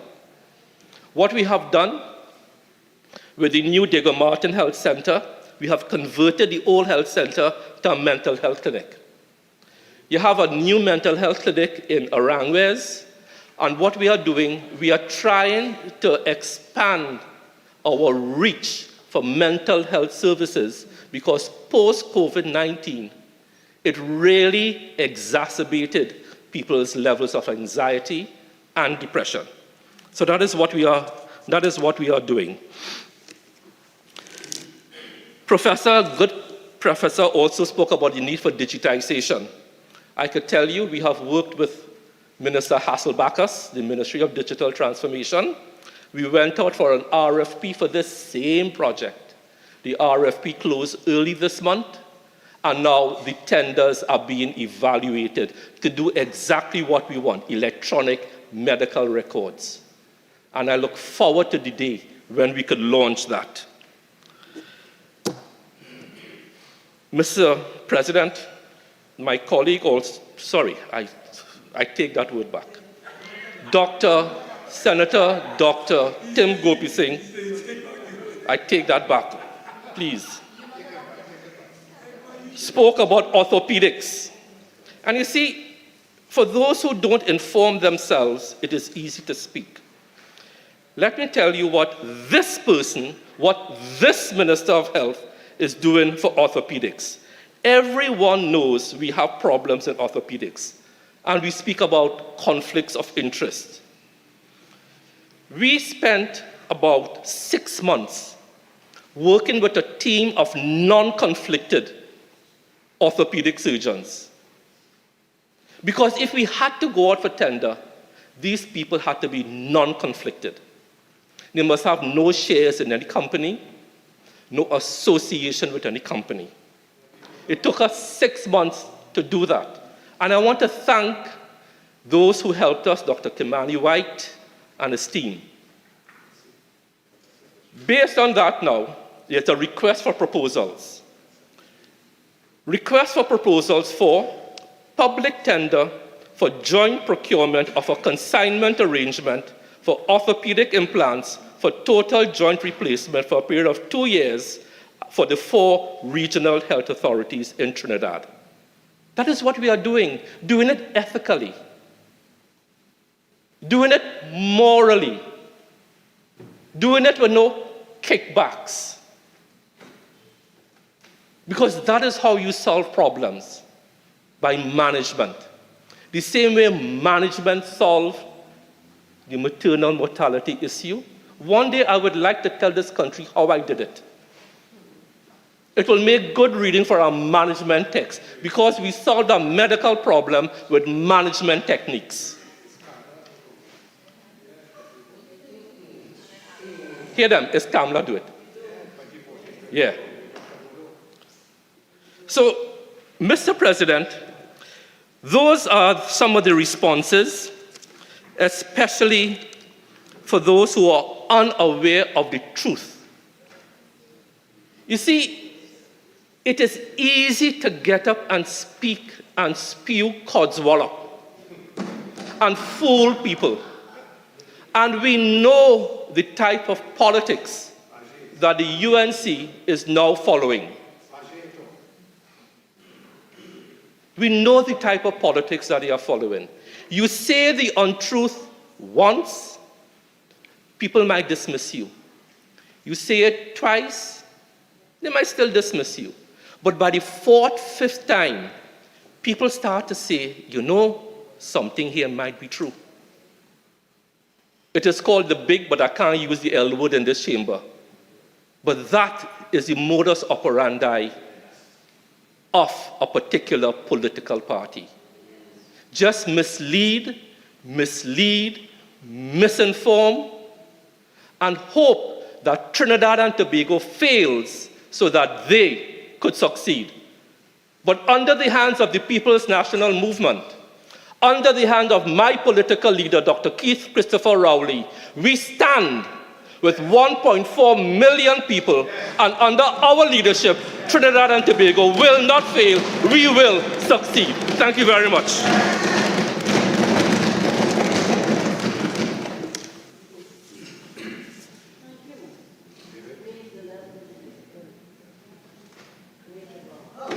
Senator Naked.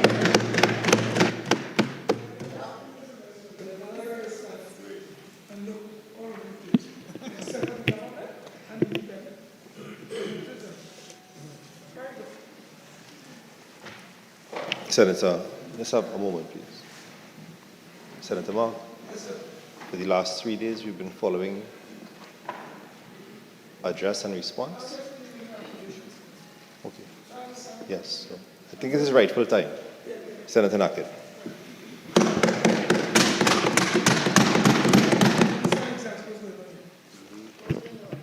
In the name of Almighty God, the most gracious, the most merciful. Mr. President, Mr. Vice President, I would like to go straight into it as there's so much to deal with. But I'd like to thank the PNM for allowing the Minister of Health to come and give us that comedic relief that I think after 3 days we very much needed in the chamber. I will completely discount his presentation, which was personal, and in a time of so much suffering among the people of Trinidad and Tobago. I think we have more pressing issues that I will henceforth address. You know, it's indicative of this government to talk about people doubling down on propaganda, and therefore it turns into what we perceive as mendacity. This government was in power for 30 uninterrupted years, unprecedented wealth, and achieved virtually nothing for the people of Trinidad and Tobago except skeletal healthcare systems, educational systems, and eventually closed down our most prized asset, Petrotrin. And not only doing that, I refer to the comment, and I know the Honorable Senator meant it in the most nostalgic of ways. When the Senator said, Trinidad is nice, Trinidad is a paradise. She was referring to what is an ideal. Because when has Trinidad been a paradise for the people of Beetham? When? When has Trinidad been a paradise for the people of Lavantil, where my mother came from, and who I have witnessed a steep decline over the years, over the decades, directly represented by that party since 1956. When has this been, Trinidad been a paradise? Under this government, when our Indo-Trinbagonian brothers and sisters were politically, economically, and socially discriminated against. When? When has Trinidad and Tobago been a paradise for our Shouter Baptist brothers and sisters, who this government discriminated against, and the UNC had to rectify that situation? When has Trinidad been a paradise for the people of Mongdo, where I grew up, for the people of what we call Zone, Charville, Trinbagonians, what we call them? Gonians, the Tobagonians, who were treated as second-class citizens. I know that myself. And I hear people referred to here as they come from Tobago, and I come from Tobago too. Because this is Trinidad and Tobago, I consider myself a Tobagonian as much as anybody. And I will speak on issues of Tobago. So to hear this government come now and double down on the propaganda that they espouse every time that they're in government, forgetting or hoping that we, the population, forget that they have been basically in power for 47 years. 47 years they control the treasury. What did they do? I will not use unparliamentary language. Misappropriate. But I would say that this squandermania and wastage is recorded and documented. But before I go into my substantive presentation, I want to just clean up a few things that need to be addressed. When I heard the Honorable Renuka Sargam Singh Sukla, I would need not address it. Because comparing her presentation to the Honorable Senator Lachmi, chalk and cheese. Chalk and cheese. Chalk and cheese. But when she went into the issue, of child marriages, and speaking about child marriages, well, I perked up. I was so happy. I thought then eventually she will transition into the child abuse. Oh, nah, they don't talk about that. The child abuse Award for that? that has been rampant, documented by the SABGA report, which implicated directly PNM operatives who were criminally functional, in case they want to know the difference between the two words. Leading to what? Direct evidence of their operatives being involved in the brutal murder, rape and murder of Akil Chambers. The murder of Simeon Daniel, Antonio Francois, which spawned what we now call the Justice Judith Jones report. I was a witness to that report. And that report came about when I was mandated by our honorable political leader, Kamala Prasad Bisesa, and our deputy political leader, Jolene John. Based on what I found out, that Justice Judith Jones report came about.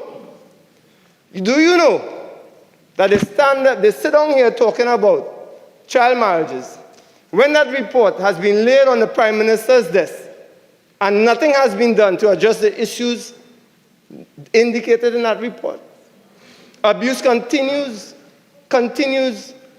at the homes that basically that have not attended to children remain being paid. getting money. Who getting that money? The Children's Authority. Now have issued, if you see something that is visionless about foster care and people will be paid if they take care of children, we'll expect lines like we saw in C3. Because people will be looking for money. And we don't know what will happen. So I advise this government,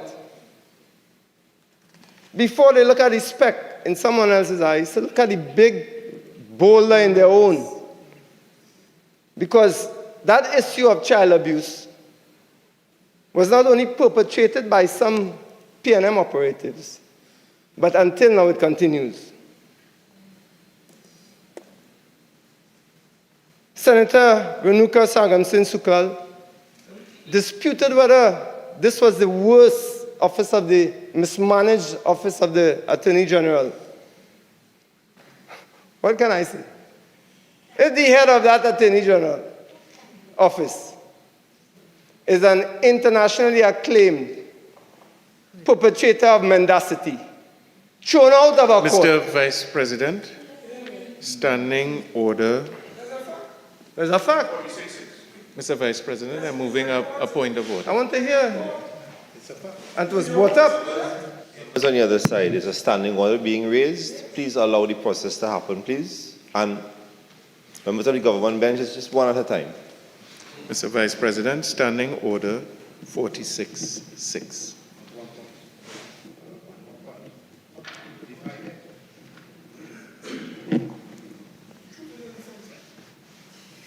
Senator Naked? Yes. 46-6 points towards imputation of improper motives. I ask that you move on in your presentation, please. Let's go on. Mr. Vice President, what I have stated is a fact. Our Attorney General at present was thrown out of a Miami court for what could be considered mendacious activity. That's a fact. I'm not making that up. That is documented. 46-6 and 46-4. In Miami. That's a fact. It's documented. You are on chart. Absolutely correct. No. You don't like to give, but you don't like to take. 46-6 recognized. Senator, kindly continue with your contribution. Thank you. I'm guided, Mr. Vice President. There was a judgment they like to give, but they cannot take. Mr. Vice President, once again, 46-6, no senator shall make an imputation of improper motives against any other member or an offensive reference to a member's private affairs. It's plain English, Mr. President. Both sides. Senator Mark, I have recognized the standing order, and I ask that you move on. What you have not done is moved on. You have made your statement. I have not asked for retraction. I have not asked for an apology. I have asked you to move on. Please move on without dragging the point further. Mr. Vice President, with all due respect, I have stated a fact, documented. It is not because it makes them uncomfortable that I will stop to make that fact. Senator Naked, I believe the point is actually on the Hansard today at least 3 times. You have made your point. I ask that you move on within your contribution. That's it. Guided, Mr. Vice President, that the point has been made. Also, in addition to what happened in that Miami court, we have an issue of that Office of Attorney General with the Vincent Nelson matter, where it has been proven that bribes were paid to a witness to implicate UNC officials in illicit activity. That is a fact as well. So I think when Senator Sargam-Singh seeks or sought to defend the Office of Attorney General, she did herself no favors, nor did she do the Office of the Attorney General no favors. Mr. Vice President, I didn't want to dwell too long on the issues that came up from the representations on that side. Because as we know, we are so beset with the issue of crime in Trinidad and Tobago. And this government obviously has no solution for it other than deflection, deception, and plain outright misinformation. And that misinformation is not new to the People's National Movement. It's not new at all. And I reference the MP for Tinapuna, who in his contribution, which I was so happy that finally that the MP for Tinapuna made a contribution after 8 years and spoke about Tinapuna. I'll tell you why. Last year, it was excerpts of his speech last year in the last budget was plastered all over PNM platforms, only to find out that he never contributed in last year's budget debate. Something that is very common to this government, where they try to make people who are hopeless in their portfolio, they try to give them some kind of credibility. So he finally made a contribution, which he read poorly, over 49 odd minutes. But I had to listen. And it sounded very much like the Senator Sukai's first contribution in the Senate, which was cringeworthy. But MP for Tinapuna went on to state that Tinapuna, a community that gave us some of the most brilliant politicians, some of the most brilliant sportsmen, the most brilliant thinkers.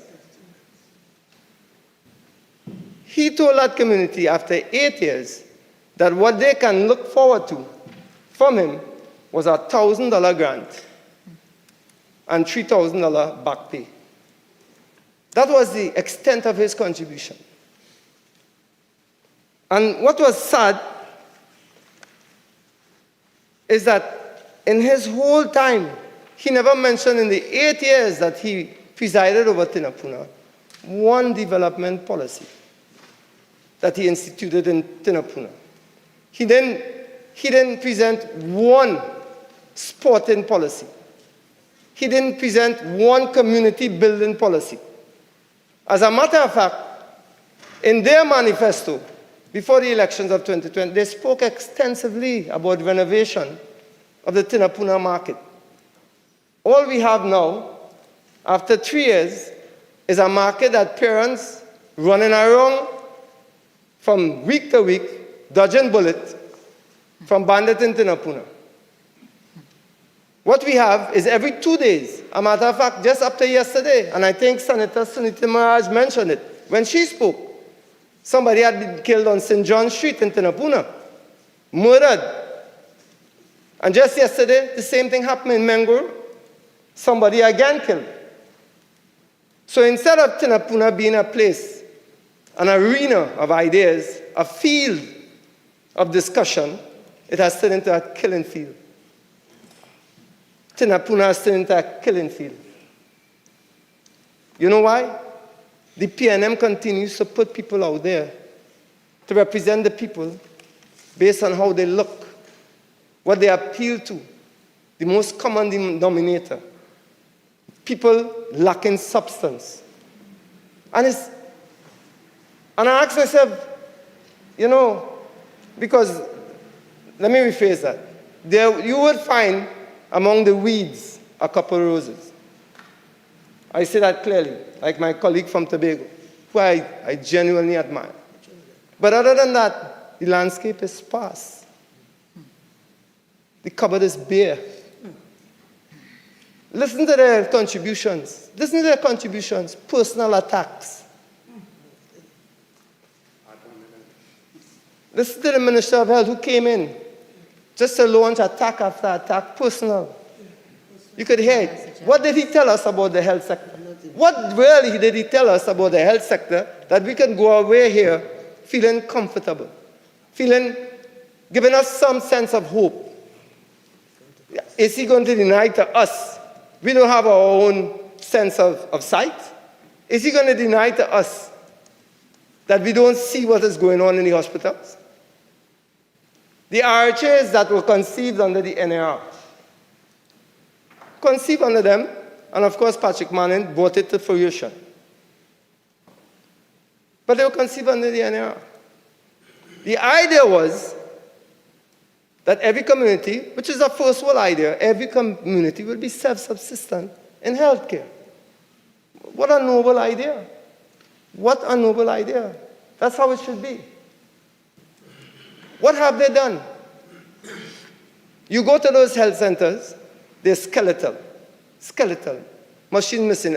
Invariably, as you go in, after half hour, they'll send you to Mongto or to Sangrandi, where it's overburdened, already overburdened. So what do you have the healthcare system for? And where's the budget for healthcare? Doc? $8 billion. 56 billion spent. $8 billion. No machines for dialysis, no scans. And then they come here to talk all kind of, I don't want to be, to talk rubbish, basically, about what they have done. What have you done in 47 years?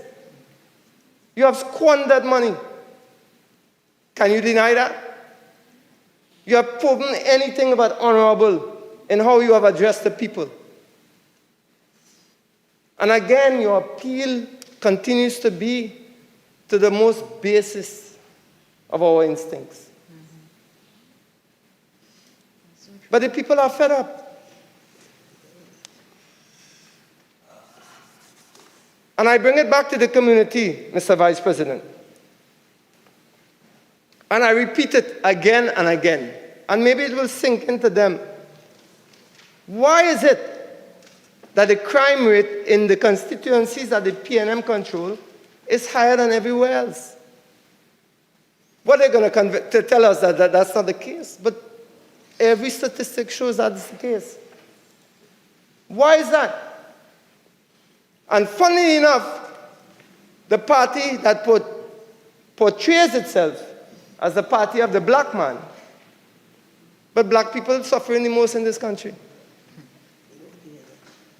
Black people suffering the most in this country.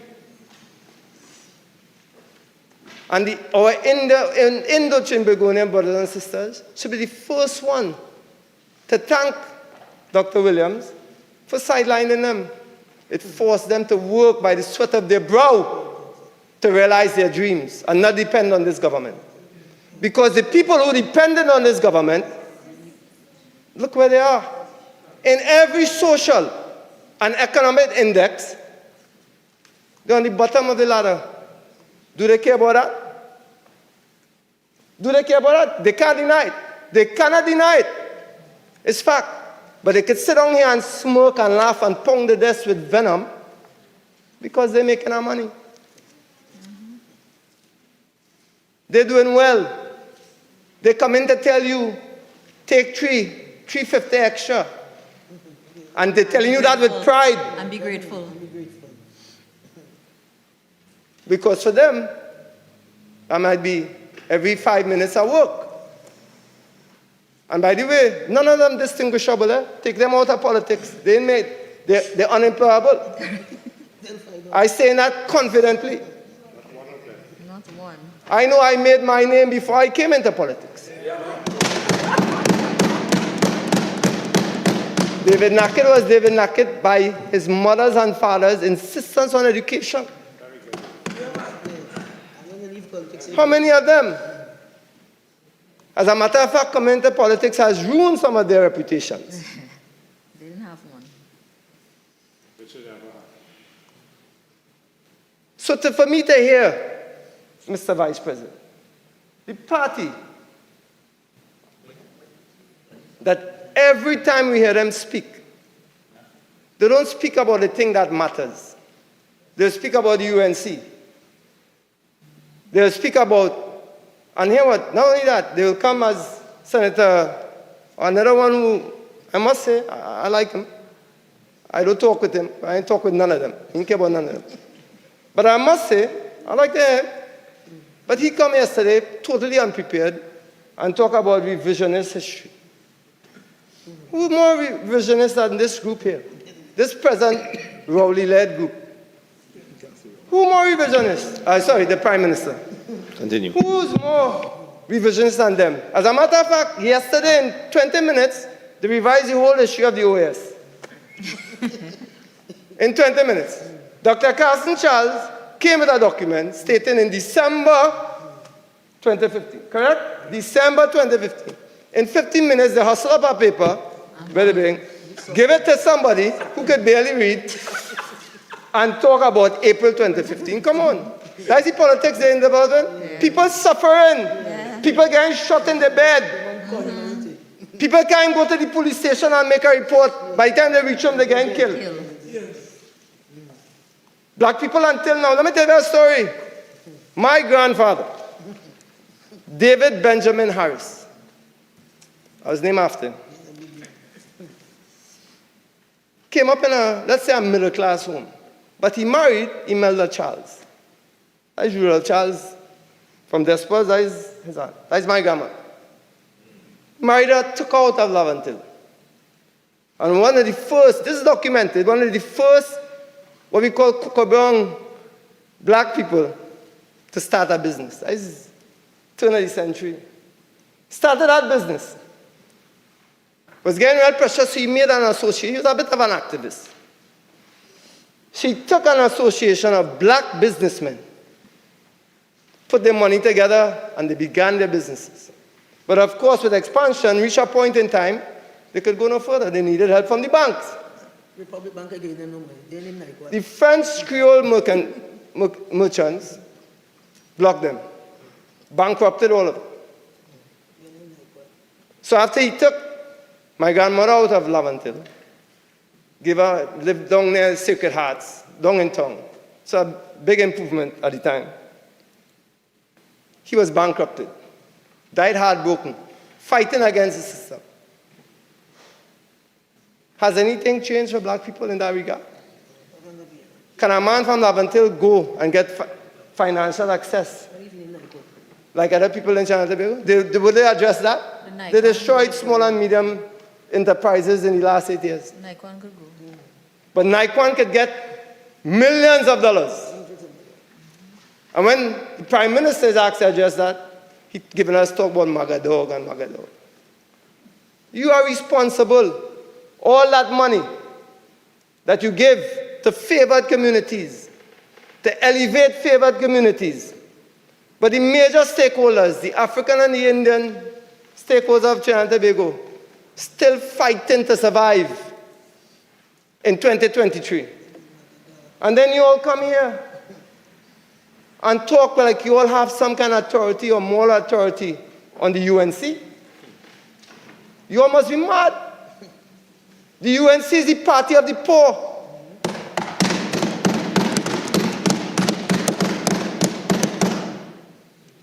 You know, I know that because I'm on the street. You all don't go on the street, the party of the poor. The UNC is the party of the poor. And I say that without fear of contradiction. And if they are the party of the poor, again I say, why are all the people in their constituencies mostly in and above the poverty line? I just had something sent to me that almost 30% of black youth in Trinidad in and around the poverty line. Just sent to me. In Tinapuna, for sure, youth unemployment almost close to 50%. And then you want to ask, why is it easier for a black youth to find a gun than it is to find a job under this government? Instead of crying shame on yourselves, you're all content to sit there and come in Parliament and laugh and feel like it's some joke. We trade insults, you trade insults. I'm not interested in that with none of you. I thought you all would come at least with something to educate and uplift the population, and put some meat on that bony thing that you all call a budget. But none of you all did that. You all just content to insult.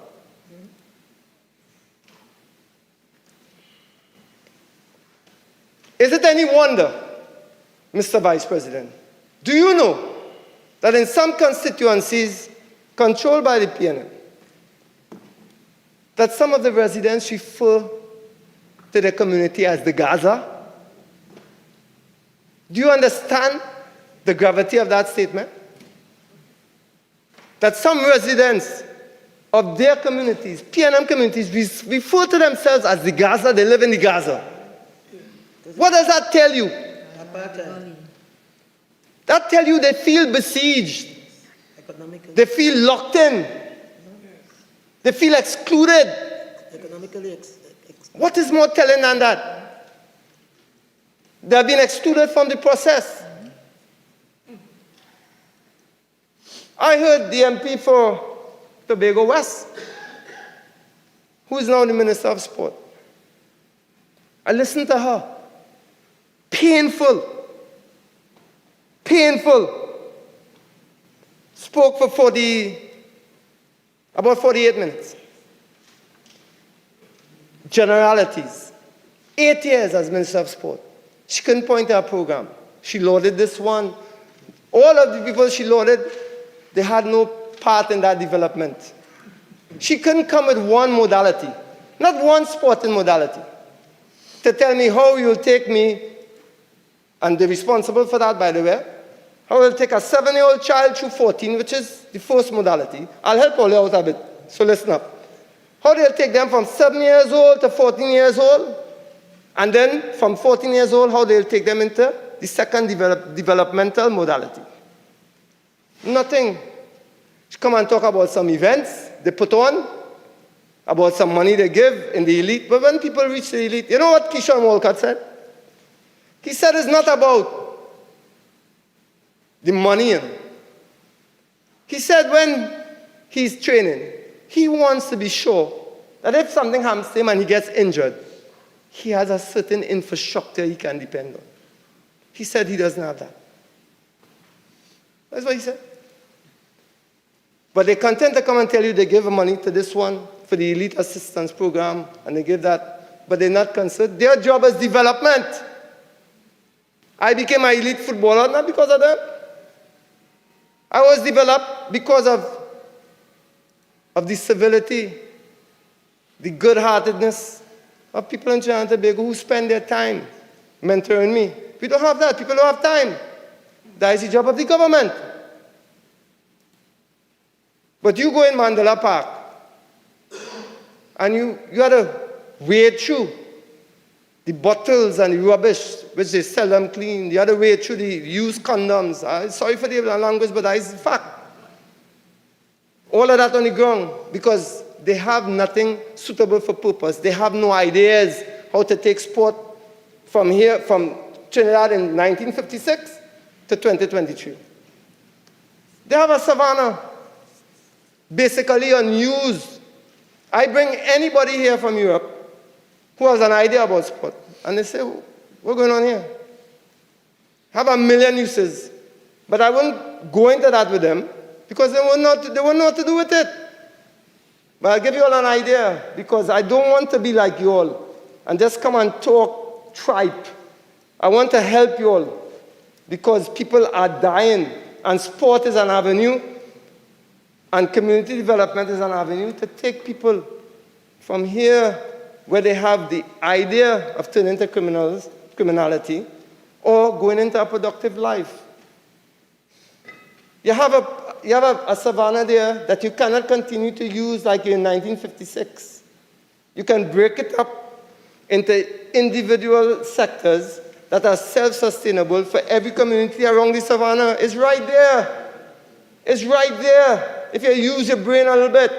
That's the intellectual deficit we talk about. Laziness. And then you can make every community in charge of every one of those sectors. You can make them generate income, like generating employment. But you all have no ideas. And that is me in 5 minutes. You all had 8 years and you all can't do a thing. And then again, we're speaking about community development. Tell me one community that has developed under the PNM. One. You all can't say. Not one community have you all developed. But then again, it's right there. We have 41 constituencies in Trinidad and Tobago. Let's say in 8 years, well, you all might have 10. Let's say we'll develop every year 4 communities. No. Let's not get greedy here. 2. Because you don't have a lot of bright people on that side. Let's say you'll develop 2 communities every year.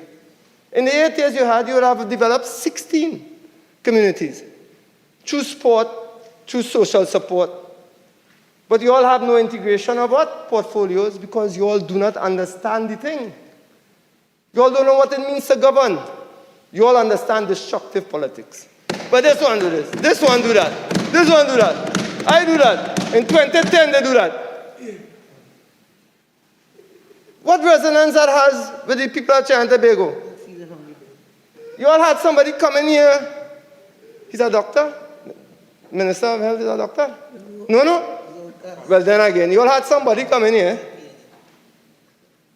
and speak about how they save lives and things. Instead of talking, you talk about the life, they say we are very happy for that. Talk about the over 400 and something murders until now. The 600 last year and 500 before that. But you all content just to score political points. But I think the people of Trinidad and Tobago are well and truly fed up. Certainly my Ghanaian brothers and sisters are. And no matter how you all try to paint them, they will not forget that you had 21 years uninterrupted. They will not forget. And what did you do? You did nothing. You collapsed the sea bridge, the air bridge, tourism, and you all come in here to talk about it. You all collapsed that. And I feel sorry for him. I really feel sorry for the Minister of Tourism, because how, for somebody like him, he's a lawyer, I think he's a lawyer, to come and be in praise of our Trinbagonians rushing to get employment on a cruise ship and claiming that as policy. Come on. Mr. Vice President. They're proud. People want to leave. You know what I mean? That is really scraping the bottom of the barrel, looking for some kind of resonance in the policies. Come on. Senator, you have 5 more minutes. And here's that. I like how he asked me, why didn't I stay in Trinidad and play football? What a question. Because you all have no pathway to professionalism. You all have not been able to create that. So I had to go outside, like so many hundreds. I had to go, as a matter of fact, do you know right now, Mr. Vice President, I train, as Senator Jolene John will know, I train disadvantaged youth. Of course, some who can afford, but I like to bring them together. Every one of them to a man. Some from CLOTs. I get help from people who are, some from CLOTs. Every single one of them, they can't wait to leave Trinidad and Tobago. Coach, organize a scholarship. Coach, you know why?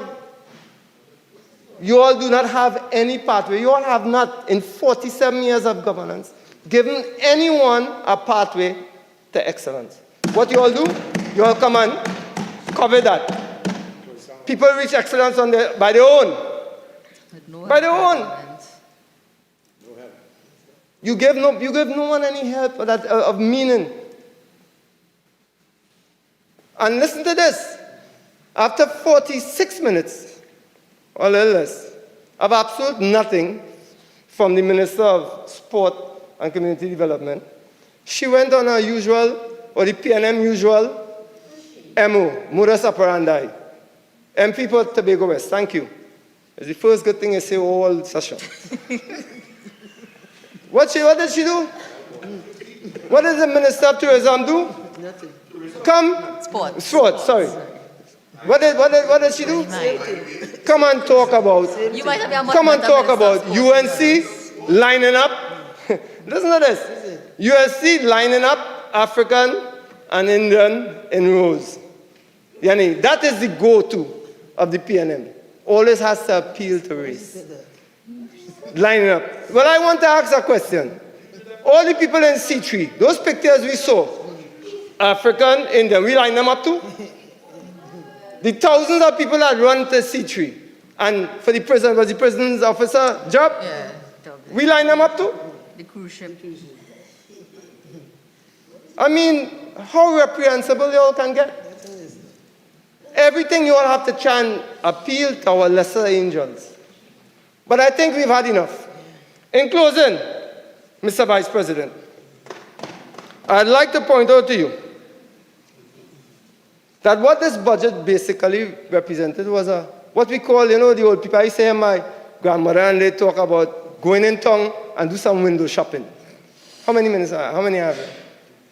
Doing window shopping. You know that? Some of them only know what that means. Window shopping means you can't afford. So you go, pass by Glendenins, have it right? Remember Glendenins? Kupalanis, and just watch in the window. They can't go inside and buy nothing. That is this budget. All the goodies inside, and who can go in the store is only who the PNM lets in. Their friends and financiers. But no goodies inside for the poor and working class people of Trinidad and Tobago. So all we can hope for is that people continue to wake up like they did in the local government, realize that this government has done nothing for the people of Trinidad and Tobago in 8 years and will continue to do. And we look forward, Mr. Vice President, to bringing true governance to the people of Trinidad and Tobago. I thank you.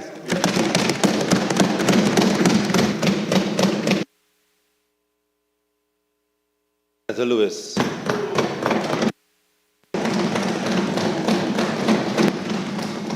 Good afternoon, Mr. President, members. Listening to this debate both on television and today, I would ask for a little bit of charity for this presentation. I hope. The presentation and the focus is on the budget. And in looking at the budget, I had to figure out how to analyze it. I decided to use a very, very simple analytical technique, no less powerful for its simplicity. It is colloquially called traffic light analysis. It starts by asking, what is good in the thing that you're looking at? And almost always there is good to find. What needs to be fixed? Traffic light analysis, because you start with the green. Green is not perfect. Green is that which is good, on which you will build for the future. You could always improve it. Red is not failure. Red is that which perhaps used to work, needs to fix, needs to change for it to be brought back and made relevant. And the yellow, the amber of the traffic light, Mr. President, is what are the innovations and changes that you would like to approach it with. Now, the trick with this form of analysis is always start with the green. Because if... Officer at the rear, there seems to be some noise coming from those exiting. Deal with it, please. Continue. Thank you very much. The trick with the analysis is to always start with the green. Because what the research shows is that if you start with the red, you almost never leave the negative. And negative comments tend to stimulate their own momentum. So let me start with a review, my very simple review of the budget, starting with the things that I think are positive. One is, I think, the economic fundamentals noted by the minister provides a very good batting wicket. It's, quite frankly, more favorable than I have seen in many a year. I think with the budget there is clarity. And this can be seen from public reaction, not just my own views on it. I think the assumptions seem reasonable, but as with all things, there are assumptions. So things can change, often with a moment's notice. But there is continuity, which provides for a degree of predictability which is necessary in any kind of policy making, whether in business, whether in individual life, certainly whether in government. It is not bad at all as a first cut. And I do commend the teams at the Ministry of Finance and the Ministry of Planning. But I also look forward to the mid-year review, because one of the things I've learned is that course corrections are almost inevitably required. Sometimes budgets become obsolete even as we start to implement them, having built a few myself over the years. Creating a good budget is about a complex balancing exercise. The budget ought to reflect a plan, and I do very much take the comment, I believe it was in one of his submissions of the Minister of Finances, that if I had to put every single backup and data to every single point, I'd be talking for 10 hours, not 3. And I do take that point. And a plan is about finding the balance and about making some very hard choices as to priorities. Because if resources are limited, then we have to make some very hard decisions sometimes about what we will put money into. If we simply take the funds and we scatter them across programs, you end up not achieving very much, except the initial satisfaction that everybody got a little something. And the other part of it is looking at data. It's amazing how different people could see things in quite different ways. An issue that I've been hearing continually in the comments, both in the House today and certainly in the earlier presentations, has to do with the raising of the retirement age from 60 to 65. And I couldn't help but reflect that, is that not just a necessary thing from the finances of the National Insurance Board, but is it not also a positive reflection of successive governments over multiple years, where the average life expectancy in Trinidad is 74? It wasn't always that. The fact that one is able to talk about raising a retirement age is itself a positive reflection on other aspects across the society. And I think that kind of balance is important. Just a quick historical note that might be useful.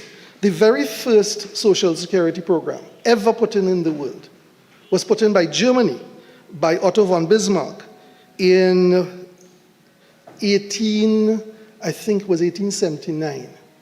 The original age was 70 for receiving a state pension.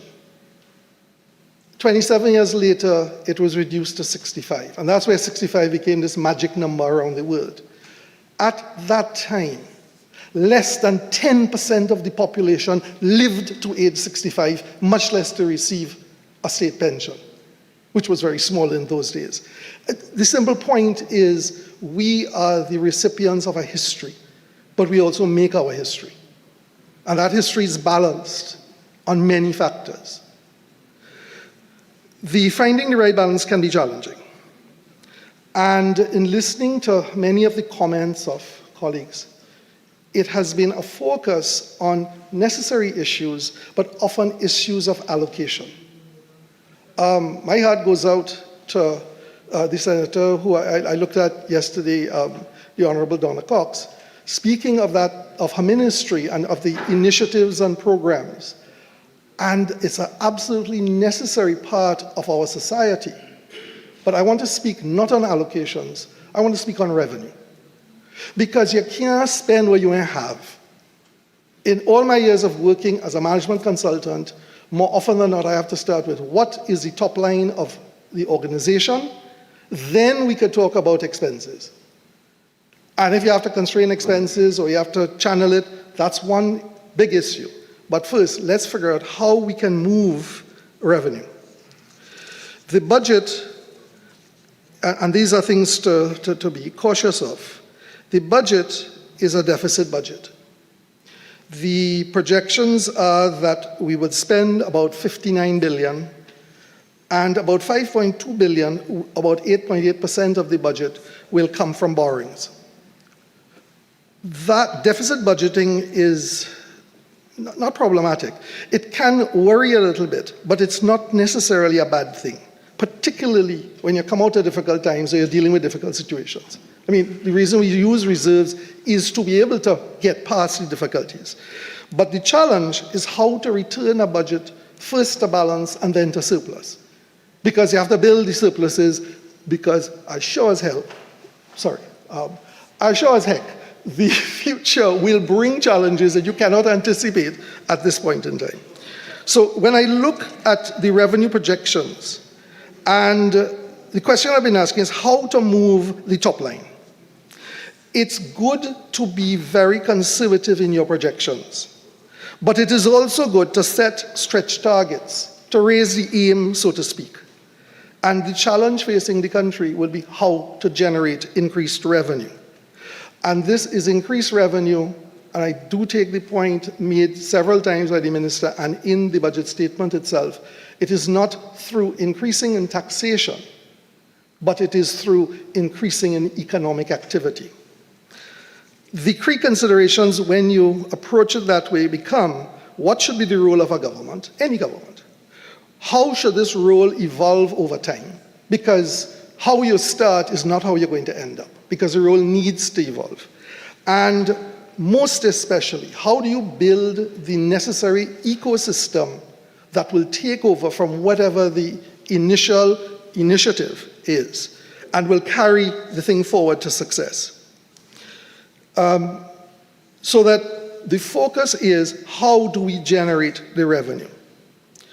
There are many areas that we could look at, but I want to speak and offer some thoughts for consideration in 3 areas. One has to do with diversification, the second has to do with innovation, and the third has to do with exporting and, concomitantly, the development of our SMEs.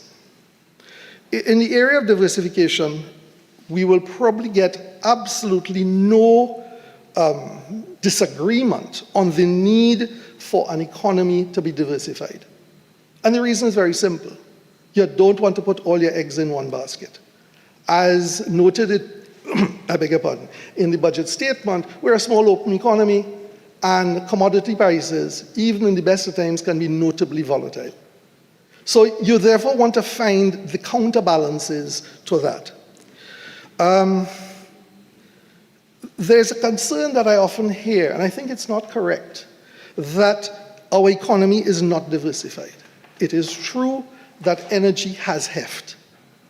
And I suppose because we all benefit from it, I say thank goodness.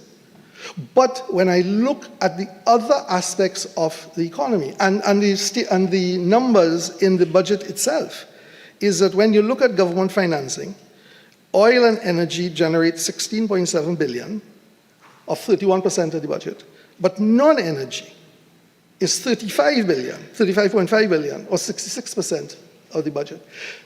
What that translates to is that there is economic activity, and that's coming from somewhere. And that somewhere are the other strands of the economy that are performing. Now, the budget statement did identify a few of those, and I think they're worth noting. We have, separate from the services it provides to the economy, but the revenue it helps generate, our finance and banking sector is not bad for a small economy. And they seem to hold their own regionally and then somewhat further afield. The jump in the last few years of manufacturing from 11%, and it's a sector I know reasonably well, to 17% in 5 years is a remarkable achievement. Now, is it enough? I suppose I might be selfish and say, no, it should be more, but it would be churlish not to recognize that that is very real accomplishment. Our distributive sector provides real efficiencies across the country and the economy. Our services sector, in all its various manifestations, also provides quite a bit of economic heft. The goal I want to suggest, and because the budget statement has dealt quite extensively with the assumptions and the activities and the plans and the projections for the energy sector, I will leave that alone because experts have looked at that. One can have a different point of view, but I don't doubt the goodwill that went into the planning and the projections, and adjustments I'm sure will be made as needed.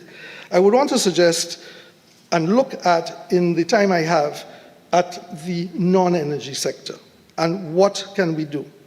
What are the possibilities? Let me offer four. One is tourism.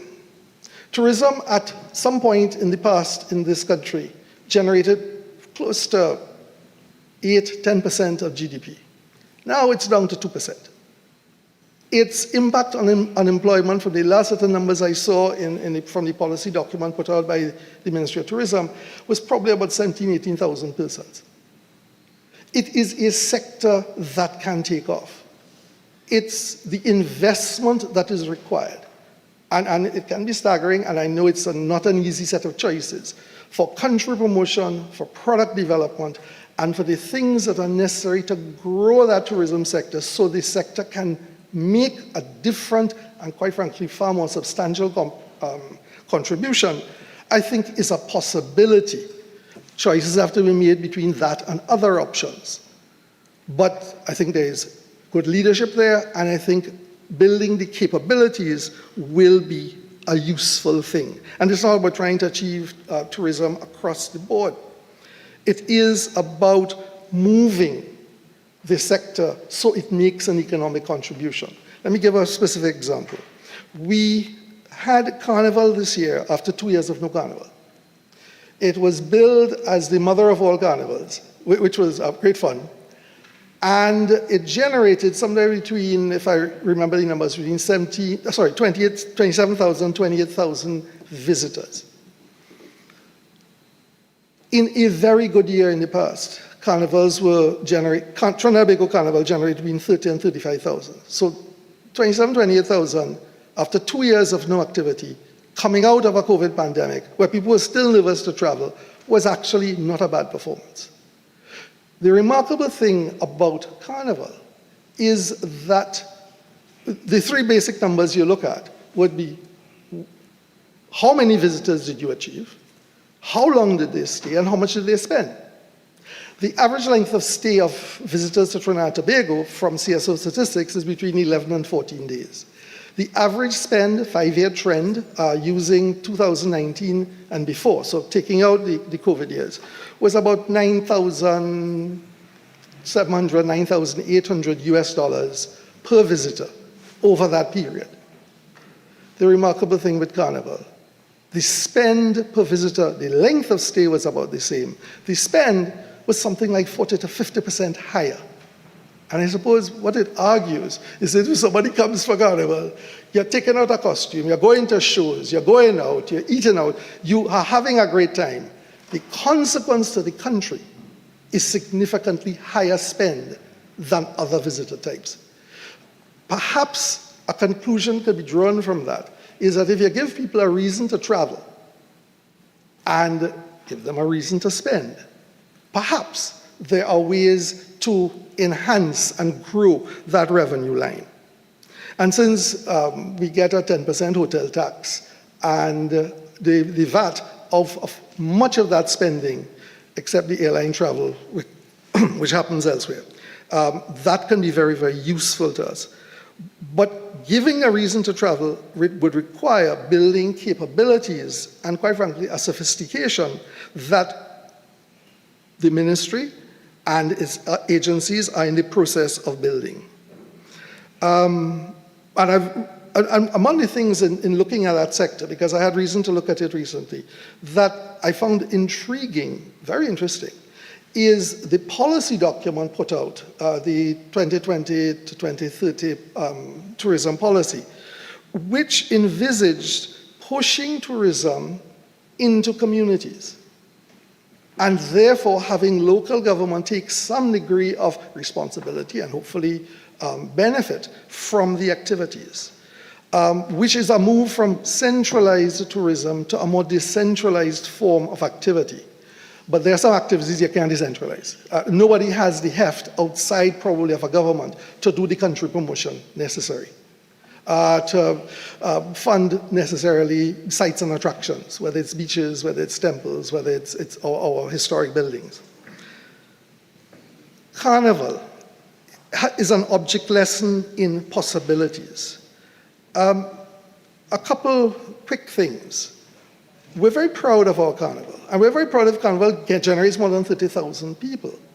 In looking at it, two carnivals that come to mind. One is the carnival in New Orleans, and of course the other is the grandfather of all carnivals in Rio. Their visitor count, public records, is New Orleans generates 1 million visitors to their carnival. Rio, 1.7 million. There's a little bit of ways we could go. I'm not saying let's go for 1 million visitors, but there's a little bit of ways to go from 25, 30, 35,000 visitors. We could do better. And I suppose my theme in all of this is how do we, with nudges and with the right leverage in the right place, generate increased performance and increased revenue.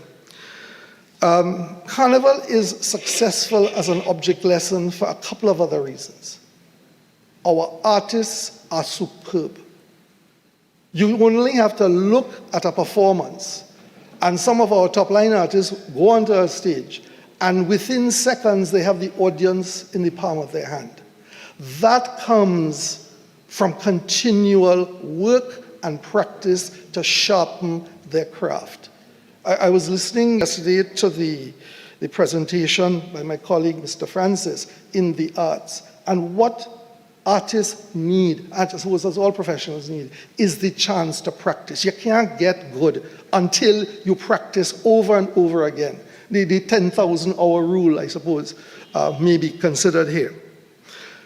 The other object lesson of Carnival, separate from the entertainment capabilities that the country has, and it's a part that people often don't see, which is great because you take it for granted. It is the infrastructure that we have. You want to put on an event of 10,000 people, you could go and get a stage, a sound system, a light system, a security system, a fencing, a seating. It's amazing what you can get, and very often we export that to other places that are now developing their carnival. So the technical infrastructure, the capability, many, many years ago I worked in theater, and I worked in theater technical, therefore in performance. And developing that is a very real asset. And the question that we have is how do you take the assets that you have, tangible and intangible, to use them productively for revenue generation? It's just an idea. When you talk to people in this sector, they tell you that their low season is between September to November. Don't talk to them in the high season because they have no rooms, there are no flights. In the low season, occupancy drops and they're very willing to accommodate it. So the question becomes, how do you take the experience and the management of something like Carnival to move it forward into other parts of the calendar? And it's not necessarily a carnival. It could be a range of festivals. So whether it's a music festival, a gospel festival, a jazz festival, we have to give reasons to visit, and those reasons to visit can generate for the country revenue. Because of limited time, I need to move on, and I want to move on to innovation. And I want to because I think there is room for substantive movement and action by the government and by the various parts of the society to shift innovation. The first thing I want to address is what is the myth, in many ways the lie, and in many ways the misunderstanding around innovation. Let me read from a recent report. And this is talking about Trinidad and Tobago. This is a foreign report, but based on data we provided. So the people are not wrong, but they're saying, this is what you say about yourself. This is the conclusion we drew.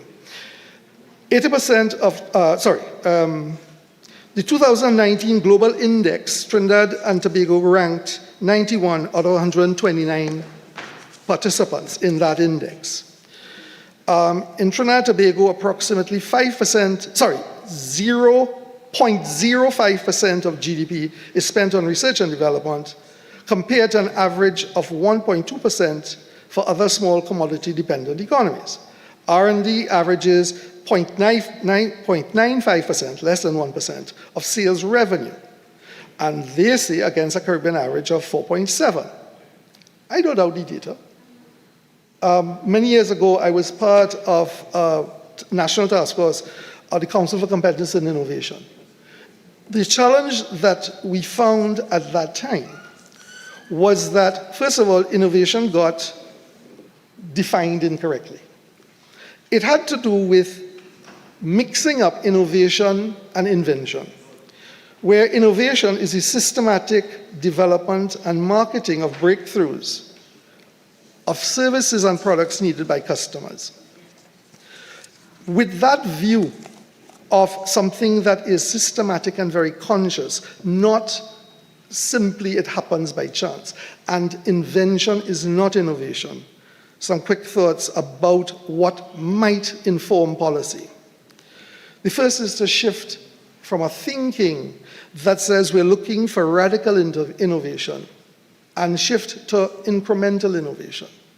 All of the successful organizations I'm aware of, really that's their area of focus. And quite frankly, according to research, 90 to 95% of all innovation is incremental. We love the romantic image of breakthroughs. The reality is this is where the tortoise wins the race, not the hare. It needs to have a very clear focus on commercialization. I see people doing things all the time in our country, but they really don't quite understand how to make money from it. And innovation is about how do you take something and make money from it in a very productive way. It has to be market-based and export-oriented if we could make it. And it requires the unblocking, sometimes, of regulations, sometimes that are decades old.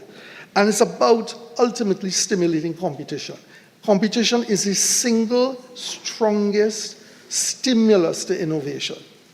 Stimulate competition, whether in sports, whether in school, whether in other places, in a positive way, you bring out the very best of people.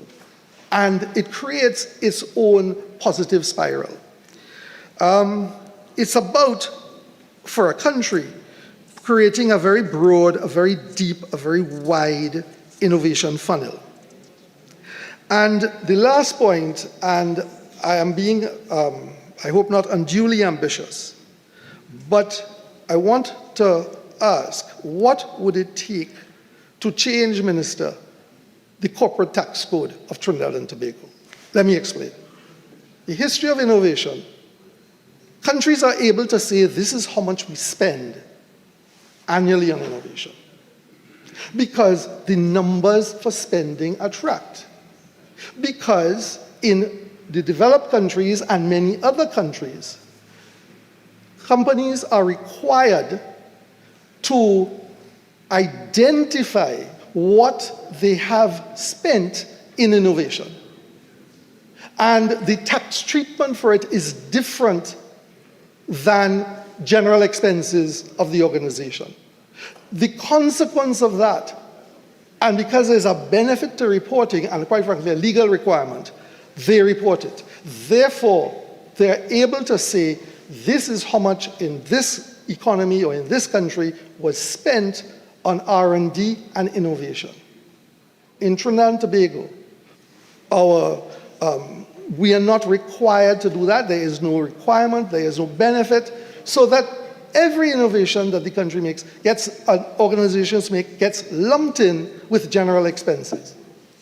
And we get the comment that we underspend by a significant degree on innovation.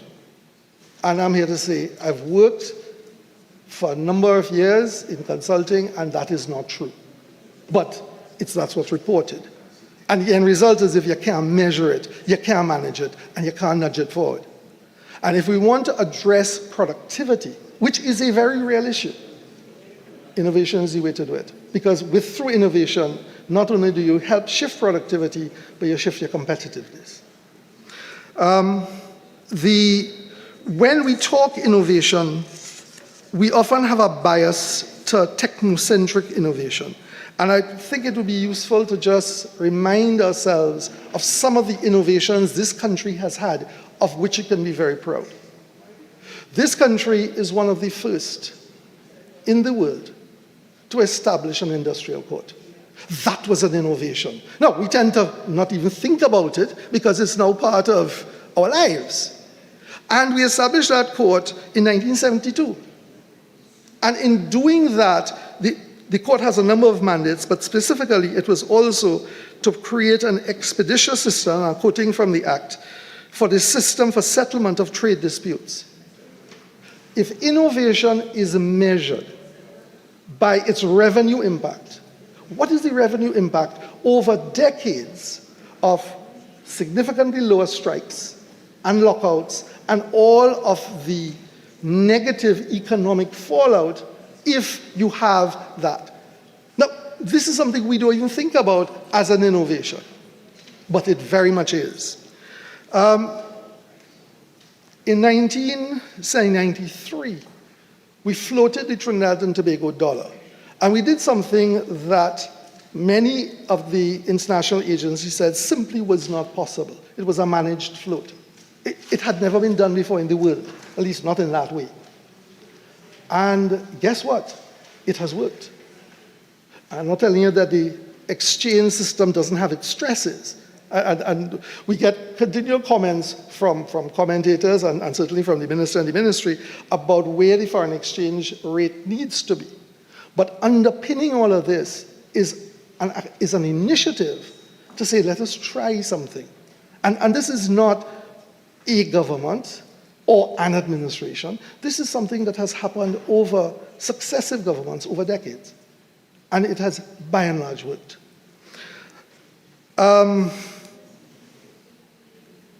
The Interreligious Organization of Trinidad and Tobago is one of the first organizations of its type set up. And these are simply leaders of various respective religions in a multicultural, multiracial, multi-religious society that get together once a month and simply talk through what they see as the issues.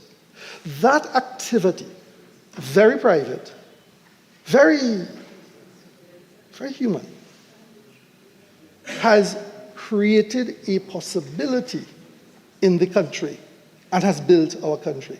Not every innovation has to be profit-driven in an absolute dollar and cents drive. But some that are, a couple others before I move on. It is, we experimented with and developed all-inclusive feds. I remember going with my wife to the first all-inclusive fed, which was put on by UE. There were forms of all-inclusive before, but the first real genuine all-inclusive was done by UE. And then everybody followed. We did a quick calculation, some friends and I, looking and saying, okay, how many feds this season? How many in all-inclusive? What is the attendance on the fed? Multiply by the ticket price, and the revenue number was staggering. That's an innovation. And then we fast forward to carnival bands. So whether it is the wee-wee truck, or the truck that repairs your shoes, or the rest and massage truck, or the truck simply to put up your feet, that is a massive innovation. We take it for granted. And I suppose it's saying something about us that others come and look at us and say, ooh, I wish I could have that, and we take it for granted. One very quick example. I was part of an innovation seminar, and the concern expressed by my fellow Trinidadians had to do with mass transit. How do we move large amounts of people quickly? And there were lots of ideas floated, whether we should bring in a light rail system, whether we should increase the number of buses. I think, Minister, you spoke on that. And so in a pause in the conversation, someone who was not from here looked at the Trinidadians, myself included, and said, what are you all talking about? I wish I could take back to my country what you have. And the Trinidadians looked at him and said, what do you mean? He said, let me see if I understand your system. You have a system called taxi, maxi taxi. Most of the taxis are owned by private entrepreneurs. So you have 20, 25, 30,000 taxi owners who own their own vehicle, who respond to the surges in demand automatically. So fellas will start work at 4, 5 o'clock in the morning. By 9 o'clock, the traffic has dropped. They go and they take a rest. They're back on the road at 1 o'clock. They close off at 7 o'clock. And his comment, which stuck with me over all these years, is your country moves hundreds of thousands of people in relative safety, in relative comfort. I know we could always talk about how taxis drive, but in relative safety and in relative comfort, very responsive to the demand, without the requirement of government intervention except a very light hand touch, regulations that say you can't drive in a vest and slippers. You have to pay in the maxi taxi in a standard color so people could identify you. But outside of that, the government doesn't even get involved in the setting of fares. They allow the marketplace to deal with that. And the visitors from outside of Trinidad looked at that and said, by God, you all have done a marvelous job. And the interesting thing is that until somebody says that to you, you don't really think about it. And I could go on. I mean, whether it is pan, whether it is doubles, whether it's shark and bake, whether it's roti, think of the things that we have done that drive innovation.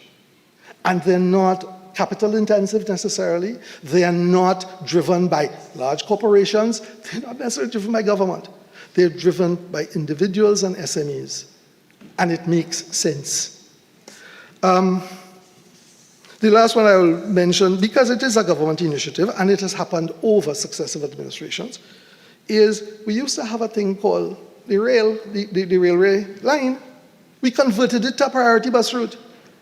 That is an innovation. Senator, you have 5 more minutes. Thank you very much, sir. So the questions I would ask is, how do we enhance our innovation strategy to make that possibility real? The last item I want to touch on very, very quickly is somebody has to pay the bills and we have to generate foreign exchange. And we have to boost SMEs. The country has roughly 30,000 businesses. People often think the number is much higher. 90% of them have 10 or less employees. The vast majority of businesses in this country are what the Americans would call mom and pop. But that is where the strength of it is. How do we improve that? And how do we move that possibility? If you look at Trinidad and Tobago as a market, you have 1.4 million people. In talking to a Tobagonian, he said, "Boy, I'm glad we part of Trinidad, you know." So we say, "Why?" He said, "Because Tobago is 55,000 people. I am part of a common market where I could sell into a much bigger market." That was a view, as a Trinidadian wouldn't necessarily look at it that way. That guy saw it that way. When we look at CARICOM, we move from 1.4 million to 19 million. And when we look at the near abroad, which would be Central America, it jumps to about 181 million. Now, you have to learn to speak their language. But those are the realities and possibilities that we can move forward. So in closing, how do we do better, as Stalin would challenge us? It's a truism, but it's no less true for being a truism. And I think we can do better. And I would want to propose a focus on the budget of how do we move the revenue line. How can we strengthen and boost revenue in the budget? How do we move this and use the strengths we have? Because among the intangible strengths that Trinidadians bring is a willingness to experiment and diversify and find a way. In moving forward, just some very quick thoughts. We need specific action to move revenue. I think that work can be done in terms of enhancing the diversification that is already present in the economy, but needs to be built upon, on boosting innovation that will drive productivity, and bringing an urgency and a verve to exports. The challenge we will face is, and there are two. When I listened to my fellow senators and I was preparing this, I asked, for whom do we speak? We speak for the future. We speak for those who are going to come and say, what did you do? At some point, energy resources are going to not necessarily run out, but the whole complexion of that industry is going to change. Our challenge is to create the other legs of the economy now that will carry us through that race. And with that, Mr. President, I conclude and thank you for the opportunity, and I hope some of these remarks were useful. Thank you very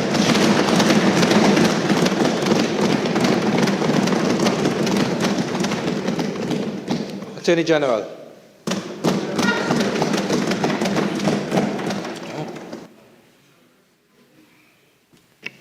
Honorable Senators, before the Attorney General begins, just permit me to congratulate Senator Lewis on his maiden contribution to this Senate.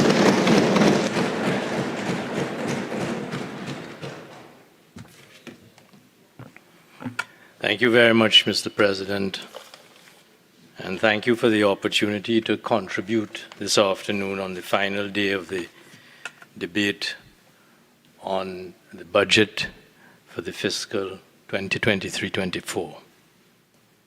Before I begin, Mr. President, allow me to make just a few personal remarks. First of all, to express my personal regret while at the same time saying congratulations to Ms. Jacqueline Sampson Miguel. My regret at the fact that we are losing access to such an enormous national treasure. But at the same time, to wish her the very best in her retirement.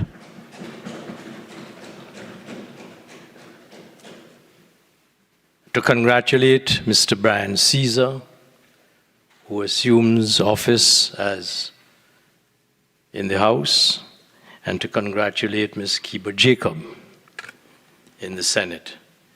May I also offer my congratulations and best wishes to the newly minted independent senators, and to take the opportunity as well to congratulate the independent senator, the Honorable Francis Lewis, who I know and consider a friend, and to congratulate him on his truly remarkably prescient and important contribution this afternoon. And may I express, in the year and a bit that I have worked in this chamber, may I express my appreciation to our outgoing senators whose invaluable contributions I benefited from. And on one last final note, if I may, and one of deep regret, to put into the records of this House my sense of loss by the passing of my dear friend, Basil Perez, who started off in chambers with me. Many persons, given the hallowed space that he has carved out for himself as a journalist, columnist, a commentator par excellence. Many persons forget that my good friend Basil Perez was, until the very last day, a very good lawyer, and a practicing one at that from time to time. With those few indulgences, Mr. President, thank you for the opportunity to contribute to today's debate on the national budget for the fiscal year 2024. I was privileged to sit next to the Honorable Minister of Finance on the 2nd of October when he gave his and this government's account of stewardship over the past 8 years through his presentation of this budget. And I felt a genuine sense of pride to be associated with such a responsible course of management over such a difficult period of 8 years. And I stand here today to endorse the Minister of Finance's financial fiscal package, and proudly to associate myself with a significant contribution to the national and economic well-being of this country. I take the opportunity, Mr. President, to share with this House and the population what can only be highlights, because otherwise I would speak beyond my allotted time and all evening. What can only be highlights of the continued progress in this fiscal year, which the Office of the Attorney General and Ministry of Legal Affairs continues to make in our journey of sustainable growth and development since I assumed office on the 16th of March, 2022. Mr. President, winning the battle against crime continues to be of paramount importance in the legislative support which as Attorney General I bring to the operational and tactical efforts on the part of this government. But I want to stress in everything that I say that when I speak to the efforts that we are making to address crime, I do not associate myself with the prophets of doom and gloom from the other side. The fact of the matter is that the world in which we live is overtaken by violence.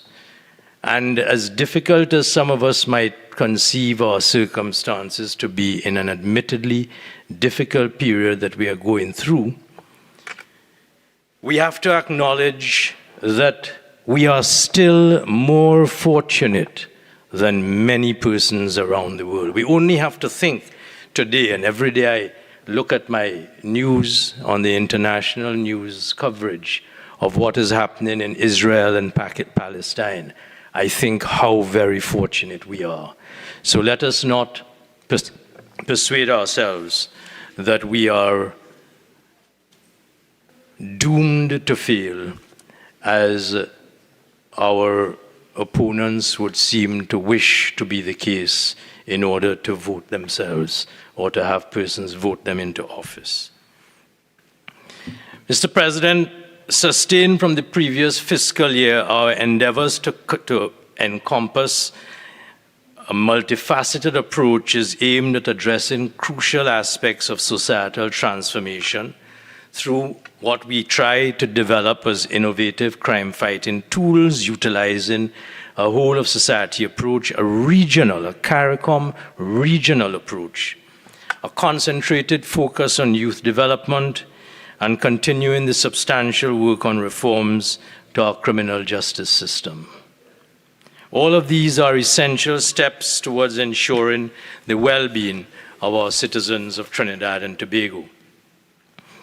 It is in this regard, Mr. President, following the decision taken at the 43rd regular meeting of the Conference of Heads of Government of the Caribbean Community in July 2022, that this government spearheaded the hosting of the Regional Crime Symposium, aptly entitled Crime and Violence as a Public Health Issue.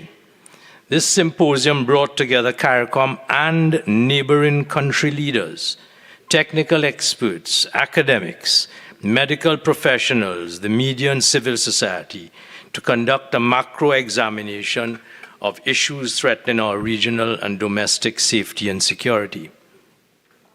As Attorney General, one of the key outcomes from this symposium, which has been spearheaded by my office, is the establishment of a committee of my ministry to follow through on the intended outcomes of the symposium.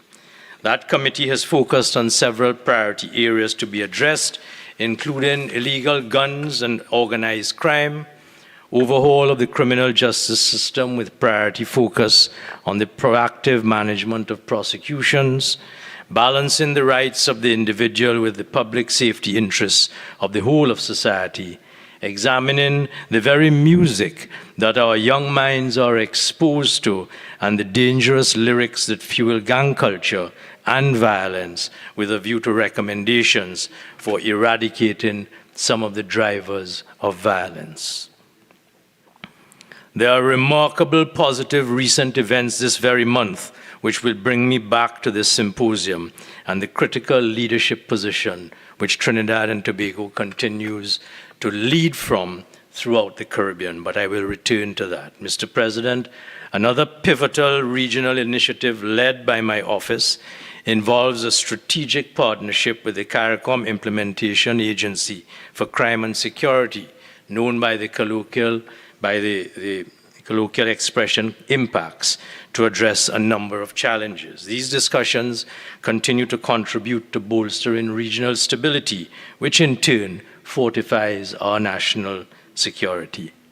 Mr. President, stemming from these recent regional developments, I will now advise on some of the priority projects undertaken by my office under the umbrella of safety and security.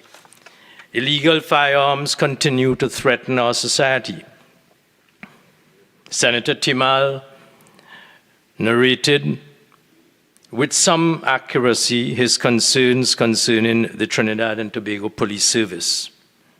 And yet, even as we express those concerns and even as we call on all of our forces to address the issues of crime, let us acknowledge and applaud the renewed and concerted efforts and accomplishments of our police service in the reported very positive results of their surveillance and interdiction work in these past months, resulting in substantial seizures. We've been seeing it on our front pages of illegal firearms, the arrest of fugitives from justice in collaboration with interdiction support from our northern neighbor, the United States of America. Let us acknowledge, even as we share our concerns and we call on ourselves to do better, that we are working to improve our lot. Early 2023, Mr. President, saw successful amendments being passed in this very House to the Firearms Act as a direct response to the regrettable execution of serving prison officers. This amendment to the Firearms Act is part of a broader and more comprehensive strategy intended to introduce regulatory measures designed to reform the firearms user's license and indeed the application procedure, and to introduce additional penalties to address issues surrounding the possession of assault weapons. Mr. President, we are in close collaboration with our international partners in the fight against illegal firearms. A very recent example, in July of this year, responding to a request for support from the U.S. Department of Justice in conjunction with the U.S. Homeland Security investigations regarding a firearms smuggling case taking place in Miami, the government of Trinidad and Tobago, through the Office of the Commissioner of Police and other agencies, swiftly provided assistance that resulted in a significant conviction and sentencing in Miami. These efforts are further bolstered by CARICOM government's commitment to supporting Mexico in its illegal action against United States gun manufacturers and retailers, with Trinidad and Tobago fully on board, Mr. President, in this collective endeavor. I wish to highlight also through my office that the government has been actively engaged with United Nations Office on Drugs and Crime, UNODC, in its comprehensive and overarching review of the Firearms Act. I'm pleased to report, Mr. President, that this comprehensive overhaul is well underway. Along with our policy researchers and drafters of the Law Reform Commission, one of the hard-working departments of the Ministry of the Attorney General, who have been tasked to explore with a view to developing further amendments to the Act the phenomena of 3D printed firearms, firearm freeze, and buyback programs, all with a view to reducing the scourge of illegal firearms in circulation. My office is also collaborating with stakeholders on the storage and disposal of expired firearms and ammunition to prevent the illegal circulation of these in the society. Mr. President, in addition to firearms, this government has long identified bail restrictions as a key measure in the fight against crime. My office is working on and refining a comprehensive bail reformation legislative package and has implemented a multi-pronged approach by 1, completion of a policy paper on bail for murder to align with the Privy Council's decision in Achille Charles. 2, a comprehensive review of Section 5 list of offenses of the Bail Act. 3, review of the source of funds and proceeds presented to secure bail. 4, a review of sureties with a view to better managing professional bailers. And 5, liaising with and receiving suggestions on bail reform from one of Trinidad and Tobago's leading criminologists. I am very keen to bring this bill back to Parliament as part of the upcoming 2023 24 legislative package. Another aspect, another critical tool intended to join the crime-fighting armory is the Controlled Operations Bill, Mr. President, which provides for the authorization, conduct, and monitoring of controlled sting operations. Undoubtedly, this bill has the potential to significantly assist law enforcement in combating crime, such as money laundering, human trafficking, and the trafficking of guns and drugs and firearms. In this regard also, it is my resolve to bring this bill to Parliament with the upcoming legislative year. In addition to the fight on hard crimes, Mr. President, this government has consistently prioritized the protection of women and children and vulnerable members of our society in our legislative approach. The Sexual Offences Amendment No. 3 bill was laid in the Senate on January 11, 2022, sent to a special select committee of the Parliament. The bill creates the offence of voyeurism. It is an important piece of legislation aimed at keeping pace with the need not only to protect the vulnerable, but to update our laws to reflect novel methods of criminality. Mr. President, this bill is intended to join with the Sexual Harassment Bill, which seeks to define sexual harassment and to provide redress for sexual harassment at the workplace. In October of last year, the Office of the Attorney General held a roundtable discussion on this bill with key stakeholders. The critical recommendations emanating from these fulsome discussions have assisted tremendously in reforming the draft bill, which is now in its final stages at the Law Reform Commission. Together with the Sexual Offences Amendment No. 3 Bill 2021, therefore, the report for which was laid in the Senate on June 14, 2022, these two bills will shortly be brought to Parliament for final debate and passage. Another initiative spearheaded by my office, Mr. President, is the Justices of the Peace Bill, which is a bill not only intended as an exercise in procedural refinement. It is an investment in the integrity and the efficacy of our justice system and is on our Law Reform Legislative Review Committee agenda to be discussed as early as Thursday of this week, 2 days from today. Mr. President, rehabilitation and recidivism are key to tackling crime from a whole-of-society approach. Successful reintegration into society is of the utmost importance for the individual, the community, and the state. The Criminal Records Bill 2022, which governs the rehabilitation of offenders who have committed minor offenses, will provide for the expunging of an individual's criminal record once they have satisfied the prescribed criteria during the relevant rehabilitation period. I intend to bring this bill also during the forthcoming legislative year. Mr. President, I promised to return to the Regional Crime Symposium on Crime and Violence, initiated by the Honorable Prime Minister of this country, crime and violence as a public health issue. In point of fact, Mr. President, as recently as this very month, the 18th to the 20th of October, 2023, the Caribbean Court of Justice Academy for Law hosted its 7th Biennial Law Conference in Barbados.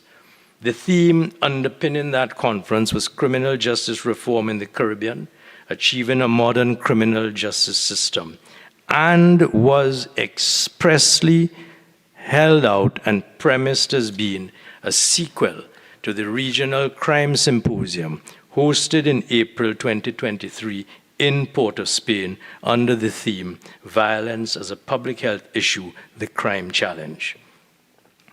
I am very pleased to say, Mr. President, that my office sponsored the attendance of the Director of Public Prosecutions, one of his Assistant Directors of Public Prosecutions, 3 members of the Criminal Justice Unit of the Office of the Attorney General and Legal Affairs, led by the director of that unit, Mrs. Farzana Nazir Mohammed, to whom I pay tribute for her hard work in the ministry, as well as 2 officers of the Law Reform Commission. They were also accompanied by the Chief and Deputy Chief Public Defenders and the Assistant Director of Gender and Child Affairs in the Office of the Prime Minister.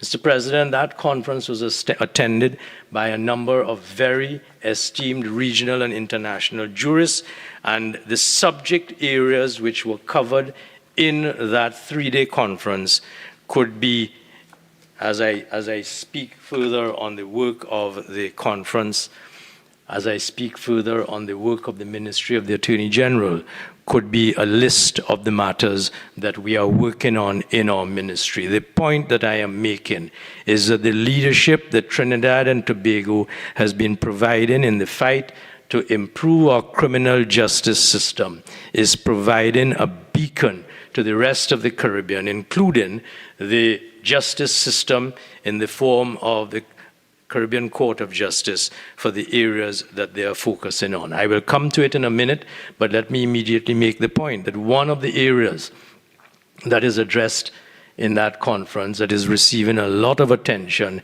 is the piece of legislation that we very recently passed in Trinidad and Tobago in July of this year, a JIPA. That is to say, the legislation which has abolished preliminary inquiries and is going to end the abuse of the criminal justice system of spending 15 years waiting to get a trial without even appearing before a jury. Mr. President, since my assumption of office, I have brought to this Parliament, and the government has passed that law, the Administration of Justice Indictable Proceedings Act 2011, with its 6 subsequent amendments acts, which formed part of a decade-long consultative process to get it right. We have brought it home, a single and singular accomplishment, and I express my gratitude to all who have accomplished and enabled the accomplishment of this milestone.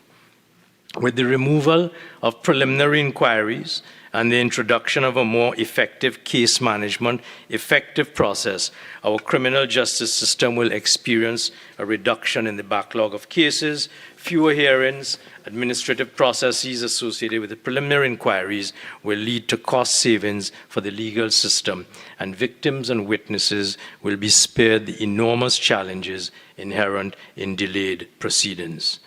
That act will replace the old preliminary inquiry process with new sufficiency hearings, provide for retroactive application of its provisions, allow for indictments to be filed from the beginning of the pretrial process, with the exception of voluntary bills of indictment, and provide for police prosecutors who are legally qualified to conduct initial hearings.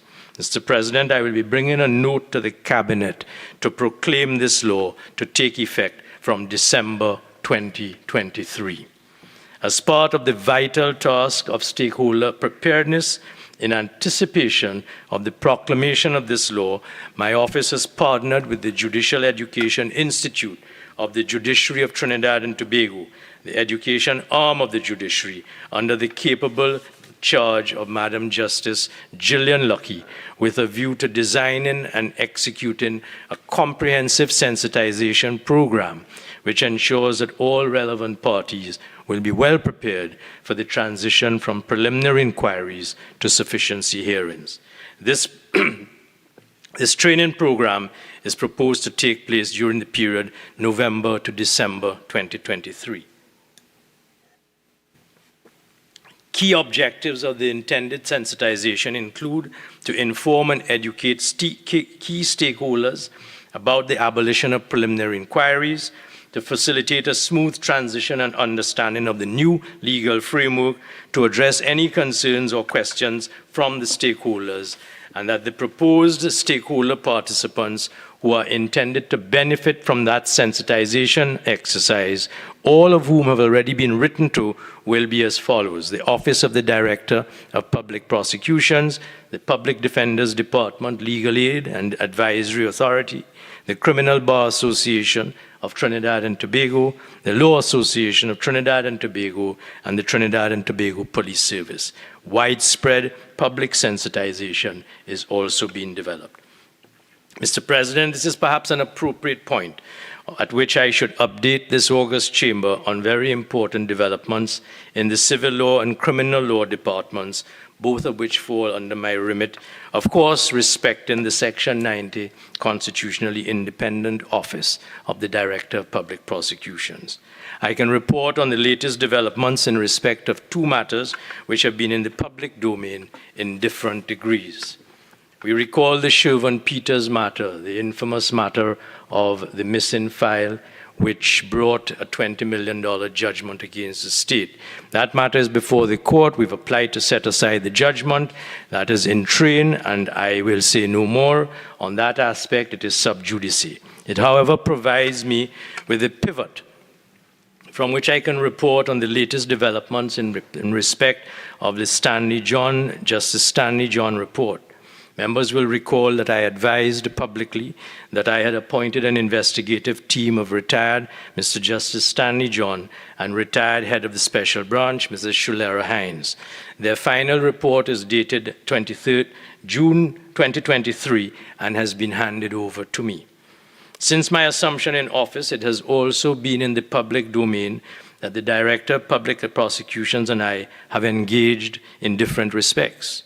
Out of that engagement and collaboration, there has emerged a consultant report with reference to the criminal law department, authored by a well-respected national public servant. Both the Director of Public Prosecutions and I have agreed to treat this process with appropriate discretion and confidentiality. For the record, Mr. President, for purposes of accounting to this chamber and to the citizenry, today, suffice it to say that the Stanley John report and this consultant report were placed by me before the Cabinet on the 19th of October, 2023. I will this week be writing to the Solicitor General acting, the Chief State Solicitor, both of them being heads of those two departments of the Civil Law Department, and the head of the Criminal Law Department, the Director of Public Prosecutions, to invite them to continue to engage with me on these reports which I have laid with the Cabinet. Mr. President, one of the more important pieces of legislation that was also passed in this August House since my assumption of office is the Arbitration Act number 11 of 2023. This act ensures that Trinidad and Tobago is better positioned as a center for international and regional commercial business to build the capacity and competence to become a seat of arbitration, as Trinidad and Tobago being the preferred place for international arbitration. In anticipation of and in preparation for the implementation of this act through my office, stakeholder engagement and training is being facilitated literally now as I stand here and speak at my office at the corner of Richmond and London streets. As recently as yesterday morning, Monday the 22nd of October, I was privileged to present remarks at the opening of the 53rd Annual General Meeting, Conference and Exhibition of the Shipping Association, Caribbean Shipping Association, which continues today. I spoke to the fact that this government recognizes that internationally accepted best practices for dispute resolution are important in assisting industries such as the shipping industry with their mandate for self-regulation, and that, with this in mind, in my first year in office, I made it a priority to bring the Arbitration Act 2023 to the Parliament for successful passage into law in July of this year. The Arbitration Act 2023 has not just modernized the Trinidad and Tobago's legislative framework, Mr. President, in this area of dispute resolution. It creates a far more level playing field for all disputants and opens our republic to becoming a preeminent arbitration center. I said yesterday to the members of the Caribbean Shipping Association and the Shipping Association of Trinidad and Tobago, one of its founding members, Trinidad and Tobago is open for business. Mr. President, In addition to the Arbitration Act, we are hard at work, which has been passed into law and is now law. We are hard at work on the parole bill. We are hard at work on amendments to the Evidence Act to allow for witness anonymity to enable better improvements in the evidence that comes before our courts. And in that regard, I wish to thank Ms. Nirana Parsan, head of the process review team of the Attorney General Legal Affairs, for the invaluable support of her department in bringing the Arbitration Act to fruition. Mr. Neil Ramkisoon of the Attorney General's Secretariat is the Ministerial Frontline Coordination Manager of all non-criminal litigation, I beg your pardon, not legislation, and coordinates together with the civil law departments to effectively manage a very heavy workload. And I bring to the attention of this Parliament, in particular this chamber, a case which my colleague mentioned this morning, that is to say the Dominic Suraj and others and the Attorney General of Trinidad and Tobago. That is the case which has been brought home by the Secretariat of the Attorney General's chambers, which has, I dare say, and we will see it play out in the debates that we are going to have in this Parliament. It started off as an opposition by the other side to preventing vaccinations from taking place across the public for the COVID pandemic. There were any number of constitutional challenges that were brought to the courts to stop the government and the Minister of Health's attempts to vaccinate the population in respect of the COVID pandemic. That resulted in a victory for this government, and I believe, if I'm not mistaken, I've read it before, this morning the Honorable Senator Diyal Singh read from part of that in which members of this government and the Chief Medical Officer have been complimented for the hard work that they have done in that case by the Judicial Committee of the Privy Council. Mr. President, another example, another area in which we continue as a Ministry of the Attorney General and the Office of the Attorney General to do considerable work is in the area of the Registrar General's Department. We are at work in revolutionizing and finally bringing on stream our computer registration online system, which allows for online computer registration.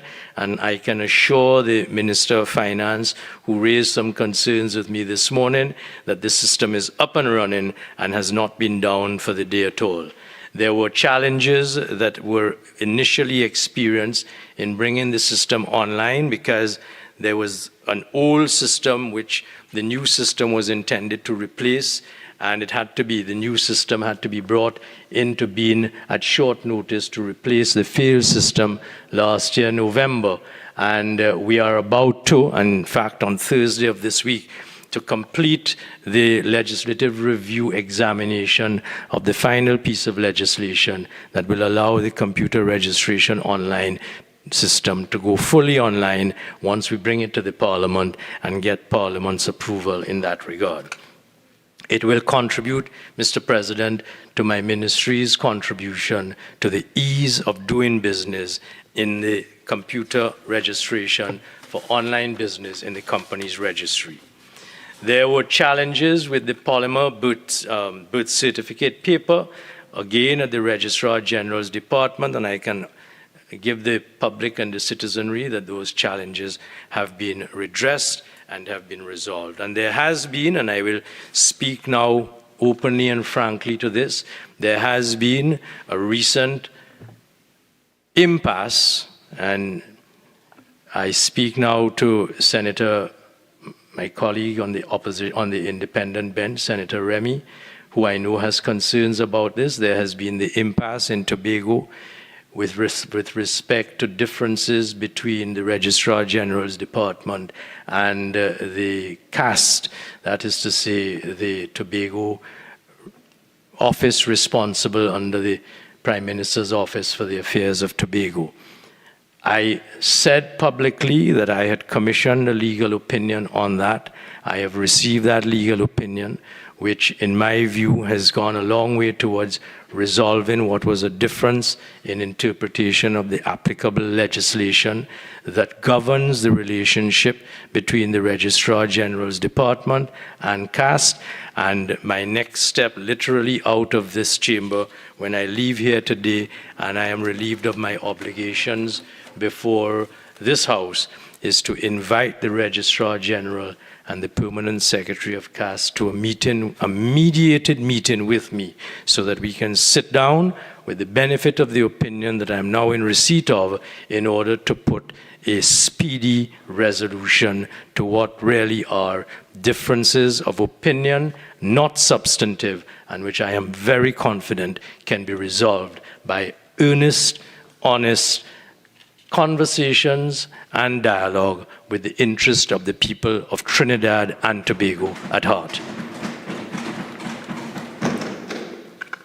We are in the process, Mr. President, of examining and bringing to this Parliament a number of other very significant pieces of legislation: the Cybercrime Bill, the Computer Misuse Amendment Bill, the Data Protection Act, the Electronic Evidence Act, Exchequer and Audit Amendment Act, Electronic Payment Bill. And that brings me to, and I could spend the entire afternoon listing the legislation that we've been spending the last year working on, but I am not going to trouble this House with all of the details. But that brings me, Attorney Mr. General, President, you have 5 more minutes. Thank you very much. That brings me to speak about, in the 5 minutes left to me, of a very significant development that has taken place. And I speak now of the cyber attack on the Ministry of the Attorney General, which forced our shutdown in July 2023. I wish to place on record, Mr. President, the remarkable response and recovery of the Office of the Attorney General and Ministry of Legal Affairs. It was led in the first instance by the immediate response of our very own Director of our ICT department in AGLA, Mr. Roger Seeley, and thereafter, on his bringing the problem to my attention, the Cabinet intervened under the leadership of our Prime Minister, the Right Honorable Dr. Keith Rowley, and the Cabinet immediately called into office, into service, the resources of the Minister of Digital Transformation on a whole of government approach. Senator Backus, along with Mr. Seeley, Director of the ICT Department, and the TTC CERT of the Ministry of National Security, got together and supported very ably by the Inter-American Development Bank, led by Ms. Karina Coburn, to whom I utter my most profound thanks this afternoon, and local support. We were able, within 2 months, to arrest the challenge, to get on top of it. We are back in business, and I must say for the record that we must not underestimate the resourcefulness and competence of the whole of government, led by Minister Backus, in assisting us, and I bow to him today. Remarks were made when he made his deliveries earlier this week on the budget that I pounded my desk. I pounded my desk because of how impressed I am by the whole of government competence that Senator Backus brings to protect the entire government from cyber attacks.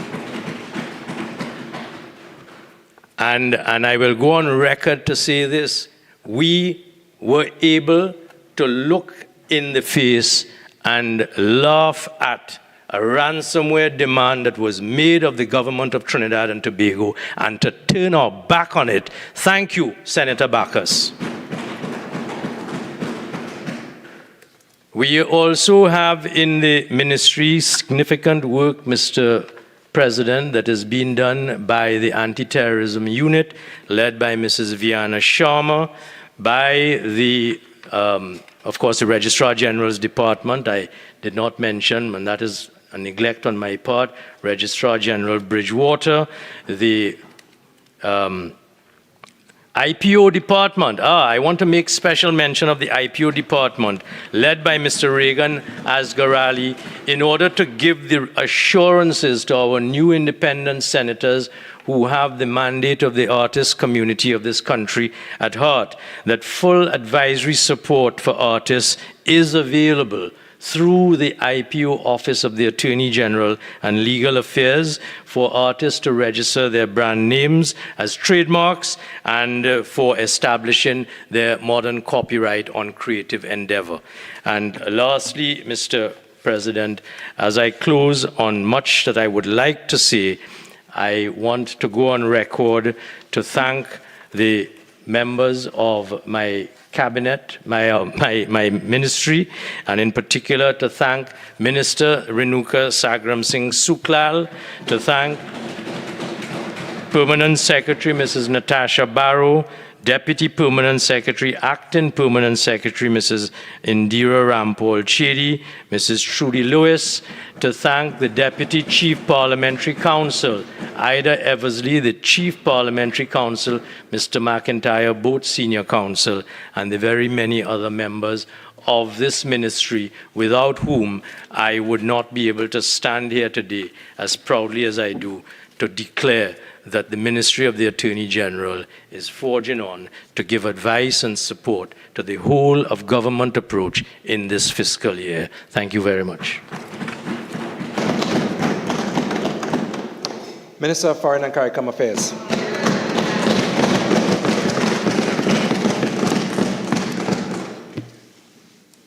Thank you, Mr. Speaker. It is my privilege and honor to join in this debate on the appropriation bill. Mr. President, significant time has passed in this process. We are now in the third day of debate on this appropriation bill, and we've heard from just about every senator thus far. I listened very closely, Mr. President, but this process didn't begin here in this chamber. And we had 4 days of standing finance committee before this, in which many ministers and members were engaged. And before that, the other place, the lower house, engaged in a debate on the appropriation bill, where we heard from elected members of parliament, including the Minister of Finance, of course. But the budget process didn't begin even then, because we had the budget presentation by the Minister of Finance. And even before that, there was a series of consultations and engagements and receipt of proposals and recommendations from stakeholders right across the spectrum of the economy of Trinidad and Tobago, received, processed, and acted upon by the Minister of Finance and his team. Mr. President, during that period, there was, in some elements of society, what appeared to be some anxiety, some predictions were being cast, there was some forecasting, and some of that ended up in the front pages of the local media, where there was some doom and gloom and predictions that this budget would have to contain new taxes, measures of austerity, draconian measures, and measures that are designed to target or hurt those at the lowest rung of the socioeconomic ladder in Trinidad and Tobago. We saw that playing out right here in Trinidad and Tobago, all before the Minister of Finance came with his budget. It got to the extent where you had the opposition, Mr. President, calling press conferences involving, to some extent, the leader of the opposition, predicting something about an inheritance tax during the campaign, during the build-up, all of which was a figment of the UNC's vivid and fertile imagination. All of that ended up on the front pages of the newspaper.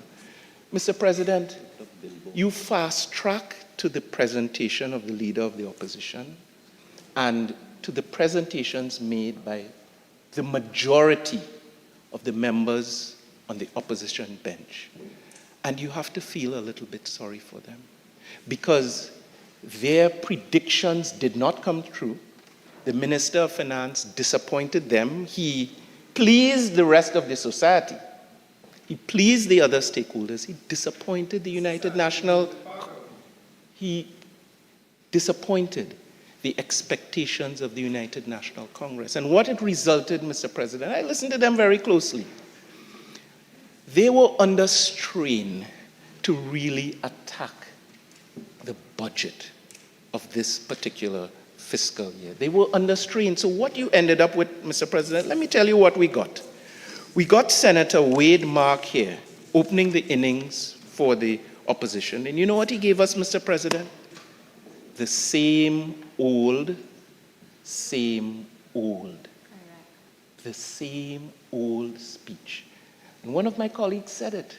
Senator Mark has been delivering the same speech in the Parliament of Trinidad and Tobago for decades now. And Mr. President, the scary thing is, and you know the catchphrases, dictatorship, attack on democracy, pressurization, revolution, a hodgepodge of a parasitic oligarchy, a hodgepodge of some pseudo-Marxism, some labor rights, some anti-labor, some pro-labor, a real pillow from Senator Mark. But it was stereotypical Senator Wade Mark. I know I'm not attacking him personally. Stereotypical Senator Wade Mark, Mr. President, and one really would consider, after how many years as a veteran parliamentarian, to have the temerity to come and deliver the same speech every single time. It must be a disappointment to the listening audience and the members of the national community. Mr. President, Senator Mark, one wonders if he's in government, and he was in government at a particular period. It's not going to happen anytime soon. It is not going to happen anytime soon. But one could predict that Senator Mark would stand up if he was on the government side and give that same speech, because that's all he appears to be capable of in the Parliament of Trinidad and Tobago. Fortunately, we had a little bit of variety on the bench. It wasn't all the same old. We had a contribution from Senator Naked today, Mr. President. I'm not going to spend too much time. I tend not to dwell on some of the members of the opposition bench. I don't think they deserve too much attention. But it really troubled me, particularly, Mr. President, when we had to sit here, members on the government side had to sit here, to be lectured by the likes of Senator Naked about the need to avoid personal attacks. To be lectured by the likes of Senator Naked about the need to avoid personal attacks. Mr. President, there would be members of the national community listening to that, and those who would access the Hansard record and wondered if this was another temporary senator by the same name. Because, Mr. President, again, there's no personal attacks here. There are members, they are participants in the political process in this country who have made it a calling card, their stamp, their brand, their credo, to launch via social media and other locations some of the most unfortunate and denigrating and hyper-personal attacks against persons in and out of public life in Trinidad and Tobago. So that would have been a classic case, Mr. President, of pot calling kettle black. And a gold standard example. Okay, no, Senator Naked. So I've allowed you to self-correct a bit, but it seems to not be taking. Temper the outbursts and allow the minister to make his contribution. Continue, Minister. Mr. President, again, I'm not attacking him personally. But when I heard that kind of assertion and that attempt to lecture on those on this side, I reflect that that type of assertion is a classic case of a leper looking for leprosy. A classic case of a leper looking for leprosy. So, Mr. President, and the other interesting aspect, and I know we have a new psychiatrist on the bench, and I will get to some very positive reflections on new senators' contribution. But there appeared to be a case in an earlier contribution of hunting with the fox and running with the hares at the same time.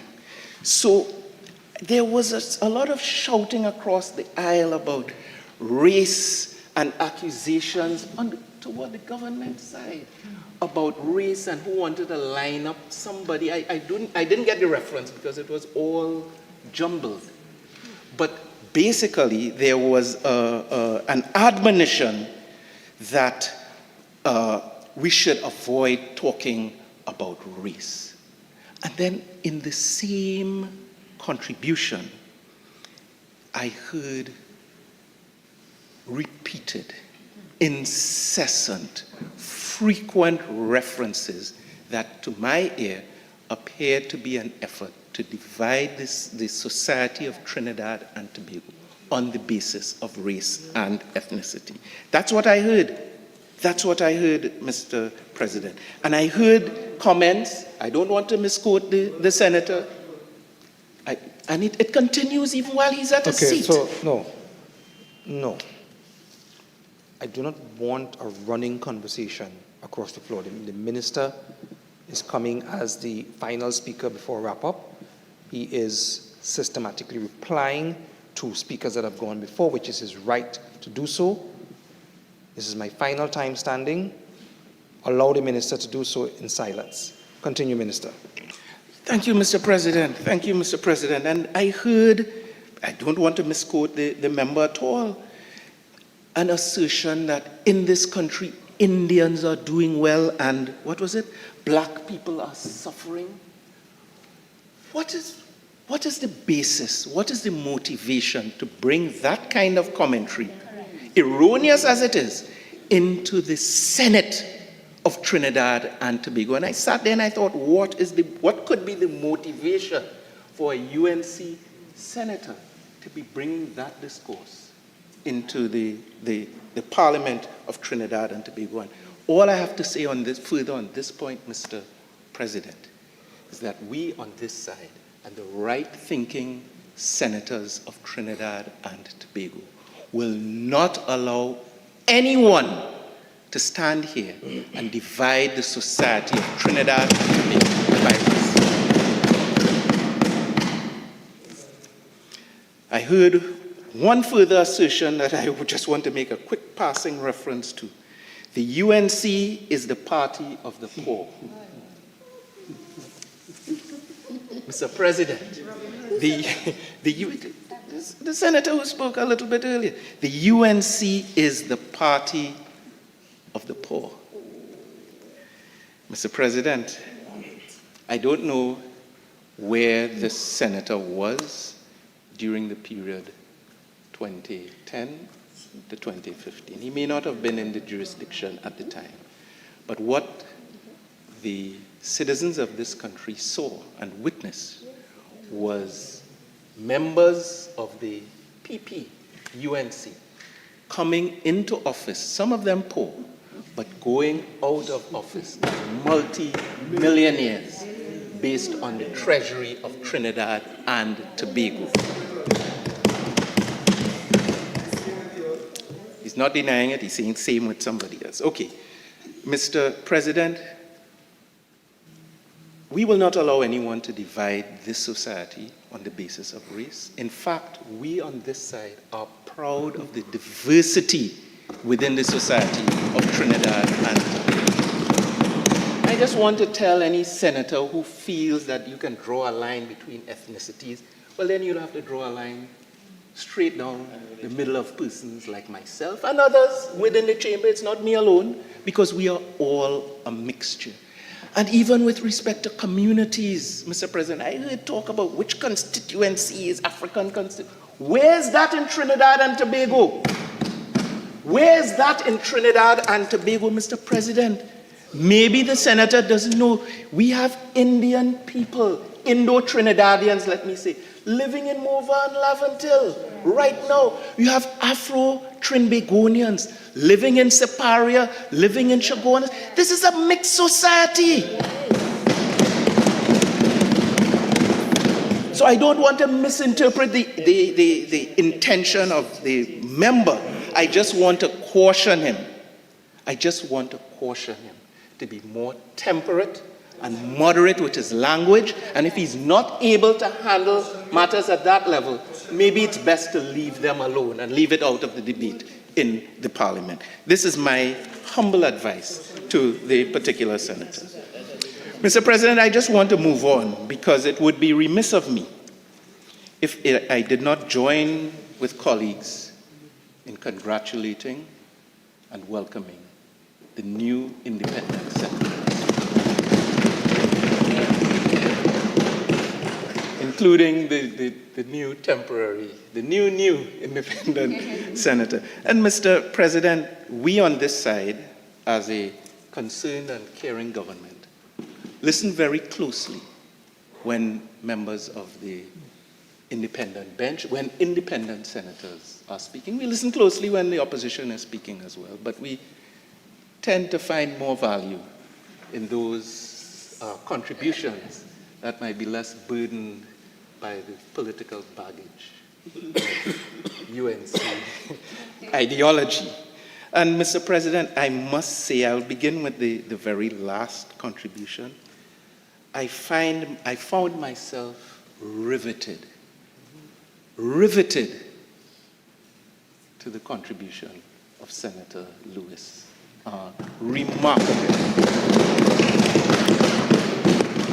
Enriching, balanced. There were clear recommendations and prescriptions. There was advice, and there were some criticisms, and the same applies across the board. I was very impressed, Mr. President. This is not an attempt at flattery. This is to say that not every critic is an enemy. And this government recognizes that. Not every critic is an enemy. But when it comes loaded with malice and agenda and baggage and bile and vitriol, you can't expect the same reception. So I was very, very pleased. And what I heard Senator Lewis recognize, which some may have been a little hesitant to acknowledge, is the progress across the span of the last several budgets brought by this Minister of Finance, where at this stage we have an economy which is not just standing on oil and gas, but also standing quite firmly on the non-energy sector at this time. Thank you. Remarkable. And so while some are hunting for diversification, guess what, Mr. President? Diversification has been occurring. Mr.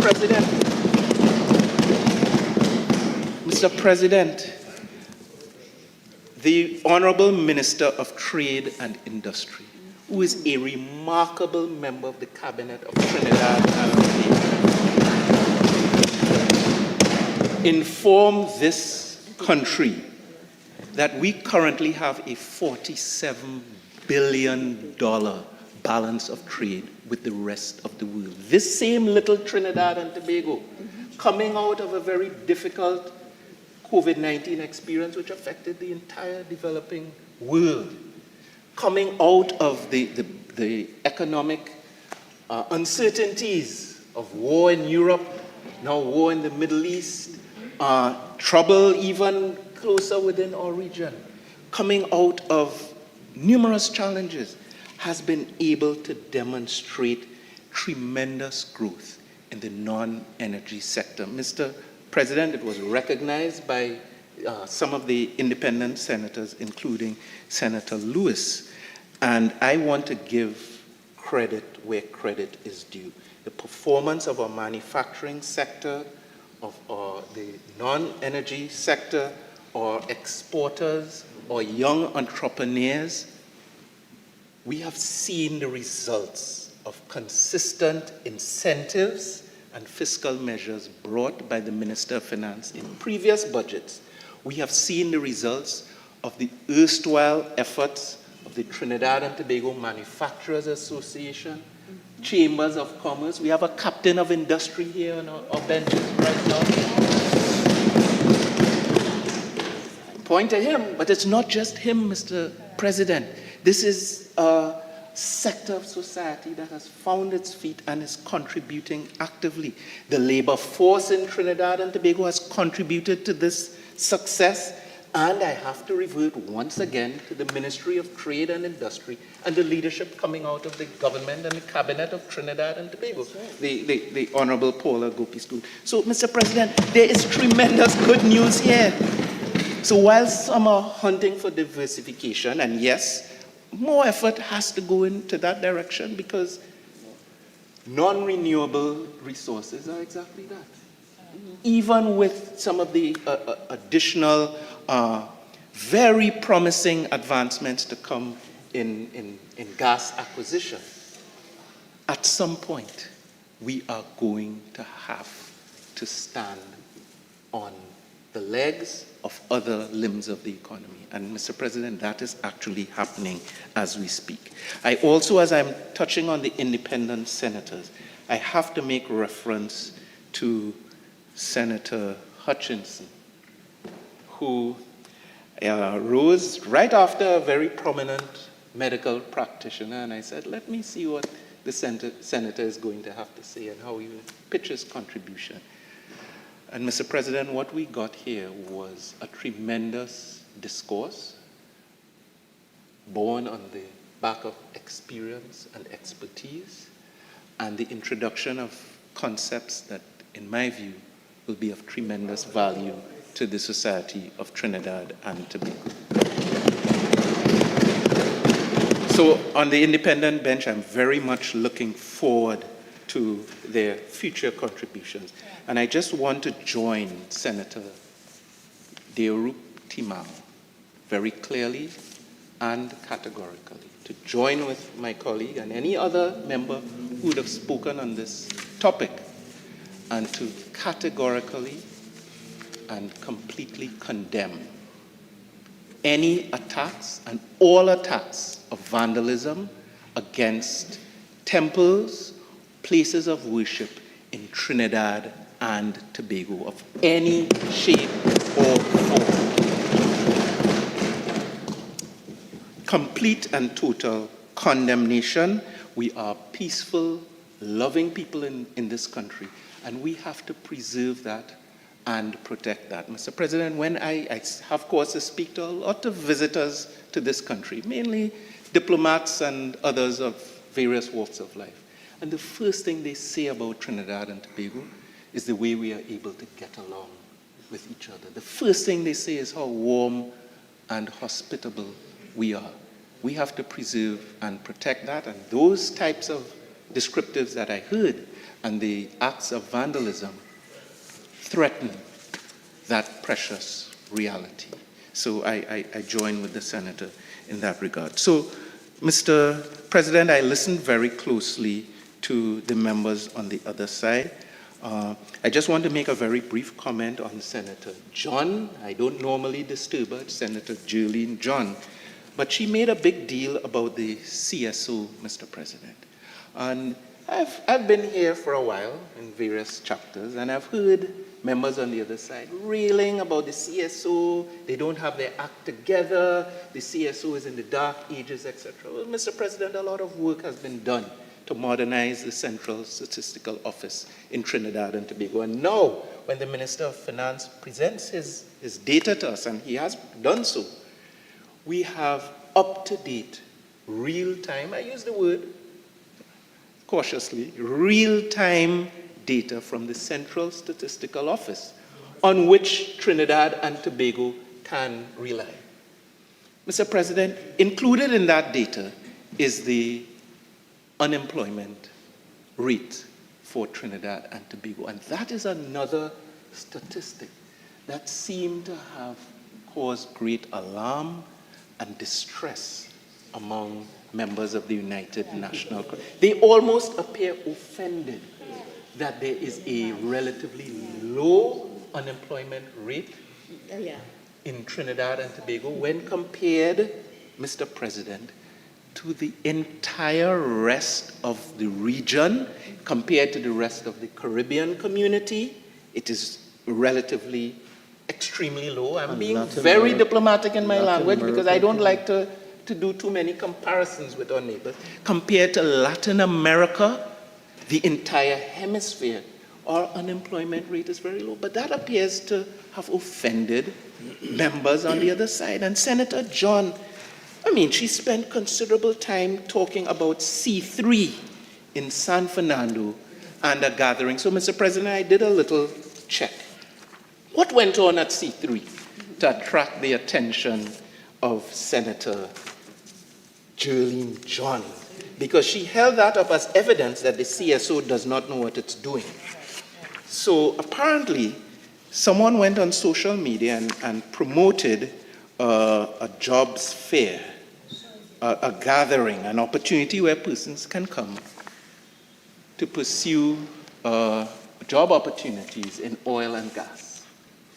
And the senator presented this as everyone wants to leave Trinidad to go to Guyana.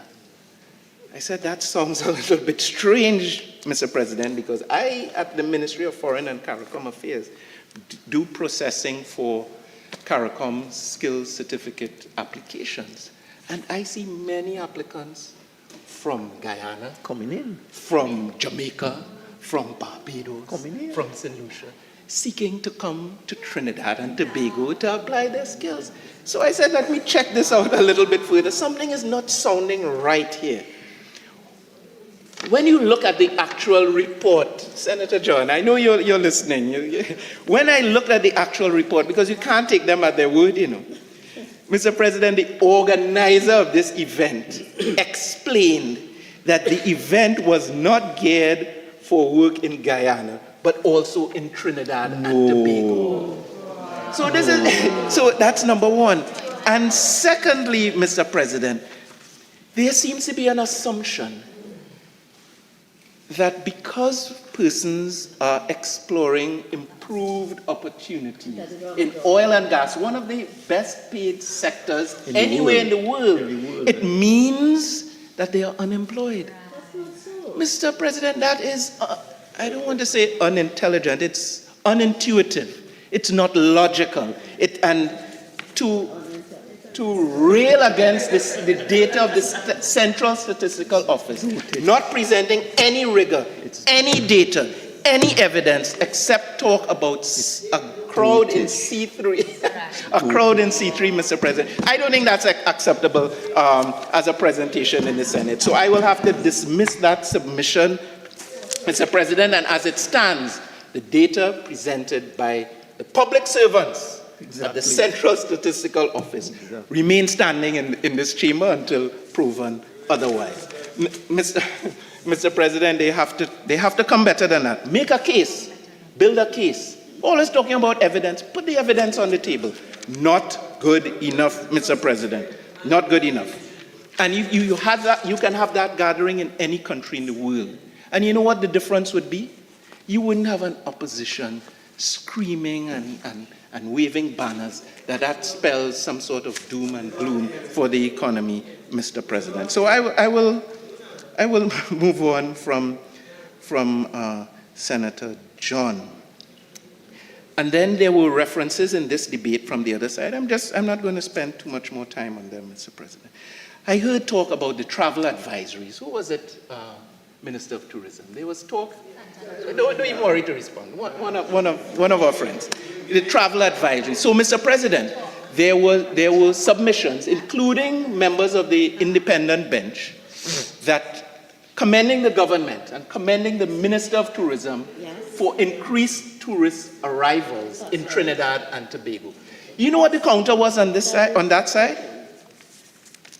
How can you have increased tourist arrivals when you have travel advisories from Canada? It was Senator Lakshmi Dayal.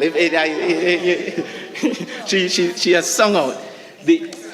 right, the travel advisories, he did not address. Well, I'm going to address the travel advisories right now, Mr. President. Mr. President, because the point was made that what about people going to the beach? So one travel advisory referenced crime risk of beachgoers. And the rhetorical question asked, what about people who want to go to the beach when they visit this country? Mr. President, if you go and you look at the travel advisories issued by first world countries, Western countries, Mr. President, I'm being disturbed a little bit. I will try to focus on my presentation. When you go and you do the research and you actually look at the travel advisories, Mr. President, you see they only look for negatives on Trinidad and Tobago. There are travel advisories issued across the board. So all the major tourist destinations are faced with travel advisories. The same applies to Jamaica, same applies to islands up and down, same applies to South American nations that receive tourists all the time. And guess what? That is part of the milieu. What we do as a responsible government is we engage with our counterparts. We explain there's sometimes language, you've pointed out some of it, that is not accurate. And we do our advocacy. And we look forward to the next advisory and progress and change. But we do have a crime challenge in this country. So what are you asking for? A crime challenge without travel advisories? That is part of the reality that we treat with. But guess what? The evidence was presented in this chamber that the tourism product in Trinidad and Tobago is sufficiently attractive and becoming more attractive, that notwithstanding those other elements in the milieu, the tourists are coming and are enjoying the experience we have. And we can look forward as we are seeing some progress from the Trinidad and Tobago Police Service. The last few weeks has been replete in the media of advances and successes being made by the TTPS, robustly pushing back against the criminal element. We can look forward to improved welfare with respect to our tourist arrivals. So, Mr. President, again, crying against the sky without sufficient robustness in their presentation. And Senator Luch Medial also seemed to have a problem with the amicus brief that has been supported. Now, this is let me explain with respect to the gun manufacturers. Private sector gun manufacturers in the United States of America. Has nothing to do with the US government. There has been a consortium developed of Mexico and a number of CARICOM states, including Trinidad and Tobago, that have decided, listen, while we deal with the criminal element and the illegal gun availability problem within our jurisdictions, let us do what Senator Suniti Maraj and Senator Patterson, Senator Francis and others have admonished us to do. Go to the source. To go to the source, Mr. President. And those guns are not sourced here in Trinidad and Tobago. Those guns are sourced in those first world countries. Not by governments. It's not governments exporting. It's not governments importing. It's people in the private sector. So, and the gun manufacturers are not taking sufficient measures to safeguard where their products end up. That's what this amicus brief is about. So I was very disappointed in my friend Senator Luch Medial that she would have a problem with Trinidad and Tobago joining in a progressive measure like that, because that is us trying to address the source, as opposed to what some others may be advancing, which is just guns for all. That cannot be the solution, Mr. President. Guns for all. Mr. President, I will move on. And then the last reference I would make in this debate to Senator Luch Medial was, I was really disappointed in a comment she made when she referred to the 45th meeting of heads of government of the Caribbean community as a CARICOM line.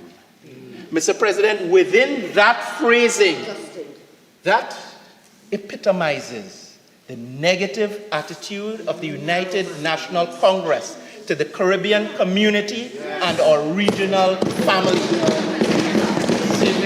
Mr. President, there's no such thing as CARICOM lime when the heads of government gather here, Mr. President. So they will. All right. So there's a low rumble, and it's starting to get a bit loud. Minister, continue. President, every single senator, I know many members of the independent bench, have been presenters, have been facilitators. Where's Senator Thompson? And have been organizers of regional and international fora hosted right here in Trinidad and Tobago, including involvement in organs of the Caribbean community hosted right here in Trinidad and Tobago. And not a single one of the, in culture and in other areas, not a single one of those events and fora and conferences can be considered a lime. And Mr. President, the political hypocrisy takes us back to the year 2013, when under their much adored, according to them, leader of the opposition, Kamala Prasad, the leader of the opposition, they hosted, beside that, they hosted, you know what, CARICOM's 40th anniversary celebration. Guess where that was? Minister, right you here have in 5 more Trinidad minutes. and Tobago. 5 more minutes. Ooh, right here in Trinidad and Tobago, Mr. President. You know how much that cost the taxpayers of Trinidad and Tobago? Over $9 million. That's a 40th anniversary. 10 years ago, Mr. President, you factor inflation, the efflux of time and other realities to host the 45th Heads of Government Conference here, as well as the 50th, much more significant, the golden anniversary celebration of the proud Caribbean community right here at its birthplace in Trinidad and Tobago for just over $7 million, considerably less than the 40th anniversary celebration 10 years before.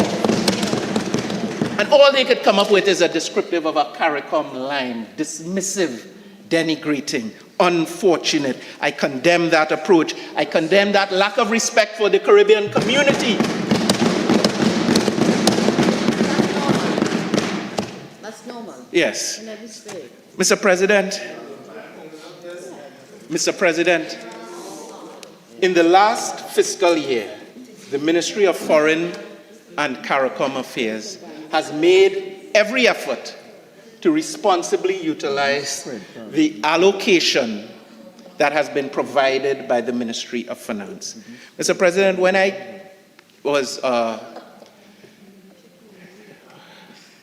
I became Minister of Foreign and CARICOM Affairs, I had a very direct objective, and that is to ensure that Trinidad and Tobago will build and maintain harmonious and productive relations with key partners right across the global landscape. In that effort, I've had the erstwhile leadership and support of the Prime Minister, the public service team, and a dedicated team of diplomats hard at work to ensure that as we stand today in 2023, Trinidad and Tobago's relationship with the United States of America is at a level of excellence at this stage. Trinidad and Tobago's relationship with the People's Republic of China is at a level of excellence. And I say this without fear of contradiction. And I got a question from one of my counterparts, I wouldn't name the country. How is Trinidad and Tobago able to balance these big powers, some of whom do not always get along, and neighbors, some of whom do not always get along? But Mr. President, that is the skill of the cabinet of Trinidad and Tobago and the leadership. Such that you heard it in this budget presentation, minister after minister, absolutely, minister after minister has been referencing the resources, the connection, the benefits, the interests of the people of Trinidad and Tobago that have been plugged into opportunities from overseas. The Minister of Digital Transformation said it. I remember that meeting with my counterpart from India, the very distinguished Minister of External Affairs of India. And he said, Imri, what can we do for you? How can we assist? Weeks later, the Minister of Digital Transformation and his team are in New Delhi, benefiting from the technologies of India.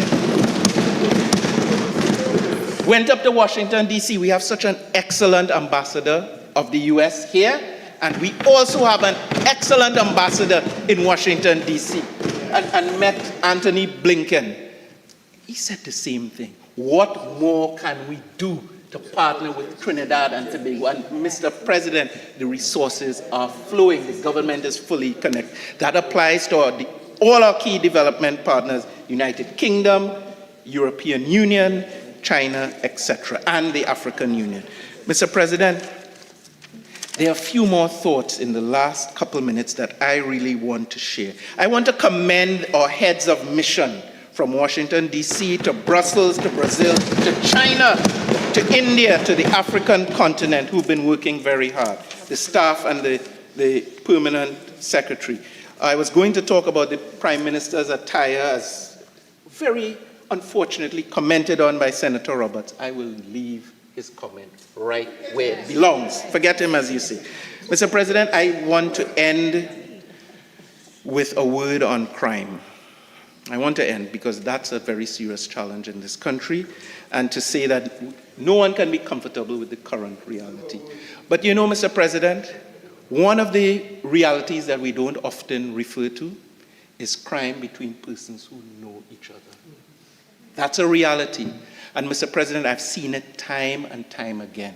The issue of inheritance, when grandpa dies and grandma dies. Yeah. The tension that's created, it's not in any subculture, it's right across the country. And a word of alert to members of society: prepare. Prevention is better than cure. That's right. Seek some legal advice, do your will, and help reduce the tension that often arises when there is someone who is deceased in the family. The last words I would share, Mr. President, 2 lines from David Rudder. Rally round the West Indies. I'll say them very quickly. Soon we must take a side or be lost in the rubble, in a divided world that don't need islands no more, are doomed forever to be at somebody's mercy. Little keys can open mighty doors. I thank this little key, the Minister of Finance, for an excellent budget. The world needs Trinidad and Tobago. The world needs CARICOM. We have a role to play. Thank you, Mr. President. Minister of Finance.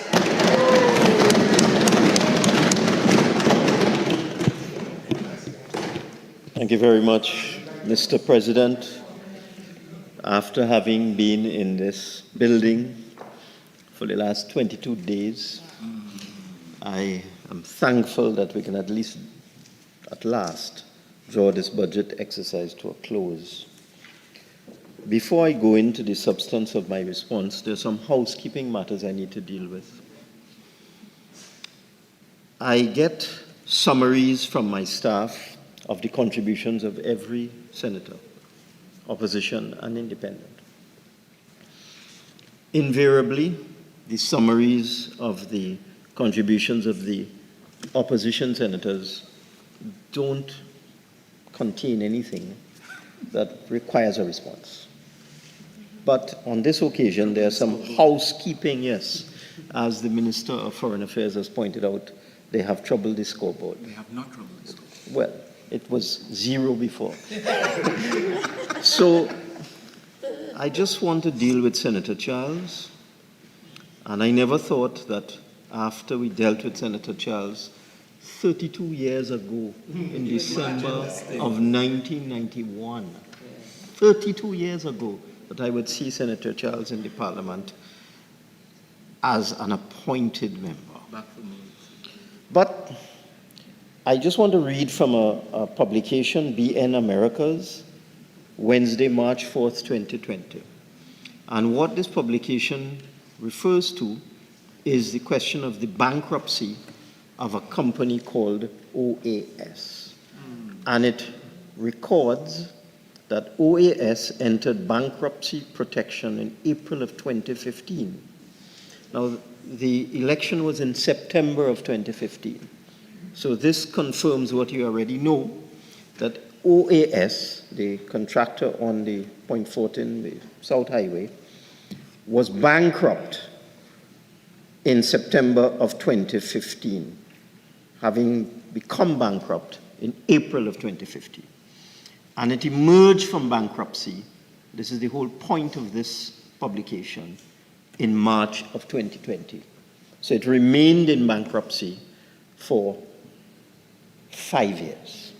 Now, just before the general election of 2015, just a few days before, the former UNC administration removed a particular clause from the contract between the National Infrastructure Development Company, which Senator Charles was associated with at the time, and OAS. And that clause would have permitted the government, in the event of non-performance or any other issue with OAS, to terminate for bankruptcy, automatic termination.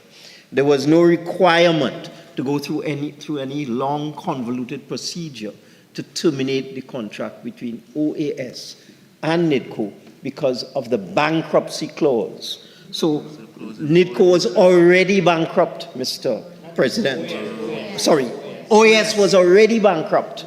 Mr. President, this cacophony, I know he hasn't been here for 32 years, but oh gosh. Mr. President, I beg your protection. So, again, no members, so the Minister of Finance is wrapping up, obviously, and he's responding to all comments that have gone before. The only option available to you, if it is, you wish to clarify something he's saying, is to ask him to give way. Shouting at him across the floor or speaking to him across the floor doesn't work. Minister of Finance. Thank you very much, Mr. President. It is a matter of record that Mr. President, you start up again. It's difficult, as I said, 32 years and he's still misbehaving. But, Mr. President, in September of 2015, the UNC government removed the clause which would allow automatic termination in the event of bankruptcy of the contractor, OAS, which had been bankrupt since April of 2015. So OAS had been bankrupt for months before the general election in September 2015.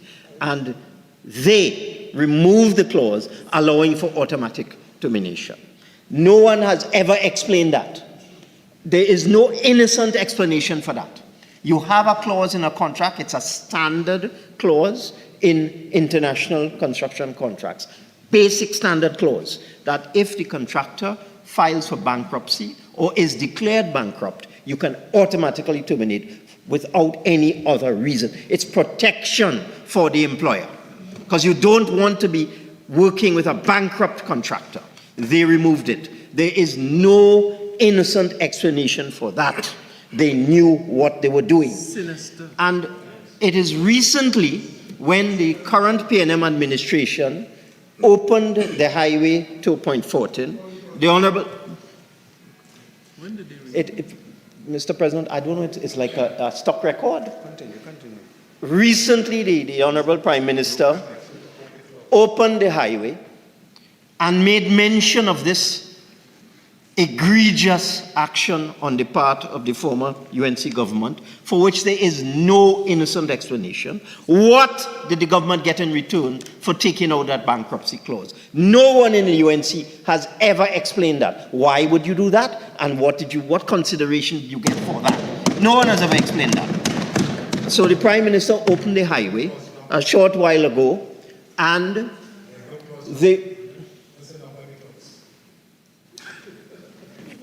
Okay, have a seat.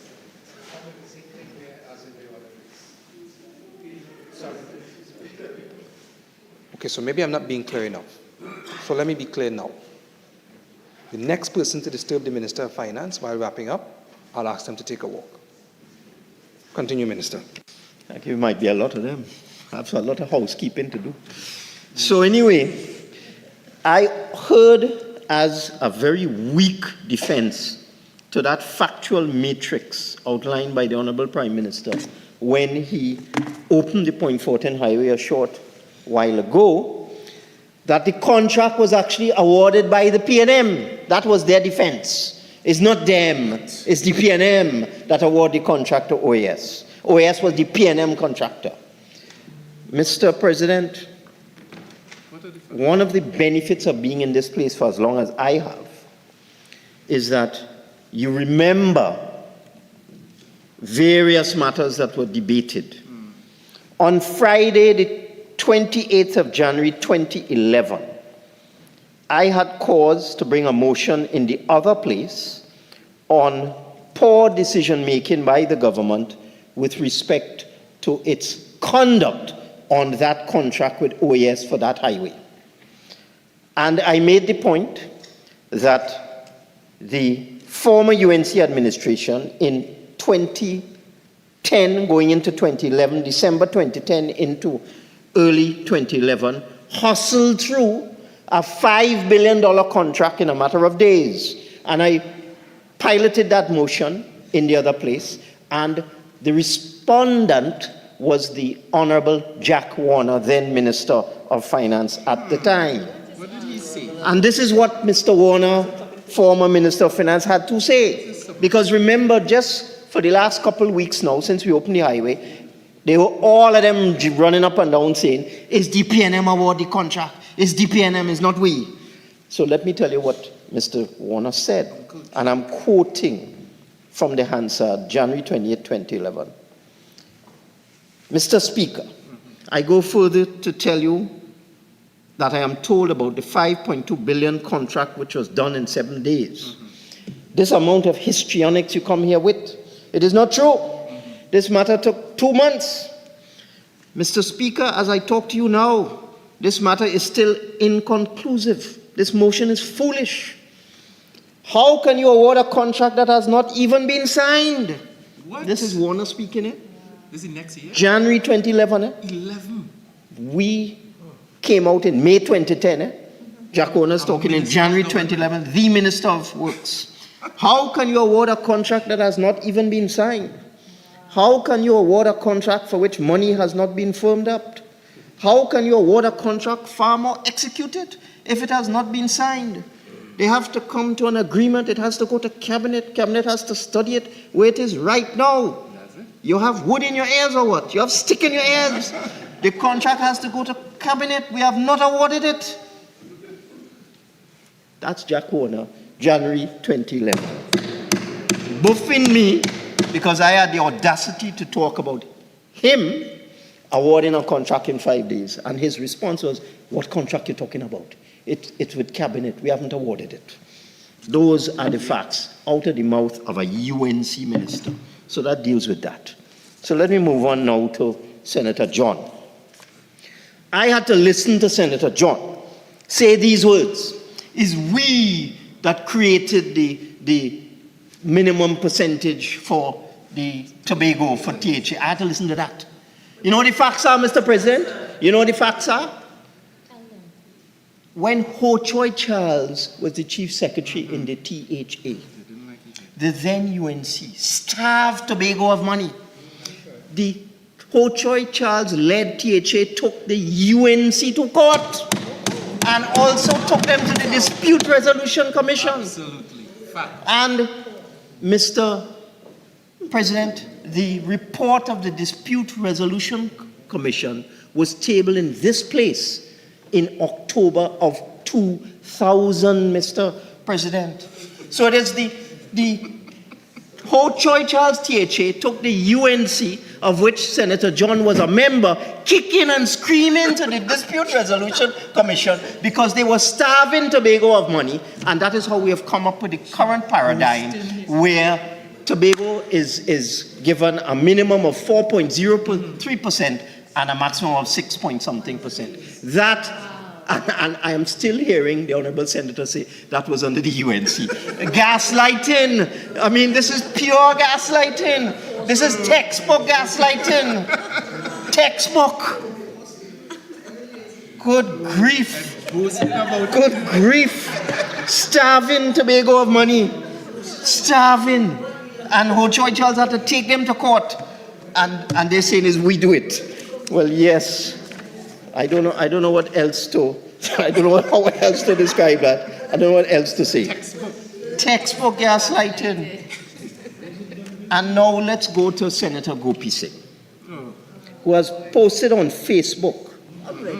Posted on Facebook already. Look at what he posts on Facebook, Mr. President. PNM tries to stifle truth about the sound health of the leader of the opposition in today's Senate debate. Mr. President, Hold on, what is that? he said the PNM tries to stifle the truth about the health of the opposition leader in today's Senate debate. He posted that, Honorable Senator votes that. I don't know what's going on. I came here to debate this. This. It's called an act to provide for the service of Trinidad and Tobago for the financial year ending on the 30th day of September 2024. Which part of this bill has 3 clauses. The first clause is the title. The second clause is the issue from the consolidated fund. The third clause is the schedule. Here's the schedule. Heads of expenditure, President, Auditor General, Judiciary, Parliament, etc. Which part of this, Mr. President, which part of this is the health of the opposition leader? Which part of that? He's a mental D. It's ridiculous. Ridiculous. And you know, this abuse of the parliament. There are 6 opposition senators, not 8. Not 8. It's going on too long. It's going on too long. Or what, they come and they speak, and then they get sick. And you know, Minister Brown told me yesterday, there was some confusion with Senator Roberts talking. He talked out of turn and so on. So he talked yesterday. He told me, I didn't believe him. He said they're going to swear in somebody tomorrow, you know. Robert's going to get sick, you know. So said, so done, as night follows day. It's abuse. There are 6 opposition senators, not 8. They have 6 times to speak, not 8 times. So anyhow, having dealt with House... Minister, no. Minister, have a seat. Senator Mark, have a seat. Have a seat.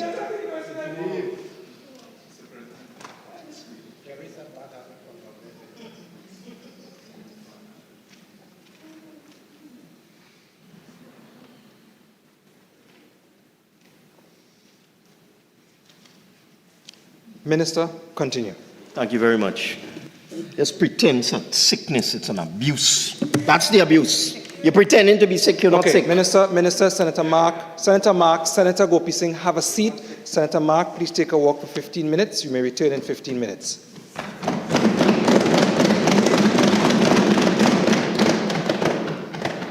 Senator Gopi Singh, you have a point of order to raise? Yes, 46.6. He's casting aspersions on the opposition here. This last statement. Minister of Finance, continue. A chance. Give me a chance. Did the Honourable Senator, did you sign the sick leave for NIDA? Was it you? Give me a chance here today. Anyway, let me move on to more important matters. So those are housekeeping matters.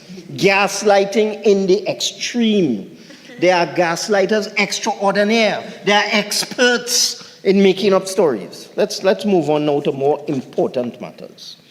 And I want to start off by saying that I want to tell honorable senators, especially new ones, this is what we come to debate today, the appropriation. Okay? It contains heads of expenditure.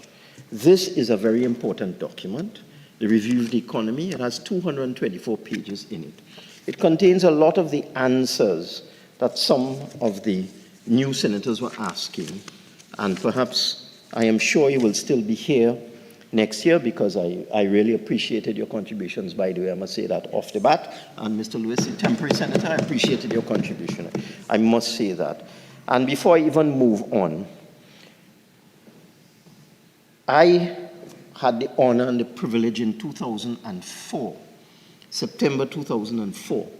I had been Minister of Health prior to that, and there was a cabinet reshuffle, and I was put into the Ministry of Science, Technology, and Tertiary Education. And I must say, those were the 2 best years of my parliamentary career, I must say. So much was done. We were able to create GATE, the Government Assistance for Tuition Expenses. I was able to establish the Accreditation Council. But the thing that I am most proud of, I was able to create the University of Trinidad and Tobago in September 2004. And I am so proud today to see 2 graduates here of UTT, Senator Helon Francis, I think I got the pronunciation correct, and Senator Dr. Shada Patisa. I'm so proud. 19 years, and it was Professor Julian was the prime mover behind that institution, together with Permanent Secretary Jennifer Sampson, I think her name was, and the Prime Minister gave us an assignment to create this new university in 1 year. We did it actually in about 7 months. All praise to Senator Julian and his team at the time. And I'm so proud to see 2 distinguished graduates of UTT here at this time, 19 years later. So when I look at the contributions, let's start with Senator Helon Francis. Let's start with his contributions, because he had a lot to say. And in the notes I received from my staff, there's quite a bit about what Senator Helon Francis had to say.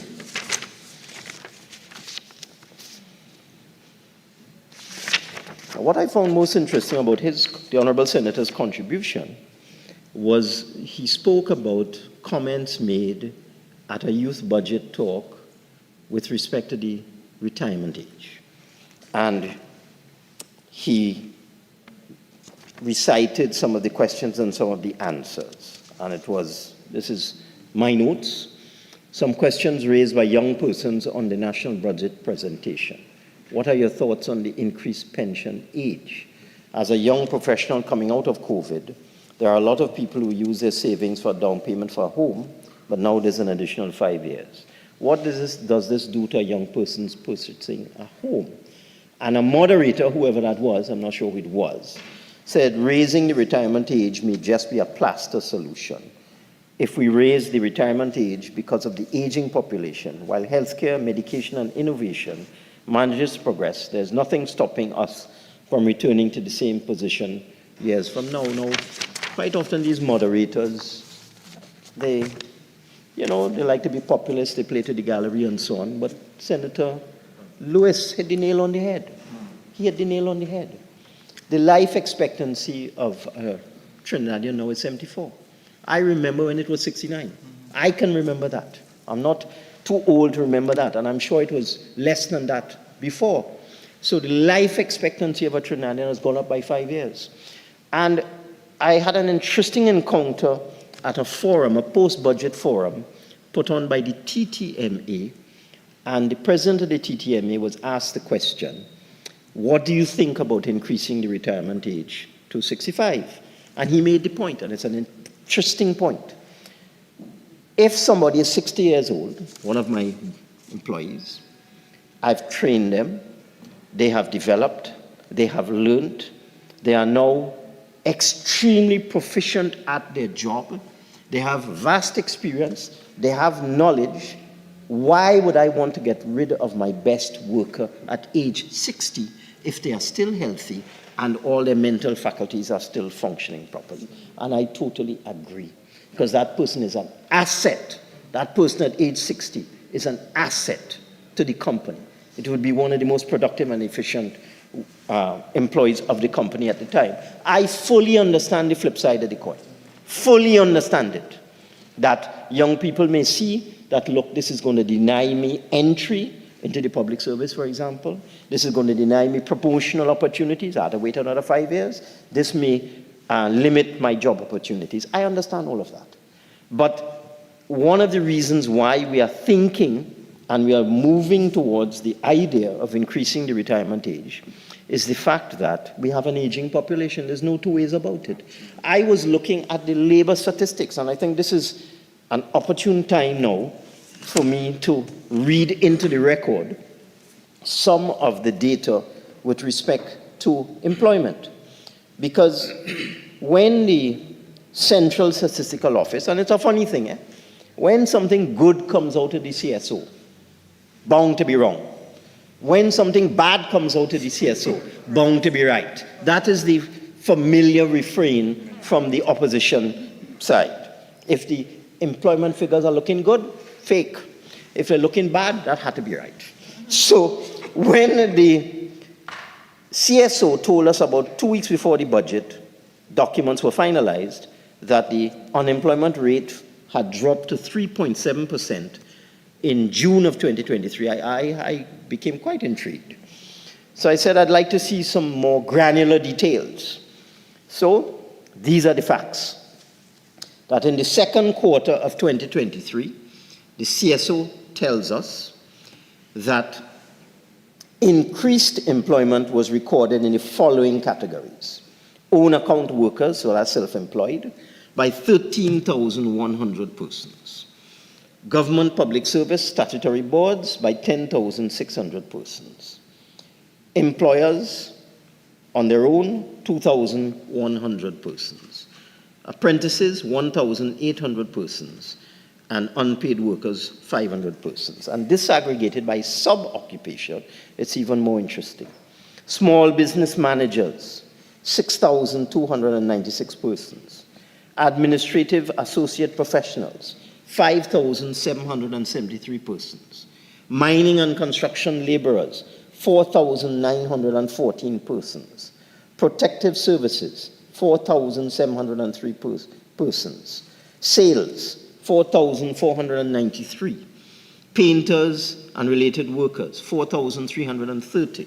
Motor vehicle drivers and riders, 3,764. And another interesting one, architects, engineers, and related professions, 3,460. So there are actually 20 subcategories. I won't read them all because of time. But what the CSO told me is that in the second quarter of 2023, there were 28,100 new workers in the labor force in Trinidad and Tobago. And I look deeper into the figures, and I see that our labor force has been shrinking over time. So one of the questions I asked today, what could be the cause of that? What are the reasons for the labor force shrinking over time? And I eventually received a sort of a guarded response, which says, the continuous long-term decline in the labor force suggests that the reason is an aging population. There are two ways about it. So if you actually, we're doing a census right now, I believe. A census is in progress, or we're in the early stages of a census, and we'll see exactly what the population is, 0 to 18, 0 to 15, 60 and over, and that sort of thing. But based on the information that I have available to me, we do have an aging population with respect to our national insurance system, which is where the issue really is in terms of the sustainability of the national insurance pension scheme. We have far more people enjoying benefits now, pension and so on, than before, and fewer people are entering the system in terms of being registered with the National Insurance Board. So there are arguments for and against, and I understood what Senator Helon Francis was saying, but I think if you look around the world, you will see the majority of countries in the world have moved towards higher retirement age. And I just want to make it crystal clear. I've said this many times before, but it seems you have to say things over and over and over, because sometimes people only want to hear what they want to hear. Right. It will be voluntary, not compulsory. Voluntary, not compulsory. So if you want to go at 65, no problem. If you want to stay on to 65, also no problem. And it is not cast in stone. It is just we are developing policy which we intend to firm up in this year, 2023, as we finalize our consultations on the matter. But there were many other things that Senator Francis had to say. I want to congratulate him as a young man. I think he's only 29. When I was 29, I was a full lecturer at UWI, by the way, in a postgraduate program. So I understand someone at your level. You won the Calypso Monarch competition in 2018, and since then you've qualified. I want to congratulate you, Senator Haylord Francis. I'm very impressed by your agreement to come into this place. Senator Hutchinson, well, what can I say? Welcome, a breath of fresh air. I think that's a rational contribution. I know you didn't have time to study this 224-page document. You're a busy man. But at least you put context into your discussion on the appropriation bill, which is the allocations to the various ministries and departments for the service of Trinidad and Tobago, and you put context into it. Senator Maraj, I'm kind of afraid to say what I want to say, Senator Maraj. I went through your comments, very interesting, I must say, very interesting. A lot of food for thought, but all I would say is that in this place, what can I say? I'm trying to be diplomatic, it's hard. This is not a place for sarcasm when it comes to independent senators. That's more fitting for editorial in the Express. That's the best way I could put it. But having said that, I did find that the comments from Senator Maraj were deep and very thought-provoking, and I hope to have many more contributions of that ilk from Senator Maraj. Senator Patasa, again, you have to be one of the first graduates in PhD graduates from UTT in creative industries, is it, or creative arts? And congratulate you for that. And I do hope that you will bring your musical knowledge, your musical skills, and your learning in that area to bear on the Senate. Senator Richards, what can I say? You've obviously chosen education as your core, and the points, we don't have enough time to discuss these things in a budget debate. We just don't. I mean, the main point you made is that we've spent $80 billion over the last 8 years or 10 years or so on education, and did we get value for money? And what kind of people are we creating? And what kind of student is coming out? And what sort of learning environment? And you focus as well on the problem that all of us have at the beginning, the performance in the secondary entrance examination. That's where it all begins. Because, Mr. President, how much more time do I have? Finish at 5:19. 10 minutes. Okay, 10 minutes. That is the issue all of us have, because we all know the disappointment when the child does not make it to their first choice or their second choice or their third choice. You see the disappointment on the child and disappointment on the parents. And it's really something that we need. We need to deal with that problem, but time does not permit us to have a full-fledged debate on that. Senator Remy, I just want to repeat what I said is, I said to you privately, I'll repeat it publicly now. All we do in the Ministry of Finance is we give Tobago a lump sum. When we do the national budget, like for example this year, we finally settled on about $59 billion. Minister, my apologies, you have till 5:24. Okay, great. Thank you. When we finally settled on the total amount for the budget, because it's not an easy job. When we came into office in 2015, the annual expenditure was $60 billion, somewhere around there. The national income was $35 billion. So you had a $60 billion expectation from the population and a $35 billion revenue stream. It was unsustainable. One of the first things we had to do is reduce it. So we cut it from 60 to 50. But that created all sorts of issues. because it created arrears piling up to contractors, Senator Timol, because the money just wasn't there. So you take $10 billion out of government expenditure, you're going to owe somebody some money. And one of the things we've been doing over the last 2 years or so is trying to clear off all of those unpaid bills that have been festering there for so long. But we had to cut out that $10 billion. And even when we cut it out, from 60 to 50, even when we cut it out, we still didn't have enough money. We still ran a deficit budget. Because what had happened when the former administration took over in 2010, annual expenditure was $45 billion. It grew from 45, it hit a high of $62 billion in 2014 and was at the $60 billion level in 2015. But the revenue never grew to meet the expenditure. So we became a population accustomed to expenditure of $60 billion. We had champagne, taste, and Moby pocket. It was as simple as that. So one of the things we had to do was to cut back. But you can't keep cutting forever because you reach a point where you stifle the economy and the economy goes into a tailspin.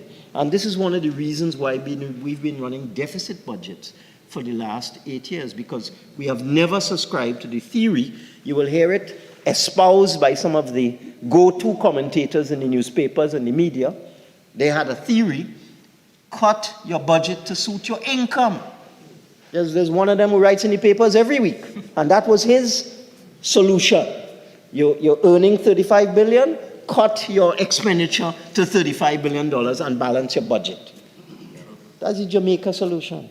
That's why Jamaica's GDP is 1/3 per capita, is 1/3 of Trinidad and Tobago. That is when you're an IMF program, that's what they tell you to do. That's what the IMF says. Post a fiscal surplus.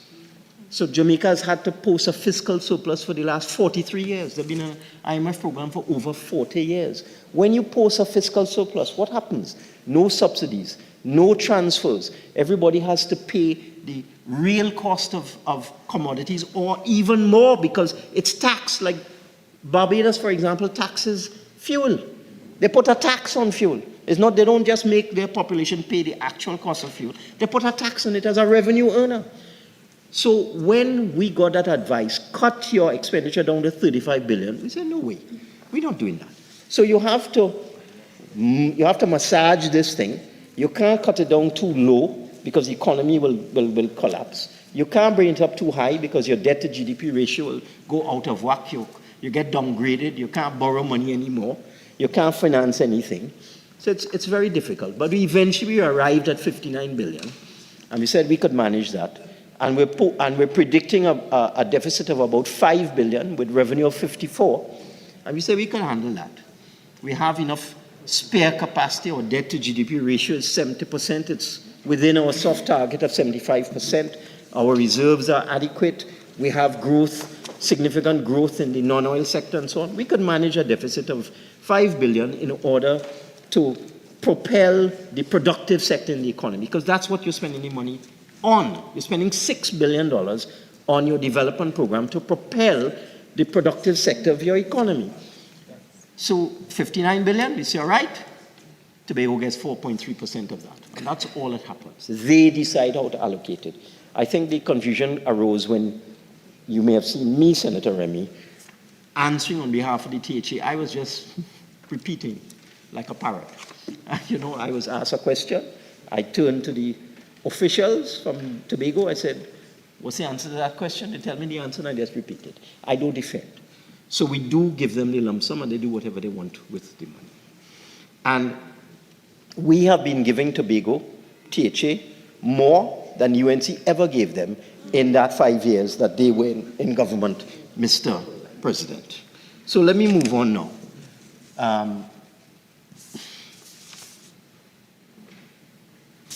I think I've covered all the senators. Senator Timol, I think I've given you my views already privately, so we'll leave it there. I just want to talk about about property tax, though. One thing I want to say. There is a section in the Property Tax Act. Again, you have to repeat these things, because somehow you say it over and over and people just don't hear it. Section 23 of the Property Tax Act states in black and white, in reader friendly English. That if you are unable to pay, because of hardship, you apply for deferral. So to you, Mr. President, Senator Timol, the person you are talking about, who built their house 30 years ago and cannot afford $250 a month, they apply for deferral and that's the end of it. That's old age pension. It specifically speaks about people on fixed incomes. It refers to that. And other people who are unable to pay the tax because of hardship, you apply and it's deferred. And the example again, Senator Timol, my good friend from university days and from working life, I'm telling secrets now. Yeah, I had a lot of university friends.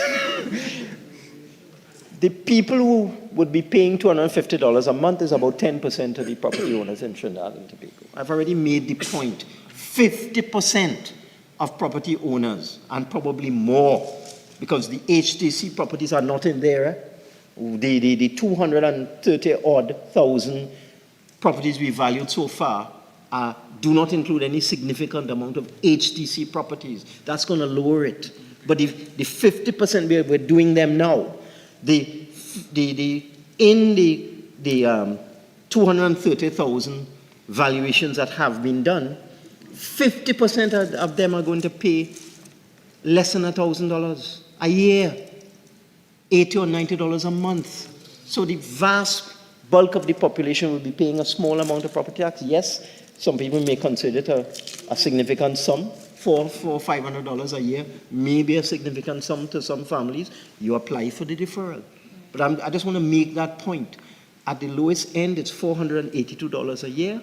At the upper end, it's less than $1,000. It's $985 a year for 53% of property owners in Trinidad and Tobago. I don't think that's a huge burden, but the thing about that is that the money that the corporations will now get will allow them now to do the things that they say they can't do because they have no money. They can't clean drains, they can't maintain cemeteries, they can't fix recreation grounds, they can't collect garbage, they can't patch potholes because they have no money. Because what every one of the corporations says, all of their money goes towards personal expenditure, wages and salaries. They have no money. So now they will all be getting this on average per corporation of about $30 million a year, which is equivalent to their current budget for development for goods and services and for development. So we will see how they will operate going forward, because the other thing in the local government reform is that people can now question the corporation. The reform allows citizens to turn up at a council meeting and demand answers. How you're spending that property tax, how much you collect, what you spend it on. Citizens can now get an account from local government corporations. So Minister, you have 5 more minutes. Thank you. So the way I see it, that has to be positive. It can't be negative. It can't be, you see, Senator Timol, you made a point, through you, Mr. President, that what people look out for in a budget is they want more disposable income in their hand. Where's the money supposed to come from? Where would more disposable income come from? It will only come, we can only reduce the tax rate because that's what you're talking about. You're talking about reducing the tax burden on people. We already increased the personal allowance from $60,000 when we came in 2015 to $90,000 now. It's a significant increase. That's a 50% increase in the personal allowance from $5,000 a month to $7,500 a month, now tax-free. And that is what those minimum wage workers will benefit from, because they all fall below the $7,500 a month. So that extra $500 that the lowest level of minimum wage worker will get, or the $900 that the security guard will get per month, an extra $900 a month, that is not chick feed, is going to be tax-free.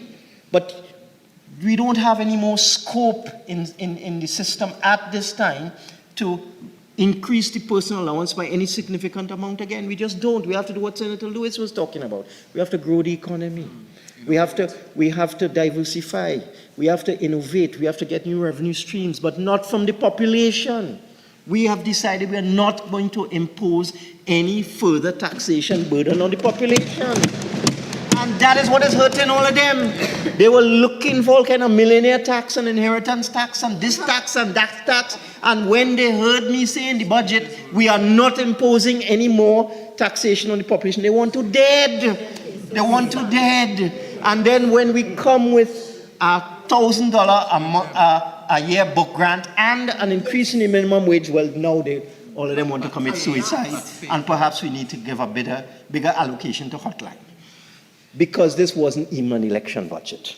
So I am happy to come to this Senate. I would urge all senators, especially the new ones. I know it's a heavy burden. I know it's hard. You now come and they give you thousands of pages to read. But next year, read the review on the economy. It will give you a lot of insight into the creative sector, into the manufacturing sector, into the innards of the economy and all the various productive sectors in the economy. And I'm very happy to be able to present a budget that has not increased a single tax on anybody, that has put no burdens on anybody, and that has only improved the lives of thousands of citizens in this country. I beg to move, Mr. President.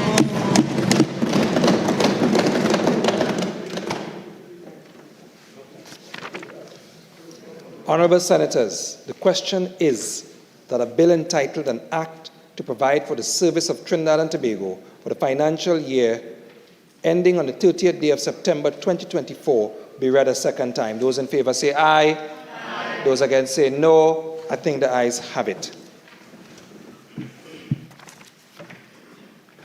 A bill entitled An Act to Provide for the Service of Trinidad and Tobago for the financial year ending on the 30th day of September 2024.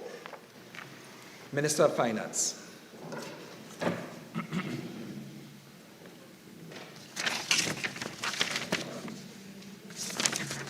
Where is it?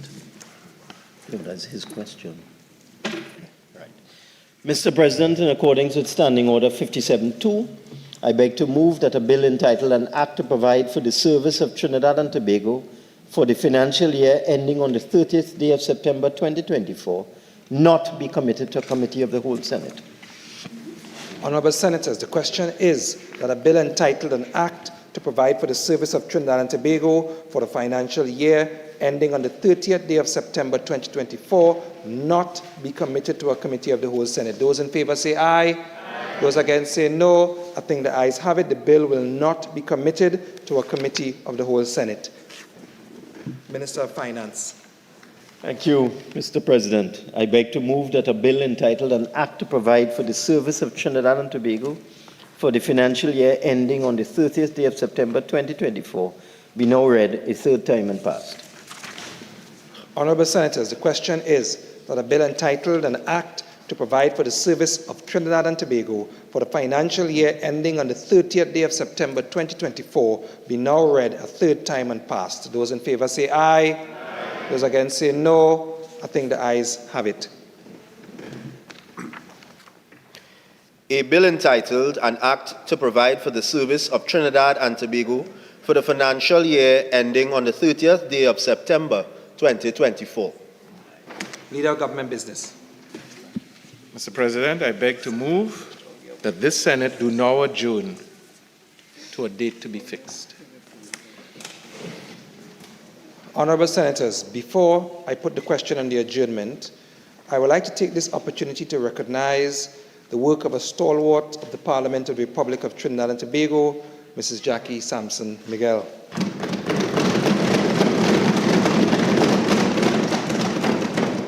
After 37 years of parliamentary service, Mrs. Sampson Miguel, following a period of pre-retirement leave, will retire at the end of January 2024. It is thus with gratitude that I seek to bring these remarks on behalf of myself and the members of this Senate. To personify Mrs. Sampson Miguel is to speak to the commitment and leadership with which she has led this institution. Members on all sides can attest to the sense of duty and responsibility which has imbued all of her interactions as Clerk of the House. A consummate professional, Mrs. Sampson Miguel has demonstrated her respect and understanding of the core democratic principles on which parliamentary democracy is founded. Mrs. Sampson Miguel broke the mold, so to speak, in more ways than one. She had the distinction in 1995 to be the first woman appointed to the position of Clerk of the House. She has, throughout the length and breadth of her tenure, served with distinction and has contributed to modernizing the Trinidad and Tobago parliamentary system. Mrs. Sampson Miguel not only provided sound procedural guidance in the strengthening of the Parliament's oversight functions through an expansion of the committee system, but also guided the revision of the standing orders, our essential rulebook. Jackie, as we fondly refer to her, was keenly aware of the need to make visible the work of the Parliament and undertook to make this institution more accessible for all, both in person and via our electronic mediums. To further demonstrate how this exemplar was a guiding light, it was during her leadership that Parliament commenced live broadcasts of its proceedings in an effort to reach the population via the mass media. This endeavor was yet another first for our legislature. In sum, she was conscious of the benefits of cultivating positive relationships, not only regionally, but further afield with international parliamentary bodies. In my own reflections, I can say without contradiction that the level of service and professionalism espoused in this organization has been honed by Madam Clerk, a hallmark of distinctive service. Indeed, she has been a pioneer in the development of the Parliament of the Republic of Trinidad and Tobago, and for all of her efforts, we wish to extend our sincerest thanks. On behalf of the Senate, we say thanks to Madam Clerk for her sterling contribution to the Parliament and, by extension, the people of Trinidad and Tobago.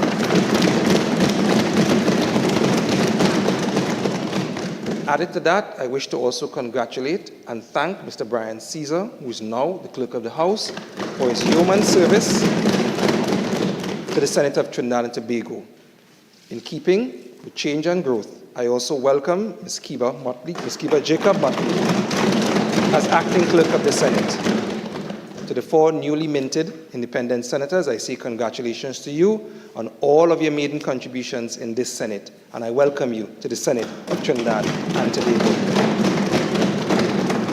That being said, on behalf of the Senate, I thank the outgoing senators for their service to the people of Trinidad and Tobago.